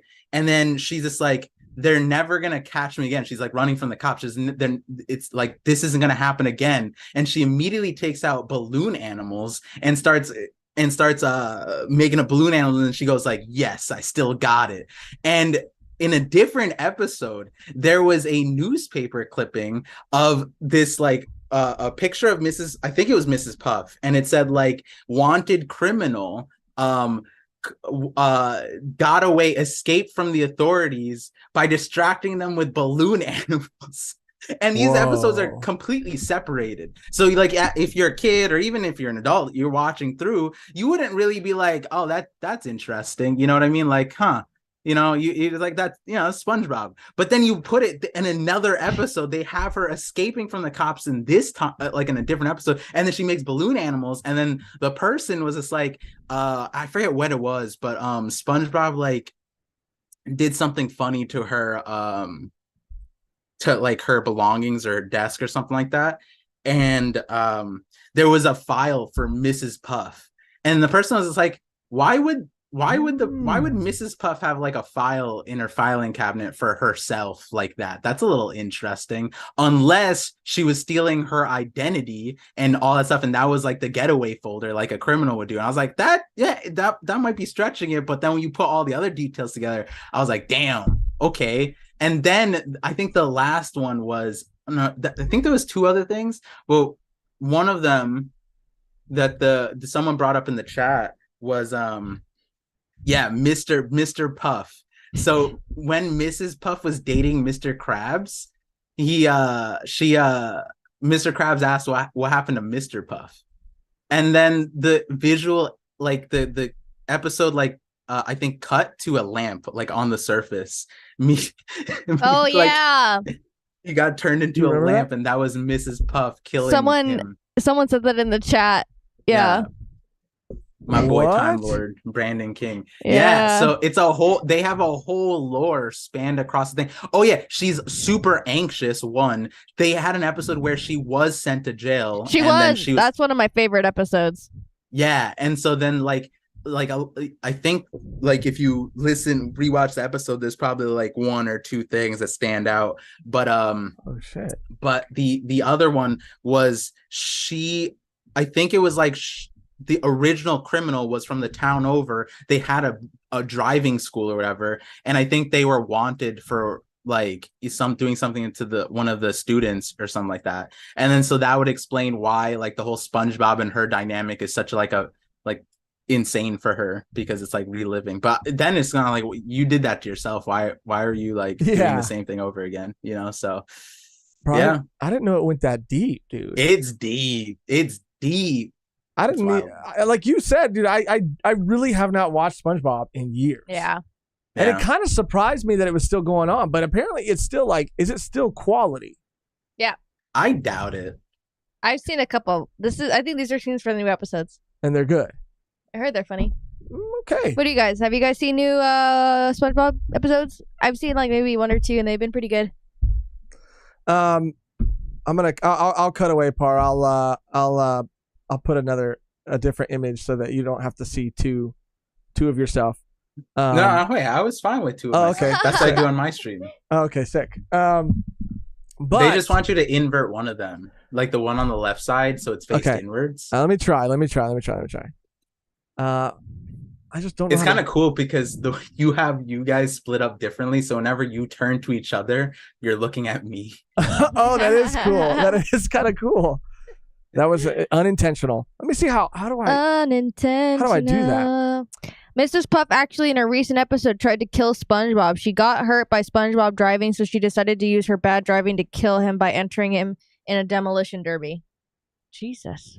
Oh, I could do it right here. Right Damn. here. Flip horse. See, that's the kind of thing that's like, SpongeBob creator's gone. He left his like notes, and the new people have those notes and decide to run with it, I think I did it. Hold on. I think now we've achieved peak streaming right now. Big News Tilapia. That is the craziest name to be in this like SpongeBob conversation. Big News Morgan Tilapia, but you don't have to hide it. He said the kids I worked with watched some recent episodes in class, and to be honest, not too bad. Just own it. We know you watch SpongeBob. It's fine. It's okay. Yeah, SpongeBob's not bad, dude. I mean, it'll always be a part of my childhood, and I will always love SpongeBob. And Tom Kenny, is that who is the voice of SpongeBob? Mm-hmm. I will always love him, dude. Par, we would be remiss to bring you on and to not have you talk about One Piece. No, what's that? What's that? I want more SpongeBob. Since we're on a break week, dude, I want to know, what do you think we're gonna get? We're cutting back to Egghead. What do you like? How are you feeling about being back next in the new chapter? So I think like what I think we're gonna get and like what I'm expecting, right?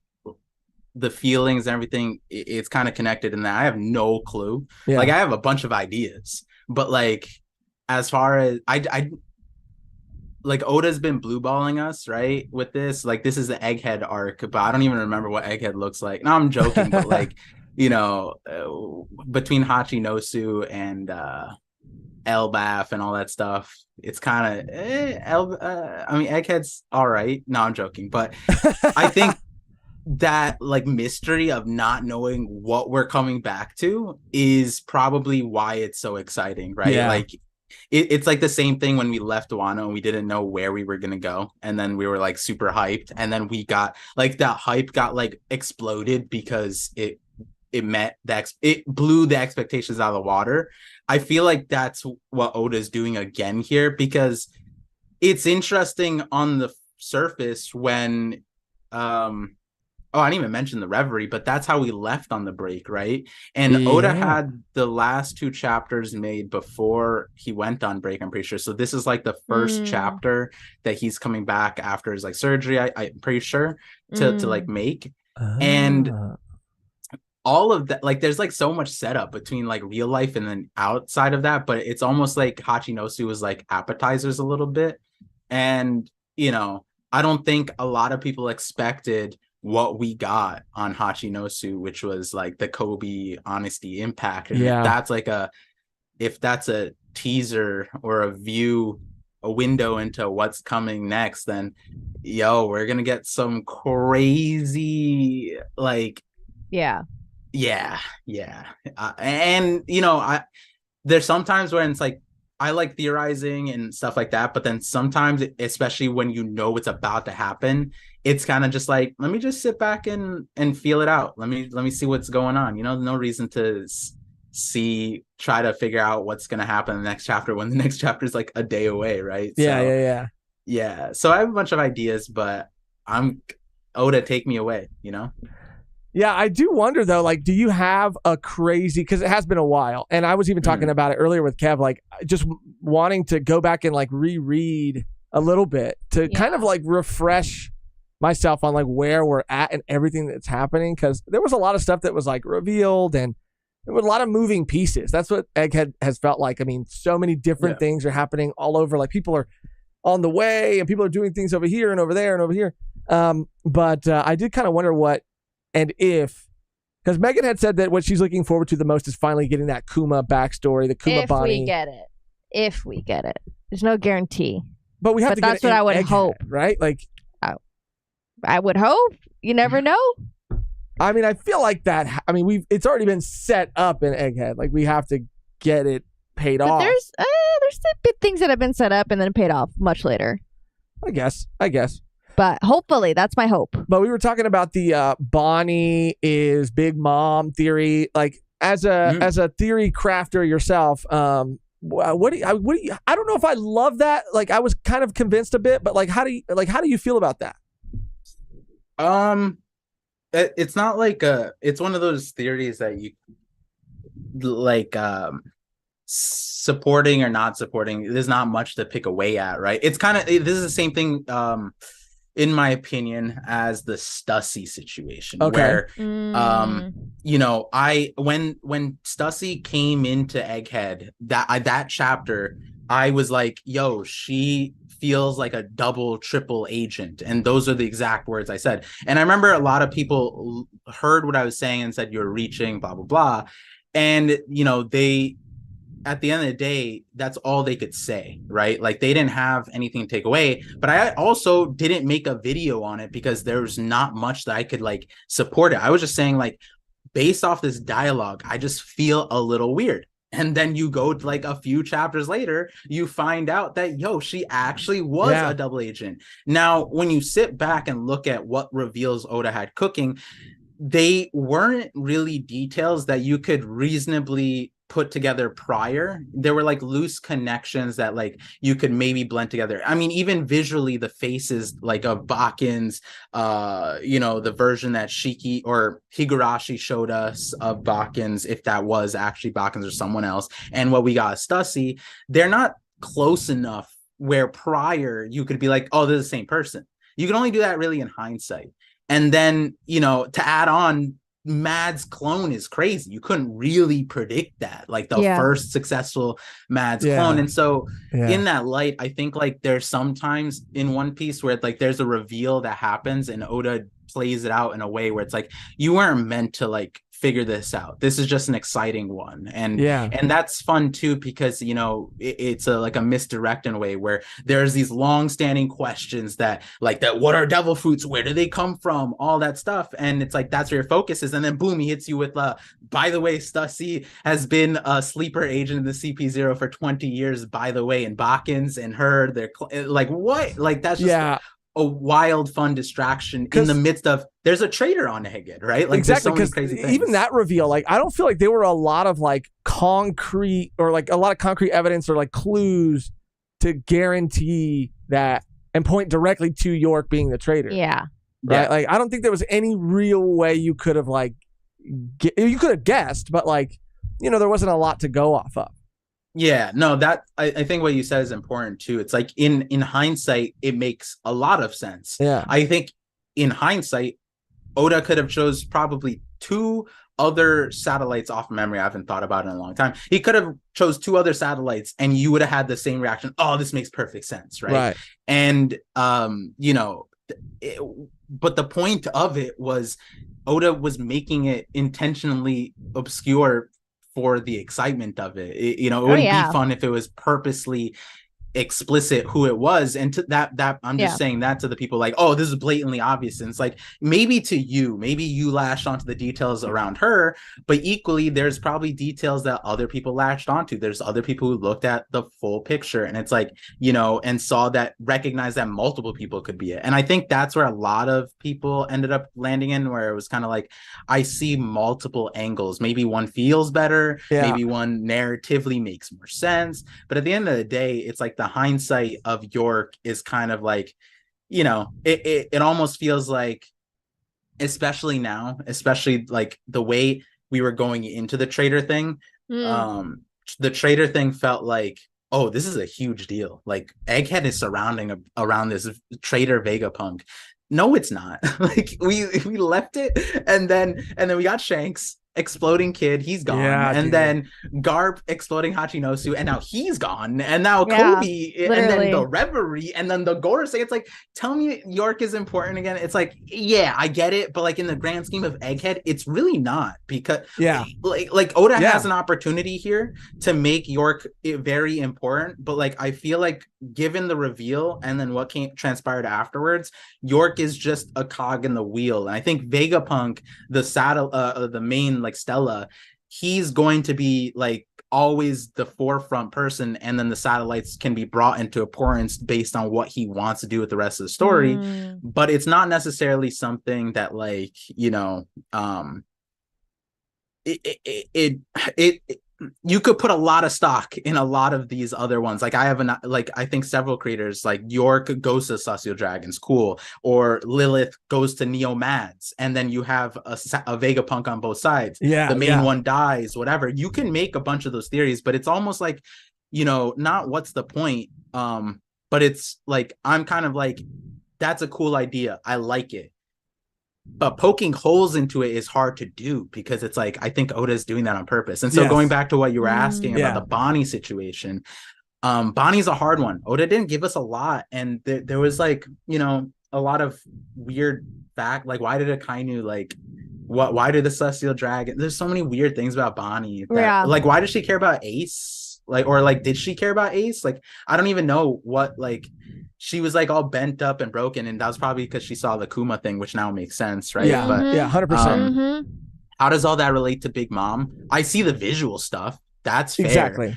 But then why is Kuma adopting her, right? Or like, why is Kuma, like, what is the connection there? Why is Big Mom, like, what is Kuma and Big, like that? Hey, it could be. Yeah, Sorbet that's Kingdom, crazy. Sorbet Kingdom. It's a food. I don't know if the people who cooked up the Big Mom Bonnie theory ever brought up that Sorbet Kingdom is a food kingdom, and Big Mom loves food, so maybe she did slap up Sorbet Kingdom a little bit, you know, with the cheeks, you know, we don't know. That's what I'm saying. Like, I recognize the evidence. Like, the evidence is there, but like you were saying about like certain things not being enough to substantiate like a video or like a concrete theory. Like, you're kind of going off of your gut, and you said that anything could potentially like make sense. Like, that's kind of how I feel about this. Is something in my gut is telling me that it's just not going to be the case, right? But I do see and recognize the evidence, and it's kind of like overwhelming. And Kuma's a rare race too. Yeah, Pichu said too. So yeah, hey, the rare race thing, I don't know if like the officials stuck with like rare people or rare tribe, whatever it is, but Big Mom hunting them is one thing. Yeah. It is one, sometimes another thing that like not hurts, but when I like look at theories and like in hindsight, like mine, when it comes to like, do I like this idea enough to post it? Sometimes I kind of look at like these characters that would mean that they like some kind of relation, and if it's Big Mom and Kuma and Vegapunk, then I almost would want to have had like, I mean, again, this doesn't have to happen, but I guess with Bonnie, with like a bigger reveal like this, I feel like I would have wanted Big Mom to have mentioned something along the lines of Vegapunk or Kuma, or Mhm, like mhm. like how she went about having these children, right? Like that is an interesting thing. Do you think it's more likely that she could? Because I don't know. It seems almost more likely that she would be a clone than she would be like Big Mom's daughter in some way. Like I don't think that would be, because I've seen people say that too. If she's not a clone, she could be a child of Big Mom. Yeah, I mean I think the original before the clone theory was like she's related to Big Mom, and now we have the clone thing, and that just allows everybody to be a clone potentially, right? Yeah. But that goes back to the same thing as like, you know, this same logic I had during the clone things. I had clone videos, and people are like, oh, I'm so tired of clone stuff, and I'm like, you know, hating on clone theories is kind of like low-hanging fruit. I think if you had fun with it, you had fun with it. And maybe some are going to come to fruition. I think it would make sense that some of them do, maybe obviously not all of them. Luffy being a clone, for example, crazy. Hey, if Oda goes that route, that cool. That would be a lot. That would be too much. I don't know. Yeah, like Dragon being Rox's clone. There's the trend, right? Like Weevil, right? I made a thing where it's like he has Shiki's hair, Whitebeard's beard, sort of. Even though Whitebeard didn't have that beard when he was young, which is like an important thing that I think a lot of people like. The only part of Whitebeard that is there is the stuff that you could like that wasn't there on Whitebeard when he was young. So the mustache and then the do-rag. And I'm like, that's literally, I don't even know. Is Weevil's mustache even real? I feel like I remember one time it was like tilted. I don't even. Maybe that was yeah. You would know more than I would, but yeah, I mean, it could not be real. It's not even the same shape. Like the one is massive, and then it's like, you know, and then So Weevil feels more like Shiki, Kaido, and Whitebeard. Like if you wanted to throw in Whitebeard, right? Because like you know, and then again, like I'm saying this, and I have the theory that Bakins actually smashed Whitebeard because like Whitebeard has like a fetish for her outfit, and so like that's an old theory, but so like it is there. But as far as if Weevil was Whitebeard, Shiki, Kaido, and then Bonnie's Big Mom, what happened in between? Like that's another thing, right? Like how do you go from Weevil to Bonnie, and then you know, like exactly. And it's not like she has green blood, right? How does she have her power, right? Like did she actually eat the fruit, or if she's a clone, you know, maybe they just gave a clone one of the most cracked powers in existence. That's cool too. I don't know. It's just an interesting thing. Bonnie in a lot of ways is just interesting because I like the connection with Kuma, but so much of her feels like Oda kind of made shit up a little bit, and I guess we'll find out when you know it comes to fruition. You heard it here first. Fuck. Holy shit, dude. But the part that the reason, and I there's actually like rocks, I think he like Oda, it's okay when I say he made shit up with rocks, it's not that like rocks is a BS character. What I mean is like I don't think Rocks was in the original script of One Piece, and what I mean by that is the concept of Rocks was there, but I don't think at the start of One Piece he knew what Rocks was. He knew that there was going to be something like God Valley was probably something that was there, but God Valley originally probably wasn't named in Oda's like works like at the very beginning. It was probably something that he wanted to name later on. He had the concept of what God Valley is. The name came later. I think that's what happened with Rocks, because if you go to like Marineford, when Roger is talking with Whitebeard, Roger says like, oh, do you want to know about the Willa D or whatever? And then Whitebeard's just like, oh man, the D clan, they keep cropping up. I have one in my crew, Teach. And I'm like, wait, like Rocks D's your captain also, you wouldn't mention Rocks? Yeah. Like that's way more important like in that flashback. Like Teach was probably like a baby, an orphan at that time period, versus Rocks was the guy Roger fought against at God Valley. Like what do you mean? Why are we bring? And so like, you know, I'm not saying that Oda like that is an example of, you know, Oda probably thought that this was gonna come God Valley no name for Roxy, came up with it later. That's kind of my standpoint there. I think Bonnie could be similar in a way. But what gives me hope is the Kuma side. I think Oda went through the ringer when it came through when it comes to Kuma's character. Yeah. My favorite example as to why is Shiki's design that Shiki has was originally Kuma's. Oh. So Oda went from like so by Shiki's design, I mean having the steering wheel lodged in Kuma's head. That was going to be Kuma. Kuma is going to have a steering wheel lodged in his head. I'm glad we got the Kuma we got.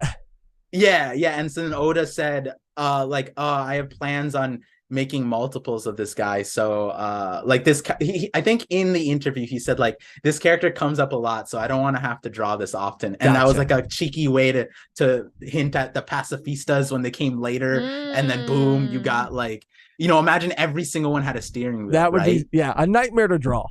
Right. But then the fact that was a consideration for Kuma, and then you peel back, like Kuma is a revolutionary warlord, king of like, he's literally like a SpongeBob. What was it, the meme, like astronaut king in space, like that's literally Kuma. Devil fruit power, sent all the straw hats away, protected the straw hats. He's also a cyborg. Like it's just, there's so much happening with this guy. Yeah. That's where I'm like, if Bonnie is being tied to Kuma, then I think Oda's gonna cook really hard. Now, as far as what I would like for Egghead, I would like it if we open up the return to Egghead with Bonnie Kuma backstory, and we frame it with like what's happening on Mary Joie and what's happening on Egghead, all that stuff. And then we move into the events. I would like that. Yeah. I think right now, I'd like it as an opener rather than a closer. But hey, I would like that too. But I do think that we're going to cut to it's going to be like us sort of like reacclimating, catching up to where everybody's at. And, just not a refresher, but it's going to take place on Egghead, obviously. And we're going to see where everybody's at, like where Saturn is at, where Kuzan is at, and then we might get into it after in the next chapter or chapters. But I would like for it to open that way, but I just don't see it opening that way, because that would be kind of crazy, right? To say like, oh, next chapter we're going back to Egghead, and then you kind of get there, and then you're flashing back, and then now you're in the past. You're technically on Egghead, but you're at the same time kind of not. Like that would seem kind of wild. Yeah. And I just wanted to shout out some super chats here that we might have missed. Absolutely. So let me start with Raelius. Shout out Raelius. Thank you for being a member for 4 months. Happy 20K, guys. Any idea what's going down on Egghead? Queen Mehgan looking beautiful as usual in the Discord voice chat if anyone wants to hang out. Thank you so much. What the heck? Thank you. Yeah, you deserve all the love, Mehgan, and I get them when I get them, and I just have to, Yeah, you've gotten a couple. I gotten a couple. Yeah. Just a couple. I mean, we're not counting, but you've definitely got. No, we're not. Gio. The folding the paper. An hour behind, but Zoro and Robin, day one shipper, Ooh. Wait, Zoro and Robin? Yeah, that's a ship that people think is gonna happen. I just true. I just don't see it. No. I don't see it. It's Frankie and Robin all day. Right, Par? I mean, Zoro and Robin have like a brother sister vibe. Yeah, and people say like Law too. Law and Robin. No. Sorry. Yeah, I mean, that one is kind of, it's not brother sister, I wouldn't say. It's not brother sister, but it's more the question is hey, which one would Robin go to? I mean, all the guys can want all the girls they want, but at the end of the day, where's Robin gonna? She's all up on Frankie in many cover spreads. Let me tell you, exactly, all over this man. You know what I mean? There's nothing between her and Law. It's cold, dude. It's cold. It's ice, dude. There's nothing with Frankie. There's a spark. There's something. I feel it every single time. They went through a lot together. Rob with the dono as well. Love the content, guys. Play all the Frankie sounds. All the Frankie sounds. So we got a new one. So this one, classic. We got this one, classic. And then the new Frankie sound Love that one. Oh, baby. Oh! Baba, do you see them? Hi. Oh, shitty. That's a more. Whoa! Aww. Oh my God! So cute, dude. He just woke up. How? How? If he could hear you guys, here, let me see if he here. Talk real quick. Hi. Hi. Do you hear them, Baba? Even on speaker, or is that? No, because in the mic. Didn't know. Hi. He's like so confused. He's like, wait, why is these voices coming from my dad's ear? It's crazy. Can he see that there's two of him? I wonder how he would respond. like, to that. what He's like, Yeah, the heck? I don't know why. Usually when he's at my desk, and there's faces, he'll look at the okay, so right now, here, let me maximize this and see if he can. Oh, he might be trying to wave back. Hi. Yeah, he's looking right at you guys.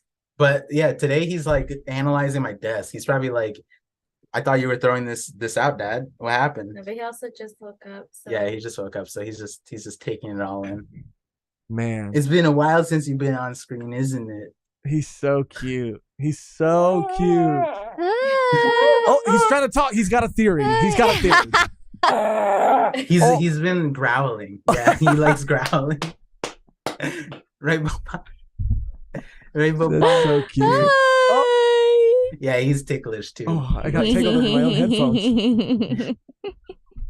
Okay, Baba. There you go. Aw. He's a Say fan hi of to the your pod. wife too. Say hi to your wife for us Hi. too. Yeah, will do. Thank you. Wow. Oh, that was a Cute, treat. dude. That was a treat. I thought we were gonna get A cracked theory.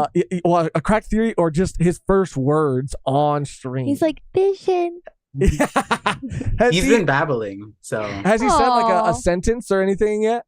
Like a no, but he's like it's A interesting word 'cause would it's probably like- be first, Josh. well, yeah, not a of course, sentence. of course. Has he started speaking sentences No, like I'm a just- bitch? He's a baby. Oh, with a dad like Par, dude, I'm surprised. I'm surprised he's not like forming theories about the universe and stuff, dude. You know what I mean? Like at this age, because Yeah. of his He's, big brain daddy big brain. He expresses himself through sounds for sure, which is like it's been maybe like a month, 2 months. He like babbling here and there, and it's like responsive. So like you can like if you were to be able to understand baby, you could probably hold a conversation down, but none of us can speak baby. Speak for yourself. But it's interesting because sometimes it's not that these things are meaningless. He obviously means something when he's saying these things. It's like intense sometimes, like here and there, but like sometimes he'll motion towards something and he'll make a sound, and it's like he'll be like requesting in his own way, and then once we give it to him, he's like perfect. You know what I mean? So it's like instead of crying, he'll speak it sort of in his own way. That's good. That's awesome. Yeah, that's a huge but step in the right direction. Yeah, it's better than crying all the time. Yeah.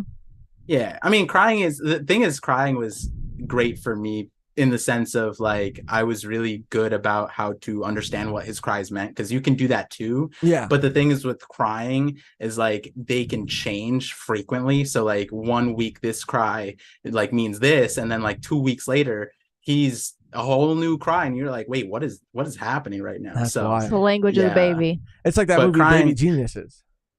Crying it was so funny with like his grandparents or like our family. They would just be like, oh my god, like not like they were not the type of people to be like annoyed by crying, but they would just be frantic about the crying. And then me and my wife are like, it's fine, that this cry just means that he's like he's just annoyed you took his toy away. So if you let me hold your baby and he started crying, I would freak out. I would be like, "What? No, don't, please. What can I do? What am I doing wrong? No, stop. Stop. Not now. Not now. Not now." Yeah, I would get frantic. He only cries like he's really social. But and I've noticed this, he needs to look at you. You need to give him like 2 to 5 minutes of like just being in the same space, and he'll just like eye you. Once he gets that, then he'll be comfortable with you approaching him. So the people who haven't given him that and like run up like, baby, oh, let me hold him, he's like, nope, stranger danger. And it's the craziest thing because it happened to one of my best friend's dad. Apparently every baby loves him. And Zen broke that standard with him, and he was just like, oh, he just hates me.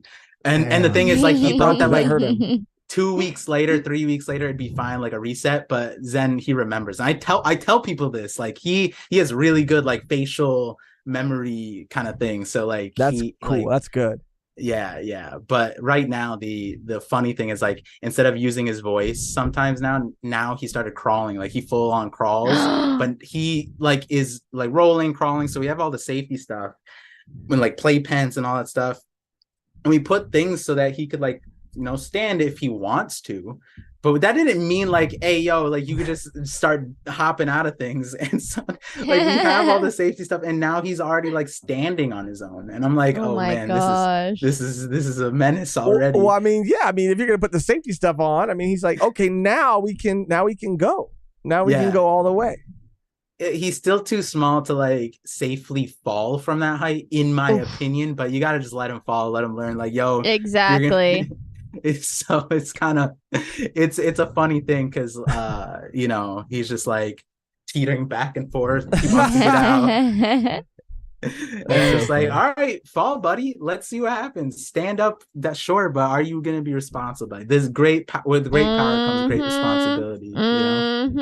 We take for granted a regular old Uncle Ben, Uncle Par, but he's Uncle Par. He's daddy. Yeah, He's dad. Dad. You know what I mean? Not uncle. You know what I mean, though. You know what I mean. No, we get it.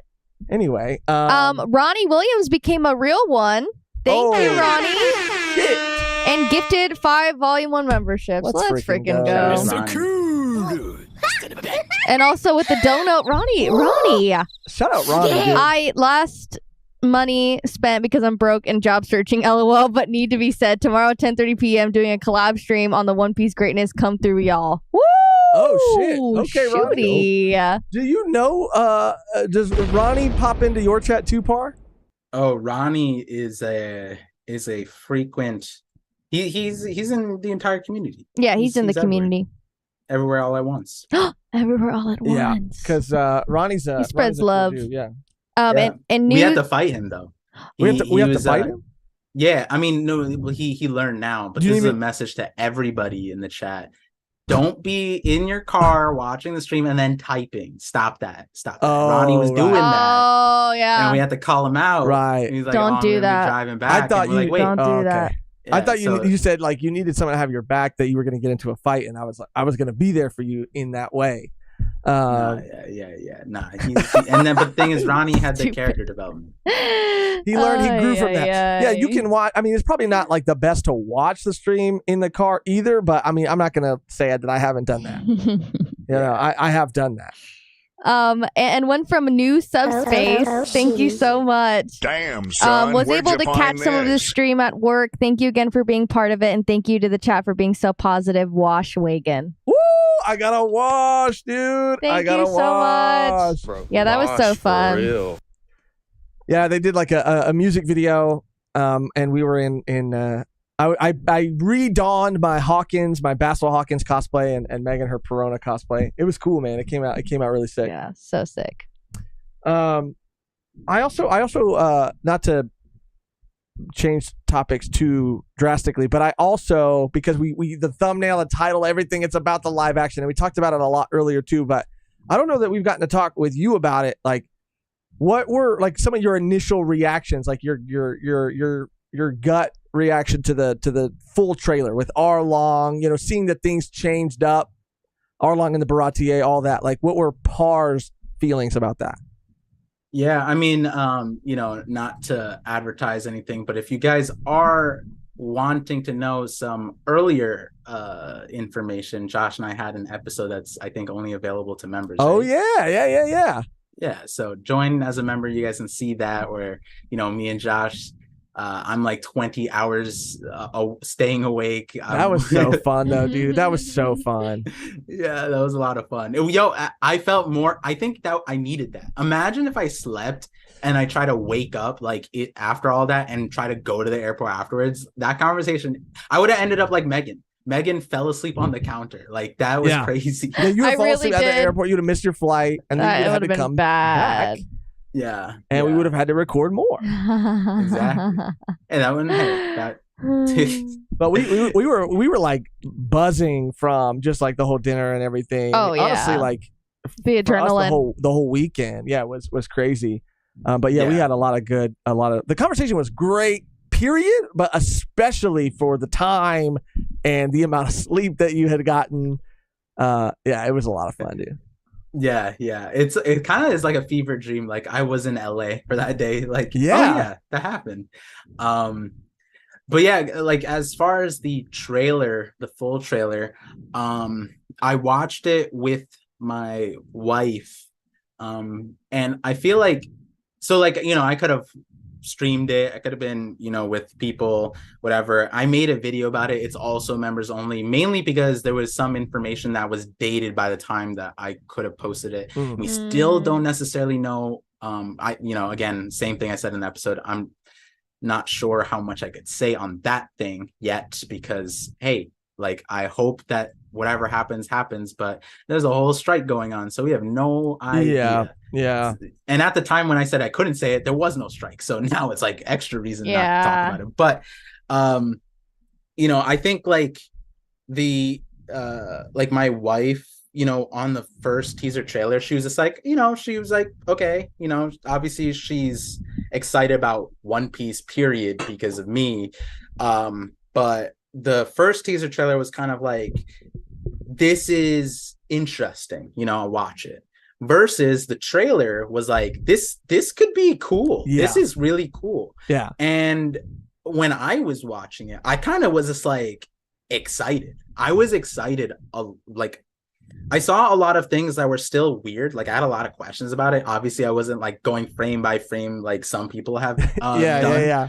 And that's valid, because the thing is, Matt Owens and the team made it worth going frame by frame, because there's probably still details that Matt Owens is like, damn, all these fake fans out here didn't catch that. Bro, I don't know, because people are going to every frame, every corner, like it's crazy. It's crazy.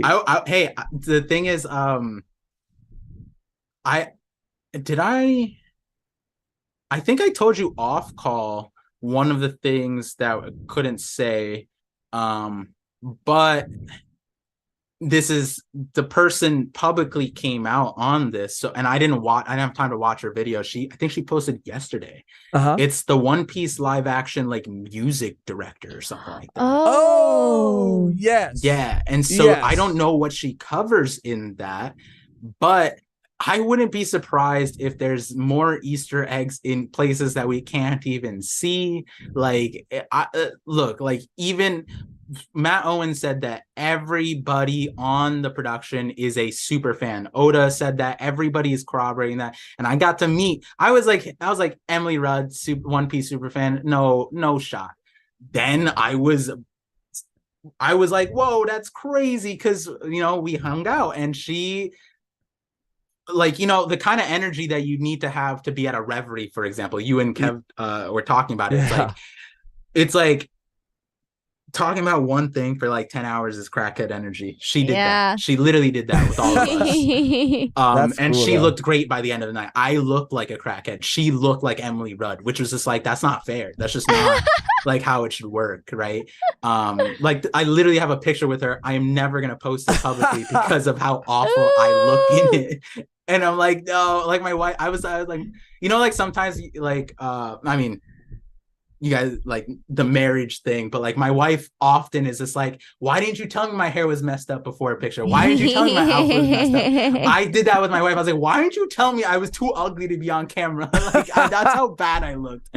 And to give you guys context, is like we went from Comic-Con to premiere to we were talking in the middle of the street to a bar all the way to like 3 a.m. and they were drinking and stuff like that. So reasonably wasn't in the best situation to be photogenic, but she was. And so, but what I was gonna get at is, if that is true and everyone is a One Piece fan, I wouldn't be surprised if you went into like the source code for like the thing, like Honestly. the episode, and you just see like Gomu like written in numbers and like just like a bunch of crazy things in like the CGI of it. You know what I mean? Like maybe there's stuff that only the CGI people would know. And if you ever worked on CGI, you would be like, oh my god, that's what they did. And I wouldn't be surprised. I'll bet you're 100% right. Yeah. And so like when it comes to the trailer, the weird things for me was like the story changes, which accepting the 8 episodes for 100 or 50 episodes is going to happen. Arlong showing up Baratie, I was like, what? That was like, huh? That's an interesting thing. What are we doing there? And you talked about the Don Krieg thing earlier, and I wasn't on board with Don Krieg. Like, as people said in the trailer, like he wasn't there, but then I realized the cover spread for the live action didn't have Don Krieg in it, and that was the weirdest thing because they had Accent Morgans and not Don Krieg. I'm like, in terms of like big white dudes that were kind of cool, it's like I would take Don Krieg over Accent any day, but like, hey, they had that in the cover spread and they put Kobe instead. I don't know, it's a weird thing. And then I sat there, I was like, wait, we didn't see him in the trailer, he's not on the promo, we know he's casted, but then Arlong's at the Baratie and then Mihawk is there, and it's like, if they're all there, then what is Don Krieg even doing? Like, Arlong destroys him, Mihawk destroys him. Like, Don Krieg should piss his pants, like, if those guys are there. But the other part of it is, like, Don Krieg's also this weird character in live action to be there, because he, in the manga and anime, he lifts a ship out of the water and throws it at the Baratie. Like, like, I don't know how you do that in the live action, because those are real ships. So maybe it's a good thing to cut him out. But again, I don't think they're going to completely cut him out. I think he's just going to get sort of like a small moment. That's cutting him out. In my opinion, that's You're right. But I don't think Gin's going to be in it at all. I don't think he's going to be in it. That's cutting him out. Gin was the best part of Don Krieg's character. What do you mean? I mean, absolutely. He has lived on far beyond Don Krieg, but like, I think that's the character that's going to get completely, like, not even a moment of, I mean, maybe there will be a guy on his ship or something in his outfit, but like, I just don't think we're going to get any of him in a significant way. And Don Krieg his one, I'm calling it right now, dude. Mark my words. It's going to be, he's going to be used for like comedic effect as the butt of a joke. He's going to show up roaring and get smacked down by Mihawk or Arlong in a second, and that's going to be it. Like, when you really think about it, if you just boil the story down to like bullet points, that's what happened in the story. He got rocked by Mihawk, showed up, acted like that dude, and got rocked by Luffy. And like, Luffy was sitting there as like the buzz boy. Like, he was just like, hey, I'm your slave for a week, but or I'm your slave forever, according to Zeph. But if I beat him up, am I clear? Right? Like, he was literally the butt of the joke. And that's, to me, like, Don Krieg, cool. I like, when you sit back and think about like what Oda did for Don Krieg, like, I just made a short about how his Jolly Roger is the best Jolly Roger in the entire series, and like, I will stand in the like entire series. Yeah. Because his Jolly Roger is if you remember, it has hourglasses on it. I vaguely remember. Let me check. Hourglasses were actually used by real pirates. The first pirate that we have recorded to fly a Jolly Roger had the hourglass, and so the hourglass for pirates meant that if you saw the flag, your time was up. And so that's the exact backstory that Don Krieg had. So like, Oda gave him one of the best Jolly Roger like lore and tied it to piracy, everything. But then, having a Don Krieg, whatever. But I'm not even whatever about Don Krieg. Jin, however you pronounce it. I don't know how you cut him out, because he was so important for Sanji's character. Like, and we know he's probably not going to be. If Don Krieg's not there, Jin's not going to be there. So it's like 100%. So, but like when you think about what he did, like he fed someone who was openly an enemy, and he was just like, it's more important that you eat than like for us to be enemies, right? Like you could fight me another day. Like, don't be starved though, right? Like that, how do you, and the thing is, it's like, you can do that many ways. Like I don't disagree that maybe there's another character who can fulfill that, and that's probably what they'll do. But I don't know why, just the way it hit with Jin and Don Krieg and that dynamic, it just felt like super iconic to Baratier, that like changing it up for like anything else is kind of weird, because then you'd have to be like, you'd have to insert someone else important into that sequence. And we already have Mihawk there, and we already have Arlong there. So what, like, is Sanji gonna, here's the thing, maybe Sanji feeds one of the fishmen, and like fishmen are essentially discriminated against. They're like, the fisherman is starved, but he's also a fisherman, so he's discriminated, and Sanji is the one person out of everybody to feed that fisherman, and then that fisherman ends up countering with the Arlong thing. But then how do you end it? Because Arlong, Kurobi or Hachi beat up Arlong by the end of it, because that's what Jin did. Jin was like, all right, Don Krieg, let's just take the L. They fed us. Let's walk away from it. And that alone was iconic. How many right hands beat up their captain and said, nah, bro, you went too far. You know what I mean? Like that's another thing, right?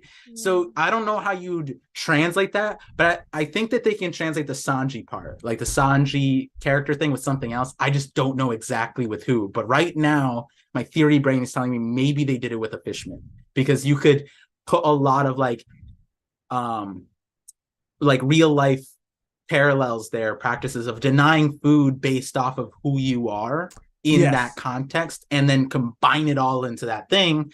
And maybe we missed out on the cool interaction of the Jin and Don Krieg, but whatever, I guess. Maybe at the end of the day, maybe it's a situation where like Arlong is just this looming threat that keeps showing up like at the end of every episode, because we know that the Baratier is 2 episodes, right? And they're about an hour each. So you could probably set up all the like Sanji, Zeph, even that initial like full body kind of moment, maybe even Gin, maybe a bit of Krieg, Mihawk in 2 episodes. All this stuff kind of transpires. It's condensed, obviously, but then at the very end, like the last like 5 minutes or whatever, you have Kurubi and Arlong kind of come in and wreak havoc, and he kind of kicks Luffy out or something. But he could just be this person that doesn't like interrupt or isn't like always integrated into the story, but just kind of like shows up as a reminder, like, oh yeah, he's chasing them, he's pursuing them, he's always kind of on their tail, and it is leading up to this like final event, instead of like switching out Gin for a fishman. I don't know. I mean, both seem plausible. But I don't know what seems more likely. At the end of the day, like from our perspective, there's no world where the live action will ever be better than what we already have and what we already gravitated to, which is the anime and the manga, right? So if you think about it like that, what is someone who's not like who this is made for? People who never interact with One Piece may be in a spot in their life where they were willingly avoiding anime, manga, and One Piece maybe, and then they got into the live action. What are they losing? What are they missing out? They're not missing out on anything, because they like this, they're getting something. And I think the overall point of all of this is like, getting you to subscribe to the anime, subscribe to the manga at the end of the day. So I'm not too worried about how other people will go will receive this, especially when my stance has always been the same, which is like One Piece is a series that grew up with us, right? Like, so when I was a kid, the thematics in East Blue and the thematics in Wano, very, very different. And it's because there's a 20-year gap in that age. But originally, One Piece is shonen, right? Manga. And that doesn't mean that shonen is this like surface level thematic. No, a lot of shonen have deep things, but One Piece in particular, and the era that it started, it shows a demographic. It did a great job with that. And it also stayed true to that with the goofiness and all that stuff. Oda it does that on purpose. And And so when you take that into account, it's like, well, they're gonna make the live action pretty similar. They're gonna put it towards that same age range, like 9 to 16-ish, whatever. And you know, for that age group, they're generally not as picky. And like Oda knows how that works. Like he's talked about YouTubers, I think like in volume 99, he's just like, you know, I know that they exist, I know these people go super deep into the thing, but if I watch too much of them, then my writing would, he kind of implied his writing would suffer by catering to a group that in reality is the minority, right? We are the minority at the end of the day. And so he needs to write for like what like his source code would like, which is the kids, general population, what's cool, what's exciting, right?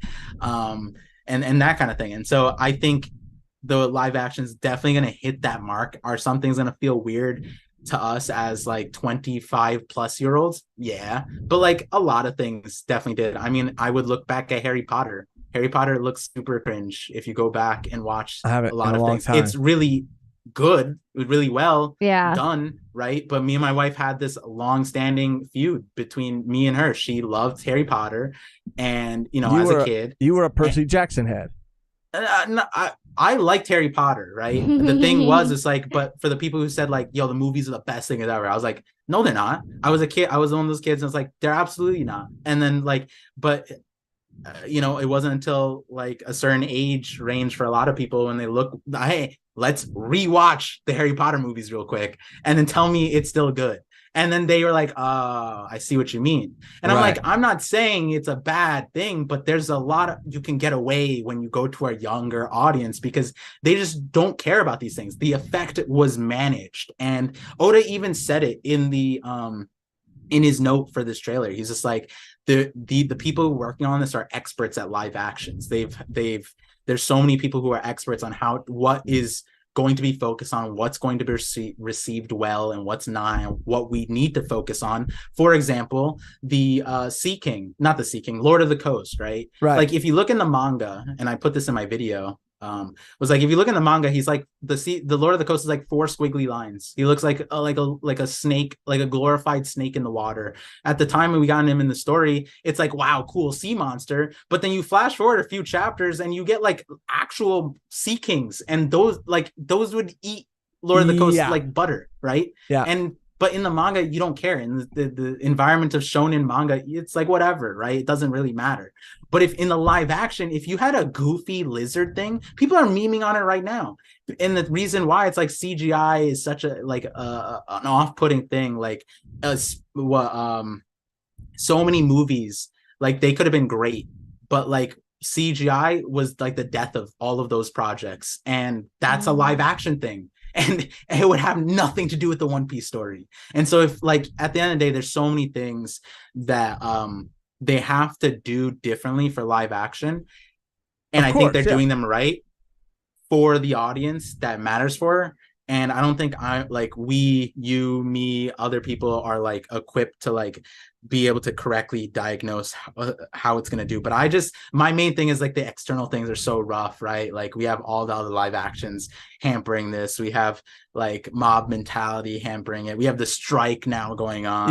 So many things. But I really do think that it is not necessarily like a younger audience. I mean, potentially, and I'm sure they're trying to like hook all kinds of demographics, but I think it's just a broader audience, right? Like that's what that's who they're trying to reach, a broader audience. But I do think that it is a love letter to fans in a lot of ways too. But I do completely agree with what you're saying about how there are going to be things, especially like, you know, Lord of the Coast with Sea King, and how he's had to they've had to like make those changes because in live action, like, you know, you have to have that consistency of like scale and stuff like that as you like go forward. I just really hope that I hope that the writer's strike and the actor's strike and stuff, like we've said before, like, you know, they are on strike for a very good reason, and I hope that they get fairly compensated. It's really in the hands of it's really in the hands of the studio, the CEOs, and I hope they come to a deal. They're able to strike a deal soon, like for the writers, for the actors, for just for the precedent, setting the precedent of paying people, regardless of like industry, a livable wage, right? A fair wage.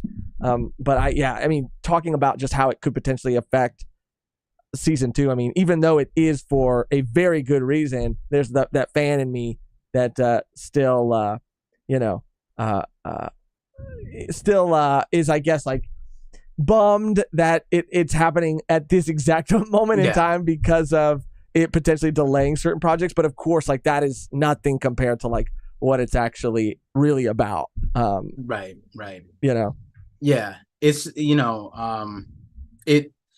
I think like it's just gonna delay things. But as far as season 2, season 3, we don't know how all that stuff works. But as far as the strike thing goes, like as far as if you're wondering like if you should support it or not, look at the response of the studios and the CEOs, and that should tell you everything about like who's on the right side. Because that Bob Iger, bro, he's a monster. My man did not need to cook as hard as he did. People might think he's German based off how much he's cooked with that. That's crazy, bro. Dude. I mean, they are like villains, like cartoonish villains, like to a degree that's like it's insane, dude. It's insane. Like I don't even know if this. I think the rumor was like confirmed, but like when it comes to these things, we don't know like how far or how correct it is. But the fact that like a week after the strike, the SAG after strike started, we get the rumor Bob Iger selling Disney parts, like a yard sale. I was like, what do you mean? How do you do that? That's correct. That's like a petty, like petty, that's like the most petty. This is an exact example, but like it's like a relationship type thing, and like someone was like wronged or whatever, and they just sell all your stuff, and it's like wait, whoa. That's a little. What are you doing, Bob Iger? I didn't know the multi-millions that you had made you such a loser. Like that's for real. And it's still kind of crazy because like sometimes when I like talk about things, like I think about my family, right? Because like my family, they like watching movies and TVs. I think more so they consume that stuff like more so like an average viewer, right? I think me, Mehgan, you, to a degree, like on certain media, we're like, we dive deep into it. We go into it. We like to know about every little thing. And it was just kind of wild to me because I thought that the strikes were something that ended, and Bob Iger and all of these things that were coming out. I thought it was pretty like common knowledge, but I was like bringing it up because my dad asked me recently, like, oh, I'm surprised you didn't go to Comic-Con or whatever. And I was like, well, I mean, we went to Anime Expo. I don't know how likely it would be that we would go to Comic-Con, but even so, like with the strikes going on and the actor strike and the writer strike, like it's probably not going to even be anything close to what it usually is. And everybody, like my brother who's like younger and his wife who's younger and my dad and everybody was like, strikes? Like, writers? What are you talking about? And this was like a couple days ago. Like, and I was like, the writers are on strike, like the actors are on strike, like the CEO of Disney and all these other like huge media companies are just like being super shitty, being super awful. And he was like, I didn't know about any of that. That's kind of crazy. Yeah, I mean, it's weird. I don't know. It's crazy. This is why I always say like, and there was something else I wanted to address about the live action, but I'll say it after this was, again, the response of the people that they're fighting against is tells everything, right? Like you don't just like they illegally shaved off those trees according to the city and the state, and that is expensive. Like people don't understand what that means, but that I feel there's like an actual precedent for that in Jersey from like earlier this year, and I'm like, yo, this guy cut down like 16 trees or whatever of his neighbors, and he's now is getting sued for like $2.5 million. And it's like it's insane. And it's like now you're dealing with city property trees, like I don't even, it's just crazy. But as far as the people not knowing it, the thing is it's the people who are on strike, the union members, all of them, they're fighting against like Yonkos. Like this is like their reality, where they end up coming off as the crazy people, like, oh, the crazy person on the side of the road. Oh, you're asking for too much. Like writers, whatever. Like what's so wrong about all this, right? Because like the entertainment industry is kind of this a lot of people see it as a luxury in their life. Exactly. But the thing is, it's like entertainment is the first thing that civil society created. Like the moment we became a piece any stage in our human history, the moment wars ended, entertainment came out. Why? Because that's how necessary it is. Right? It's like there's so much nuance that people just don't grasp. But then the other side of it is they are fighting against the exact people who put out the news. So the strike, the union members seem crazy, and they have to go to these extremes to be heard, and they have to boycott and strike against the exact things that would allow them to be heard. And then all the platforms, all the directions that they can use and would use, those people won't be charitable towards them, because it's a whole political thing. And then you look at Disney, for example. Disney owns like everything, so it's like, so you know what I mean. And then Amazon also, Amazon owns a bunch of stuff too. So it's like, as far as news goes, it's like they are fighting against the world government. Like actually, like people, for some reason, people want to act like the conspiracy theory that like Disney like owns like the world, and like all these news people owns the world. It's not real or something. It's like literally real. Yeah, I mean, like, they literally do own so much shit. Like, yeah, and we joke about it like prior to this, and then it's like, wait, like, why didn't that carry on? It's like they're fighting against like monsters right now. These guys are crazy. And it's funny because even like Jonathan R in the chat is saying I lost it. I can't. Oh, right here. A lot of people confuse celebrity with rich, and I think that.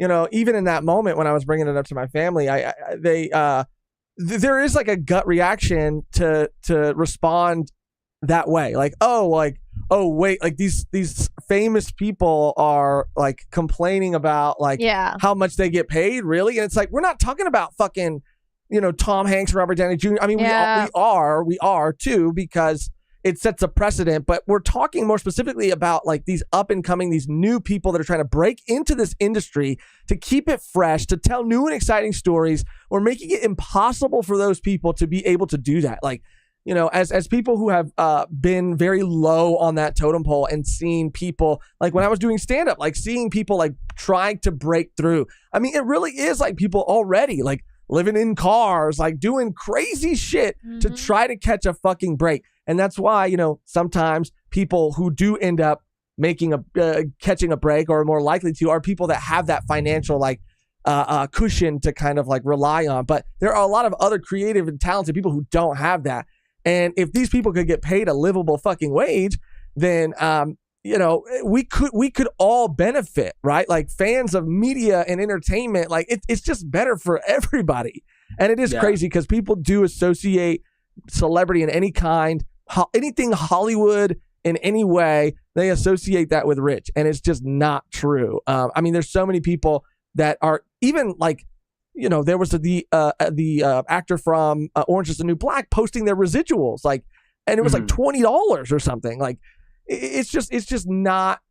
It's all this like facade and image of like Hollywood and all. Even that, like you drive to LA, it's fucking nasty, dude. It smells like urine. It smells, there's just like image that people have in their heads when they think of all these things, and it's just not true. I don't know. I mean, it just the CEOs, and like you said, they're going up against Yonkos. They're going up against people who are really producing the news, like controlling to a degree. Yeah, the news, like.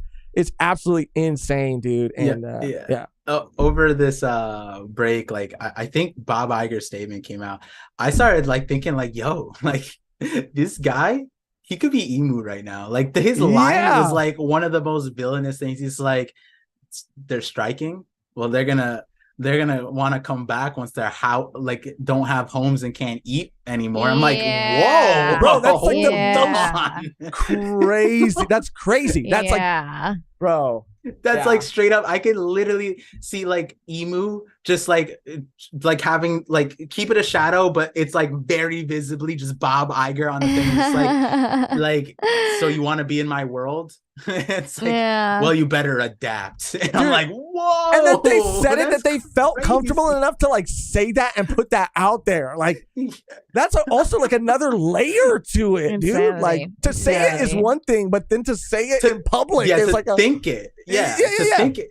And, but then to be like, you know, let me cook real quick, baby. Yeah, dude. I'm like, wow. Yeah.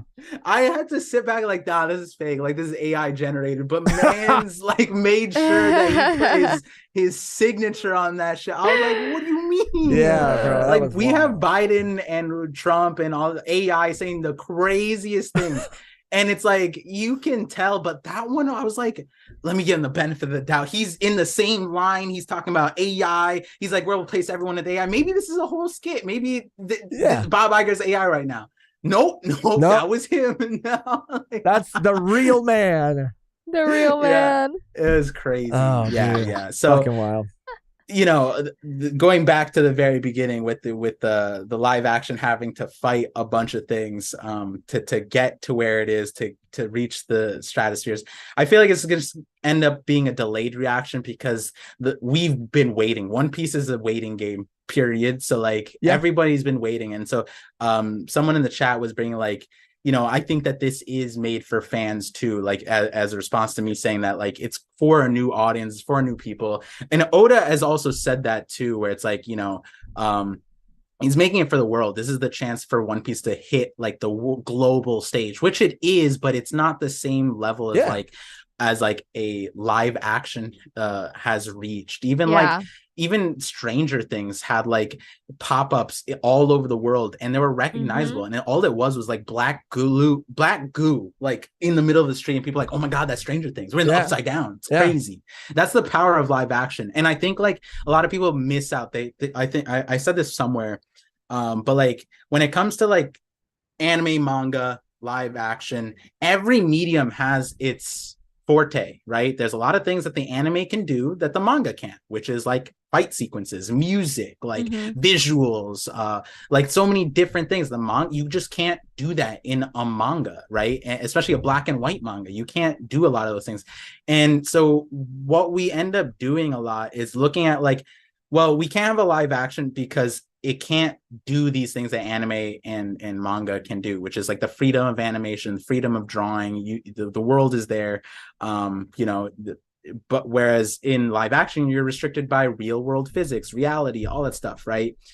But we don't often look at like what can live action do that manga and anime can't do. And the very apparent one that I think that they got on lock, because I felt it and I'm a huge One Piece fan, is this immersement feeling, the feeling that this is real. Like I could be there. When I saw Shell's Town, like I was like, wait, like this is, what do you mean? Like, is that a real place? Is this like I could go there right now? Yeah. It's like that, their location scouts went hard in the paint for that. And like the fact that they are doing that is the bread and butter of live action, right? Like, why would you make a live action not focus on that? And so like, to me, it's like if that's an element of live action that is you know, super, super important, then I think that they're doing a great job in terms of like, hey, why do people gravitate towards this? Well, maybe it's the immersement, the feeling that this is real. I've been getting so many comments recently, like, oh, like why? Like I had a post that like went viral because like a Twitch streamer covered it, and it was about like, you know, Luffy's a terrorist, and which Twitch streamer, Par? Well, I didn't need to bring it up. Just any old Twitch streamer. I mean, I'm just unbiased covering general news in the space. I'm not exactly trying to dictate which direction it goes. Right. I'm glad he saw, you know, came out, right? If you want to bring up who it was, that's fine. I mean, I just heard that it was some Twitch streamer that, I mean, most people probably haven't even heard of this guy. I mean, he's kind of like low key. Yeah, he's a low key guy, small following. But Hassan, ever heard of him? Yeah, was reacting to one of Par's videos, which is crazy. And how did that even get in front of him? So his mods, I think, really like me. Like a lot of his chat really likes me, and so they watch. So he is in One Piece, and he gets like bombarded every stream. One Piece update, One Piece update. So every stream he opens up, and so he has like a segment before where he gives like you know, like just updates before he jumps into news, which is what he primarily does. He's a political commentator, and so like whatever news is happening, whether it's the Senate, whatever, he covers that. Yeah. So, but before, it would be unhinged to just jump into like, oh, by the way, Russia is having a war. So he has like a lead into that, and every single day, without fail, his chat spams One Piece update, One Piece update. Yeah. And they are insanely talented. Like these people aren't in our community, which is crazy to me because there's so many talented people in that community, editors, animators, so many things. They do fan stuff for him. He's not even a One Piece content creator, but his One Piece content gets more views than a lot of content creators in our space. So there is so much power. Like every one of his videos that get clipped out for his One Piece thing gets like instantly 50,000 views. Yeah. And I'm like, what the hell is that? I mean, like, he's got a massive following. Yeah. And so, you know, to me, I'm just like, yo, that's crazy that like there's this mainstream community of One Piece crackheads that are not in our community, but they could be, you know, let's have the worlds collide a little bit. Yes. And dude, so, yes. you know, a little bit of my prerogative of pointing, you know, it out, but some of his viewers kind of like, I don't know what it is, but like my chat stand out, like in chat of 40,000 people, sometimes you have to copy and paste. So like I do like 2 or 3 times. He oftentimes reads my comments. Like it just sticks out to him. Like not just my One Piece stuff, like just random stuff. But I wasn't there. I was recording that day. And his mods brought it up, I guess, and spammed it to him. And so he's like, what's this? And he watched it. And we took a pee break.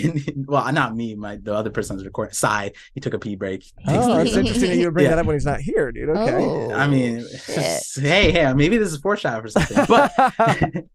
But so then he's like, I gotta go pee. Let's take a break. And then so I open it up. He's there. He's covering it.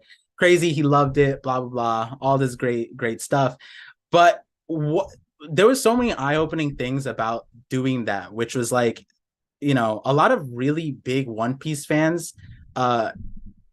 disliked him for saying that about One Piece, that Luffy's a terrorist, which is like they completely miscontextualized what he's saying, one. But then two, it was an interesting thing because it's like a lot of people's response, and they try to back it up with like, I love One Piece, right? But they were like, One Piece is just a TV show. It's just a show. It's not that deep. And I'm like, what would make you want to think about it deeper, right? And I started like listing off like, you know, other examples. And they like, you know, I think they gravitated towards like these live action shows or reality type things. It's like when Grey's Anatomy covers like a political thing, no one bats an eyelash. It's whatever, right? But it's a fictional, like they're literally just making out for half an episode for like majority of the season.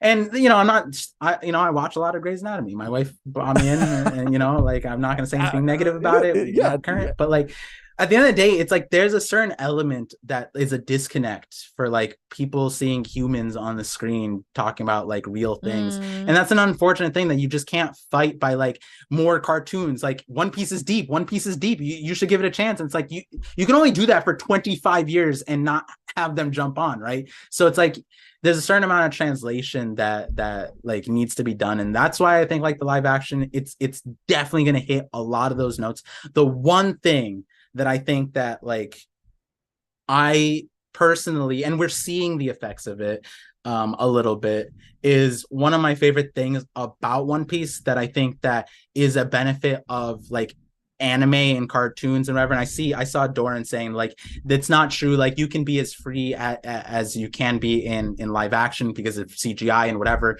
But the thing is with CGI and visual effects, like it's super critical, but then also it's like the uncanny valley is such a like it's a thing that you have to fight a lot harder than it is like with animation.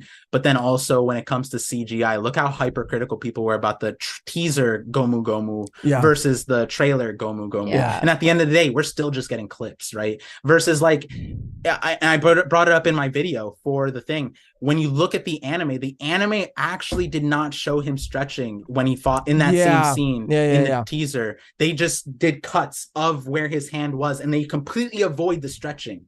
And it like that's a very interesting thing there, right? In terms of like what you're avoiding and what you're putting on the screen. What was easier, right? I mean, yeah.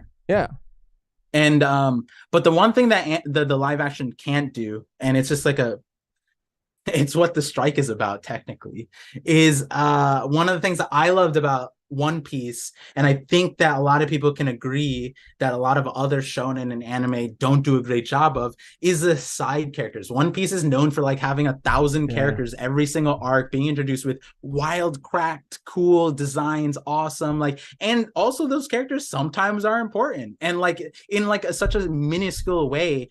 And there's no shot like a live action can hire that many people. You can't have a production set with hundreds and hundreds of relevant people in that way. On and call so all the time. Yeah.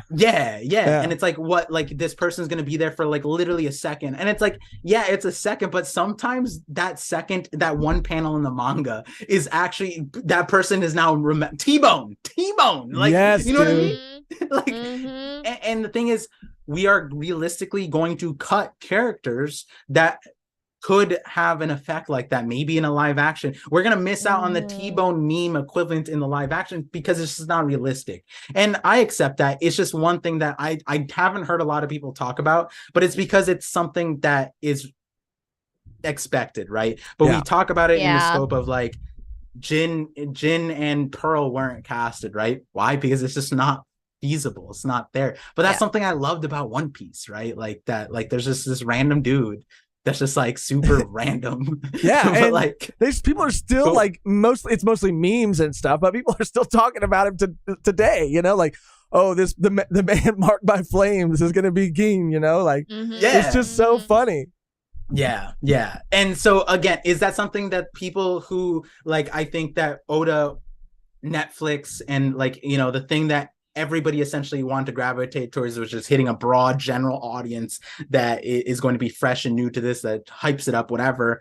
Are they going to lose out on it? No. Is it going to feel normal to us? Not exactly. That element's going to be gone there. I've accepted that, right? But like that to me is a core One Piece thing that is a reason why, you know, live action is made for me, because I genuinely enjoy this random dude. I made a 46-minute video on a character that has no lines in the manga, right? Like, and the thing is, you know, not to push my agenda, but I was right. He did show up before Egghead, and that was after 700 chapters.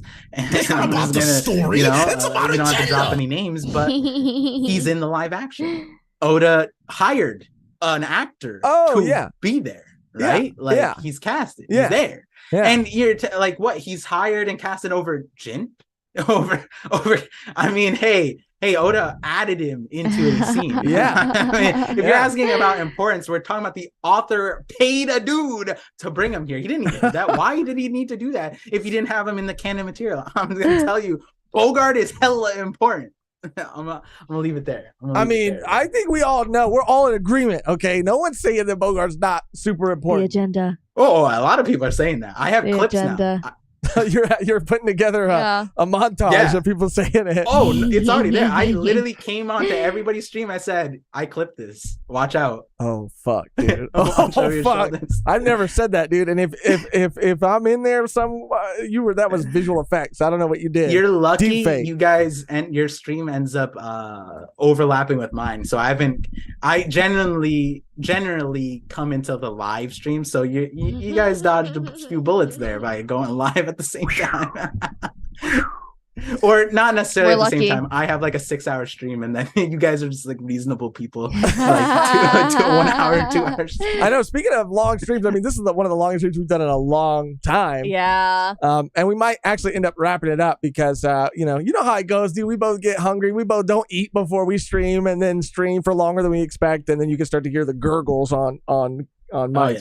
It's bad. I did want to shout out one more super chat before we take off from Paladin. Shout out Paladin. Gotta go, everyone. Join the V1 Discord and hang with us in the VC channel tomorrow. Awesome theories, par as always, 20K and more. Oh, thank you, Paladin. Love Paladin, dude. Thank you so much. You know who else I freaking love? Parvision. Parvision. You know who else I love? That's more. Parvision. I know this was I'm gonna clip that as a sound because I'm gonna get my soundboard set up. You know who I love? Parvision. Yeah, clip that, Josh. That was perfect. And okay, say it one more time. I got to be extra careful about what I say now that I know he's getting a soundboard because I don't want him to clip it. I don't want him. I'm a reasonable person. You guys haven't done me dirty with a soundboard. That's going too far. But you got you if you keep falling in line with Sai, then we have some different. All I'm saying is that Sai he just seems to get it. And when I tell you why you guys are the same person, I literally have. You showed me something on your computer, the files. It was there, and I've seen on his thing. I'm like, there's no way. The files. There's no way. This makes so much sense. And it was funny. Crazy. It was funny when we were. The other incident too.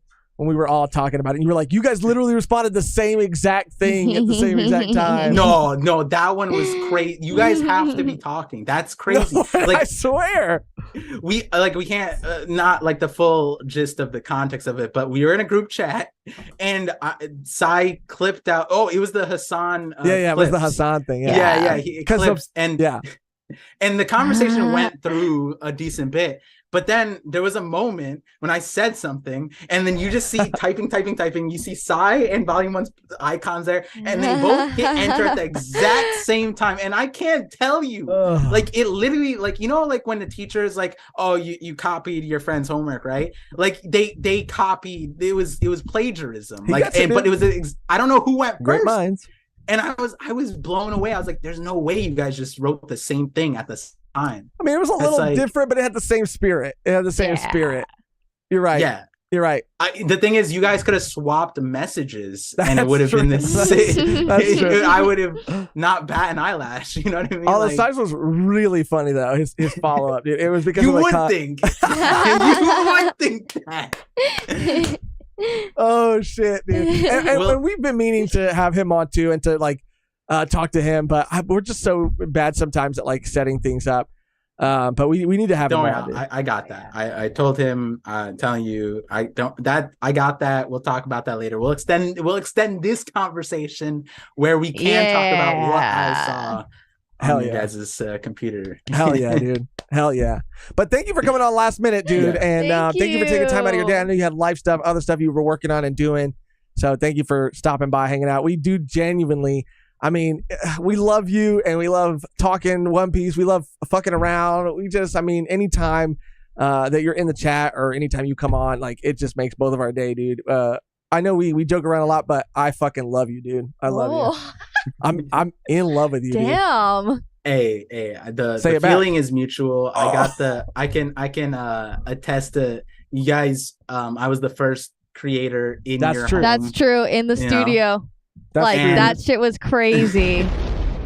That's true. Yeah, that one was wild. That felt unreal too. Amongst everything, being awake for 24 hours straight and ending the night, I'm like, wow, I've only seen this through a camera. And I saw the tour a little bit, but then standing there was crazy. And then seeing Mehgan fall asleep on the counter was even funnier. But seeing it again, on screen, on our monitor, seeing you sitting there was I was like, fuck, this is crazy. Weird. And we were all delirious because we're like, it was 3 in the morning. 3 in the morning, yeah. But that was so fun. Yeah, and then Monty tried to jack my shit too. That was pretty cool. He did. He was just searching for any weapons or he anything that you brought in. He was trying to. Yeah, he likes the shoes. Yeah. He loves the shoes. He really does. He has something about he's really into them. It just means that he does like you, but he was just trying to. He just wanted to make sure that you weren't planning anything, that you weren't you didn't come in there. He's the TSA. Yeah. Except actually doing stuff. Well, he's the producer, right? So he's investigating. He was looking in your bag to see if there's any weapons. I was not even weapons, but maybe you had a tape recorder or something, And it was recorded. No. You did was recorded. What does that make it make sense? No, that part was recorded, but maybe other things, because you were saying some wild stuff, Mehgan. I don't know if you remember. You were saying some really wild. Why are you trying to like? Because you threw me under the bus. Bro, you should have seen it, Par. She threw me under the bus with Kev so hard. I was talking about Moria. I was talking about Moria and Moria. You know, somebody in our community, Nat, shout out Nat, drew I Moria heard Jack. that. Yeah, she was like, yeah. The Corona thing all the was way out of that was unhinged a little bit, Josh. I'm sorry. Oh fuck. Okay. I thought I was gonna get a little bit of backup, dude. But this is you. I'm pretty sure like it's in the manga or like Prona goes like he's like my dad. She does say that. She does say that. It's like literally verbatim. Okay, you brought it up again. People didn't know and now they know again. And I never said that. I never said that. That's the record. The record is I never said. Okay, well you said it. So. And if I did, if it sounded like it, it's not what I meant. Nat said my automatic food bowl hasn't refilled, so I need to investigate Par. Oh yeah.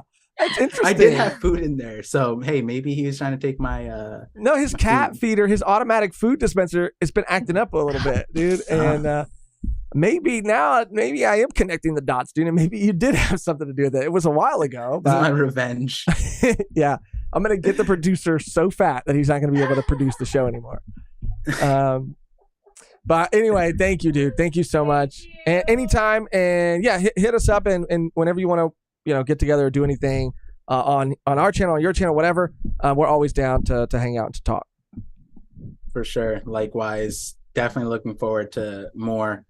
The multiverse of Volume 1. So many things. So many. I like your IRL streams. Those are the ones like the ones where you're interviewing random people and then they just say crazy shit and you guys just like react to that. This is my favorite. I want you guys to plan something for that for like Anime NYC. Oh hell yeah, because everyone's coming. So I know we submitted a form to see if we would like qualify for press badges or whatever, like content. So we haven't heard anything back. So but even they if we take don't, a little bit. Yeah. Even if we don't hear back, or if we do get like declined, we'll try. We're still gonna try to sure. pool some funds together and to make it out there because yeah. I mean, I just don't want to miss that, man. That just sounds like so much fun. All right, yeah. I mean, well, I'll message you something once you wrap up this stream. I'll message you something for that because there might be another route, but okay, I'll let you know. Okay. All right, man. Enjoy the rest of your day. And again, dude, thank you for stopping by. Thank you, guys. And thank you, Volume 1 podcast and your community, everyone. I always got to be official because who knows what you guys will clip out from me. Okay. All right. Oh, my gosh. All right, dude. I'm just saying there's a war. Not me and Mehgan. Me and Mehgan are cool. We agree on a lot of things, right? Like when Cole did what he did, I it's funny because it's a little funny, but I was in he won't be mad. I was in his hotel room and I had the opportunity to delete the files, but I didn't. So and you had the opportunity, and we had the actually I had the opportunity to while Cole wasn't looking, to take the chopper away from him. Lost it. Because when we were at the Netflix panel, I think he had already had it, and maybe he had set it down next to him, and I could have just snuck behind and I could have just grabbed it, but I didn't do anything either, so I'm also guilty. Yeah So me and Mehgan, we're cool. I should have done that for you. I would have started war with Cole, but me and Josh and Sai, hey listen, all I'm gonna say is that that things can happen in war. Oh my god, dude. Oh my god. Be careful. You're still on my good side though, Josh. I stopped by, Yeah, and dude, just know that whenever there is a war or a battle or anything, that I'm on your side. I'm on your side. Yeah, that's what you say, and then you say something. I'm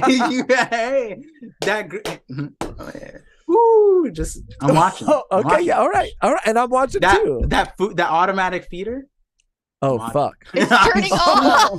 Oh fuck, dude! He's got it remote. Oh my god! He's got remote access to it. Fuck. He's not getting fed. Oh damn! It was you. Damn it! Oh my god! Anyways, guys, I won't keep on me. We'll keep this for another time. But thank you guys. I'm gonna hop out. I'm gonna build this desk. This is probably the last time anybody will see me from this like angle. Oh, I can't wait, dude.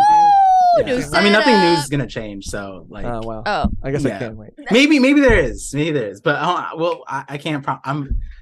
It's not gonna look like your background is. No, but you're gonna have a desk, okay? All right. Like I want to see. Yeah. I want to see the changes, even if it's a different angle. I want to see it. It's a standing desk, so I'm excited. I'm like, finally, yeah. I want one so fucking bad. me too. It's such a. Ooh, I'm so excited. It's right there. I'm about to Dive all right, in. Whatever. Yeah. Yeah. All right. Thank you guys for letting All me right, share man. the SpongeBob Thank lore. you. theories, Yeah, all that it was stuff. great. Yeah. Hell All yeah, right, dude. Peace out, guys. All right, bye, man. Round of applause for Par. You know him. You love him. We got a dono from Secret Turtle. Secret Turtle. Did anyone talk about Arlong and Buggy's circus in the trailer? Yeah, we were talking. Oh, I didn't see Arlong in the circus. Yeah. One of Oh, the he frames, is? one of the stills we were on in the beginning, he that's was cool. in Buggy's tent, which is why That's I cool. think that he's gonna be, he's gonna be popping up towards the end of every episode. And I think there was a just, like recent going show through, but that's that we cool. watched where That's really something was cool. happening like that. But yeah. But yeah, thanks again to Par. That was so much fun. This is a very long stream. I love it. And it was so much fun. And thank you guys for sticking around. Thank you guys if you've been here from the beginning. If you've been here towards the end, thank you. And this was a great way to spend the break week. Hell yeah, dude. I mean, break weeks are hard. They're hard for all of us. And we just wanted to stream again, talk about everything One Piece related. Gear 5. I mean, again, like we said with Kev, dude, it's crazy right now, dude. Mm-hmm. Live action, Final Saga, Gear 5. I mean, it's all happening. And so we just wanted to take this opportunity to talk about it with you guys. So thank you for tuning in, like Mehgan was saying. Thank you, Par. Thank you, Kev. Thank you, everybody.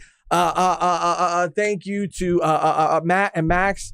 Thank you to check out that video. Go leave a like and a comment on their video. Go stream it. But yeah, thank you guys so much. We love you all. This entire community, dude. We love you all. We love you all so much. That's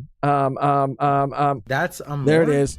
That's gonna do it for this stream. The only thing left to do now is to get out of here on our outro that is always the same and never changes, which today, Mehgan or chat, is we covered a lot today. I mean, we almost went for 5.5 hours.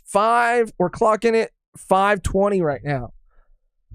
See you next week. See you next week. See you next week.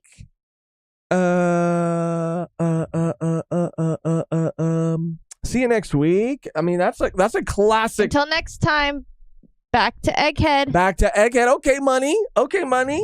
I'm going back to Egghead. Egghead. I'm going back. And Jonathan R, back great to suggestion. Egghead, We should Egghead. really incorporate eating snacks in the middle of the stream to satiate that hunger. Absolutely. I'm going. But I'm gonna grub back, hard right back. now. Arlong in my circus tent. That's pretty funny. I like that. Bob Iger is Emu. That's also great. Okay, these are great suggestions. Egghead. Until next time, back to Egghead. Okay, shout out. Yeah. Shout out. See you in Egghead. We'll see you in Egghead. Until next time, we'll see you in Egghead. All right, guys. Thank you so much for watching. Thank you so much for listening. Thank you so much for being here. At all, we just love all of you guys. Volume 1, best community on YouTube. You guys are fucking amazing. And until next time, we'll see you in Egghead. Because we're back. We're back.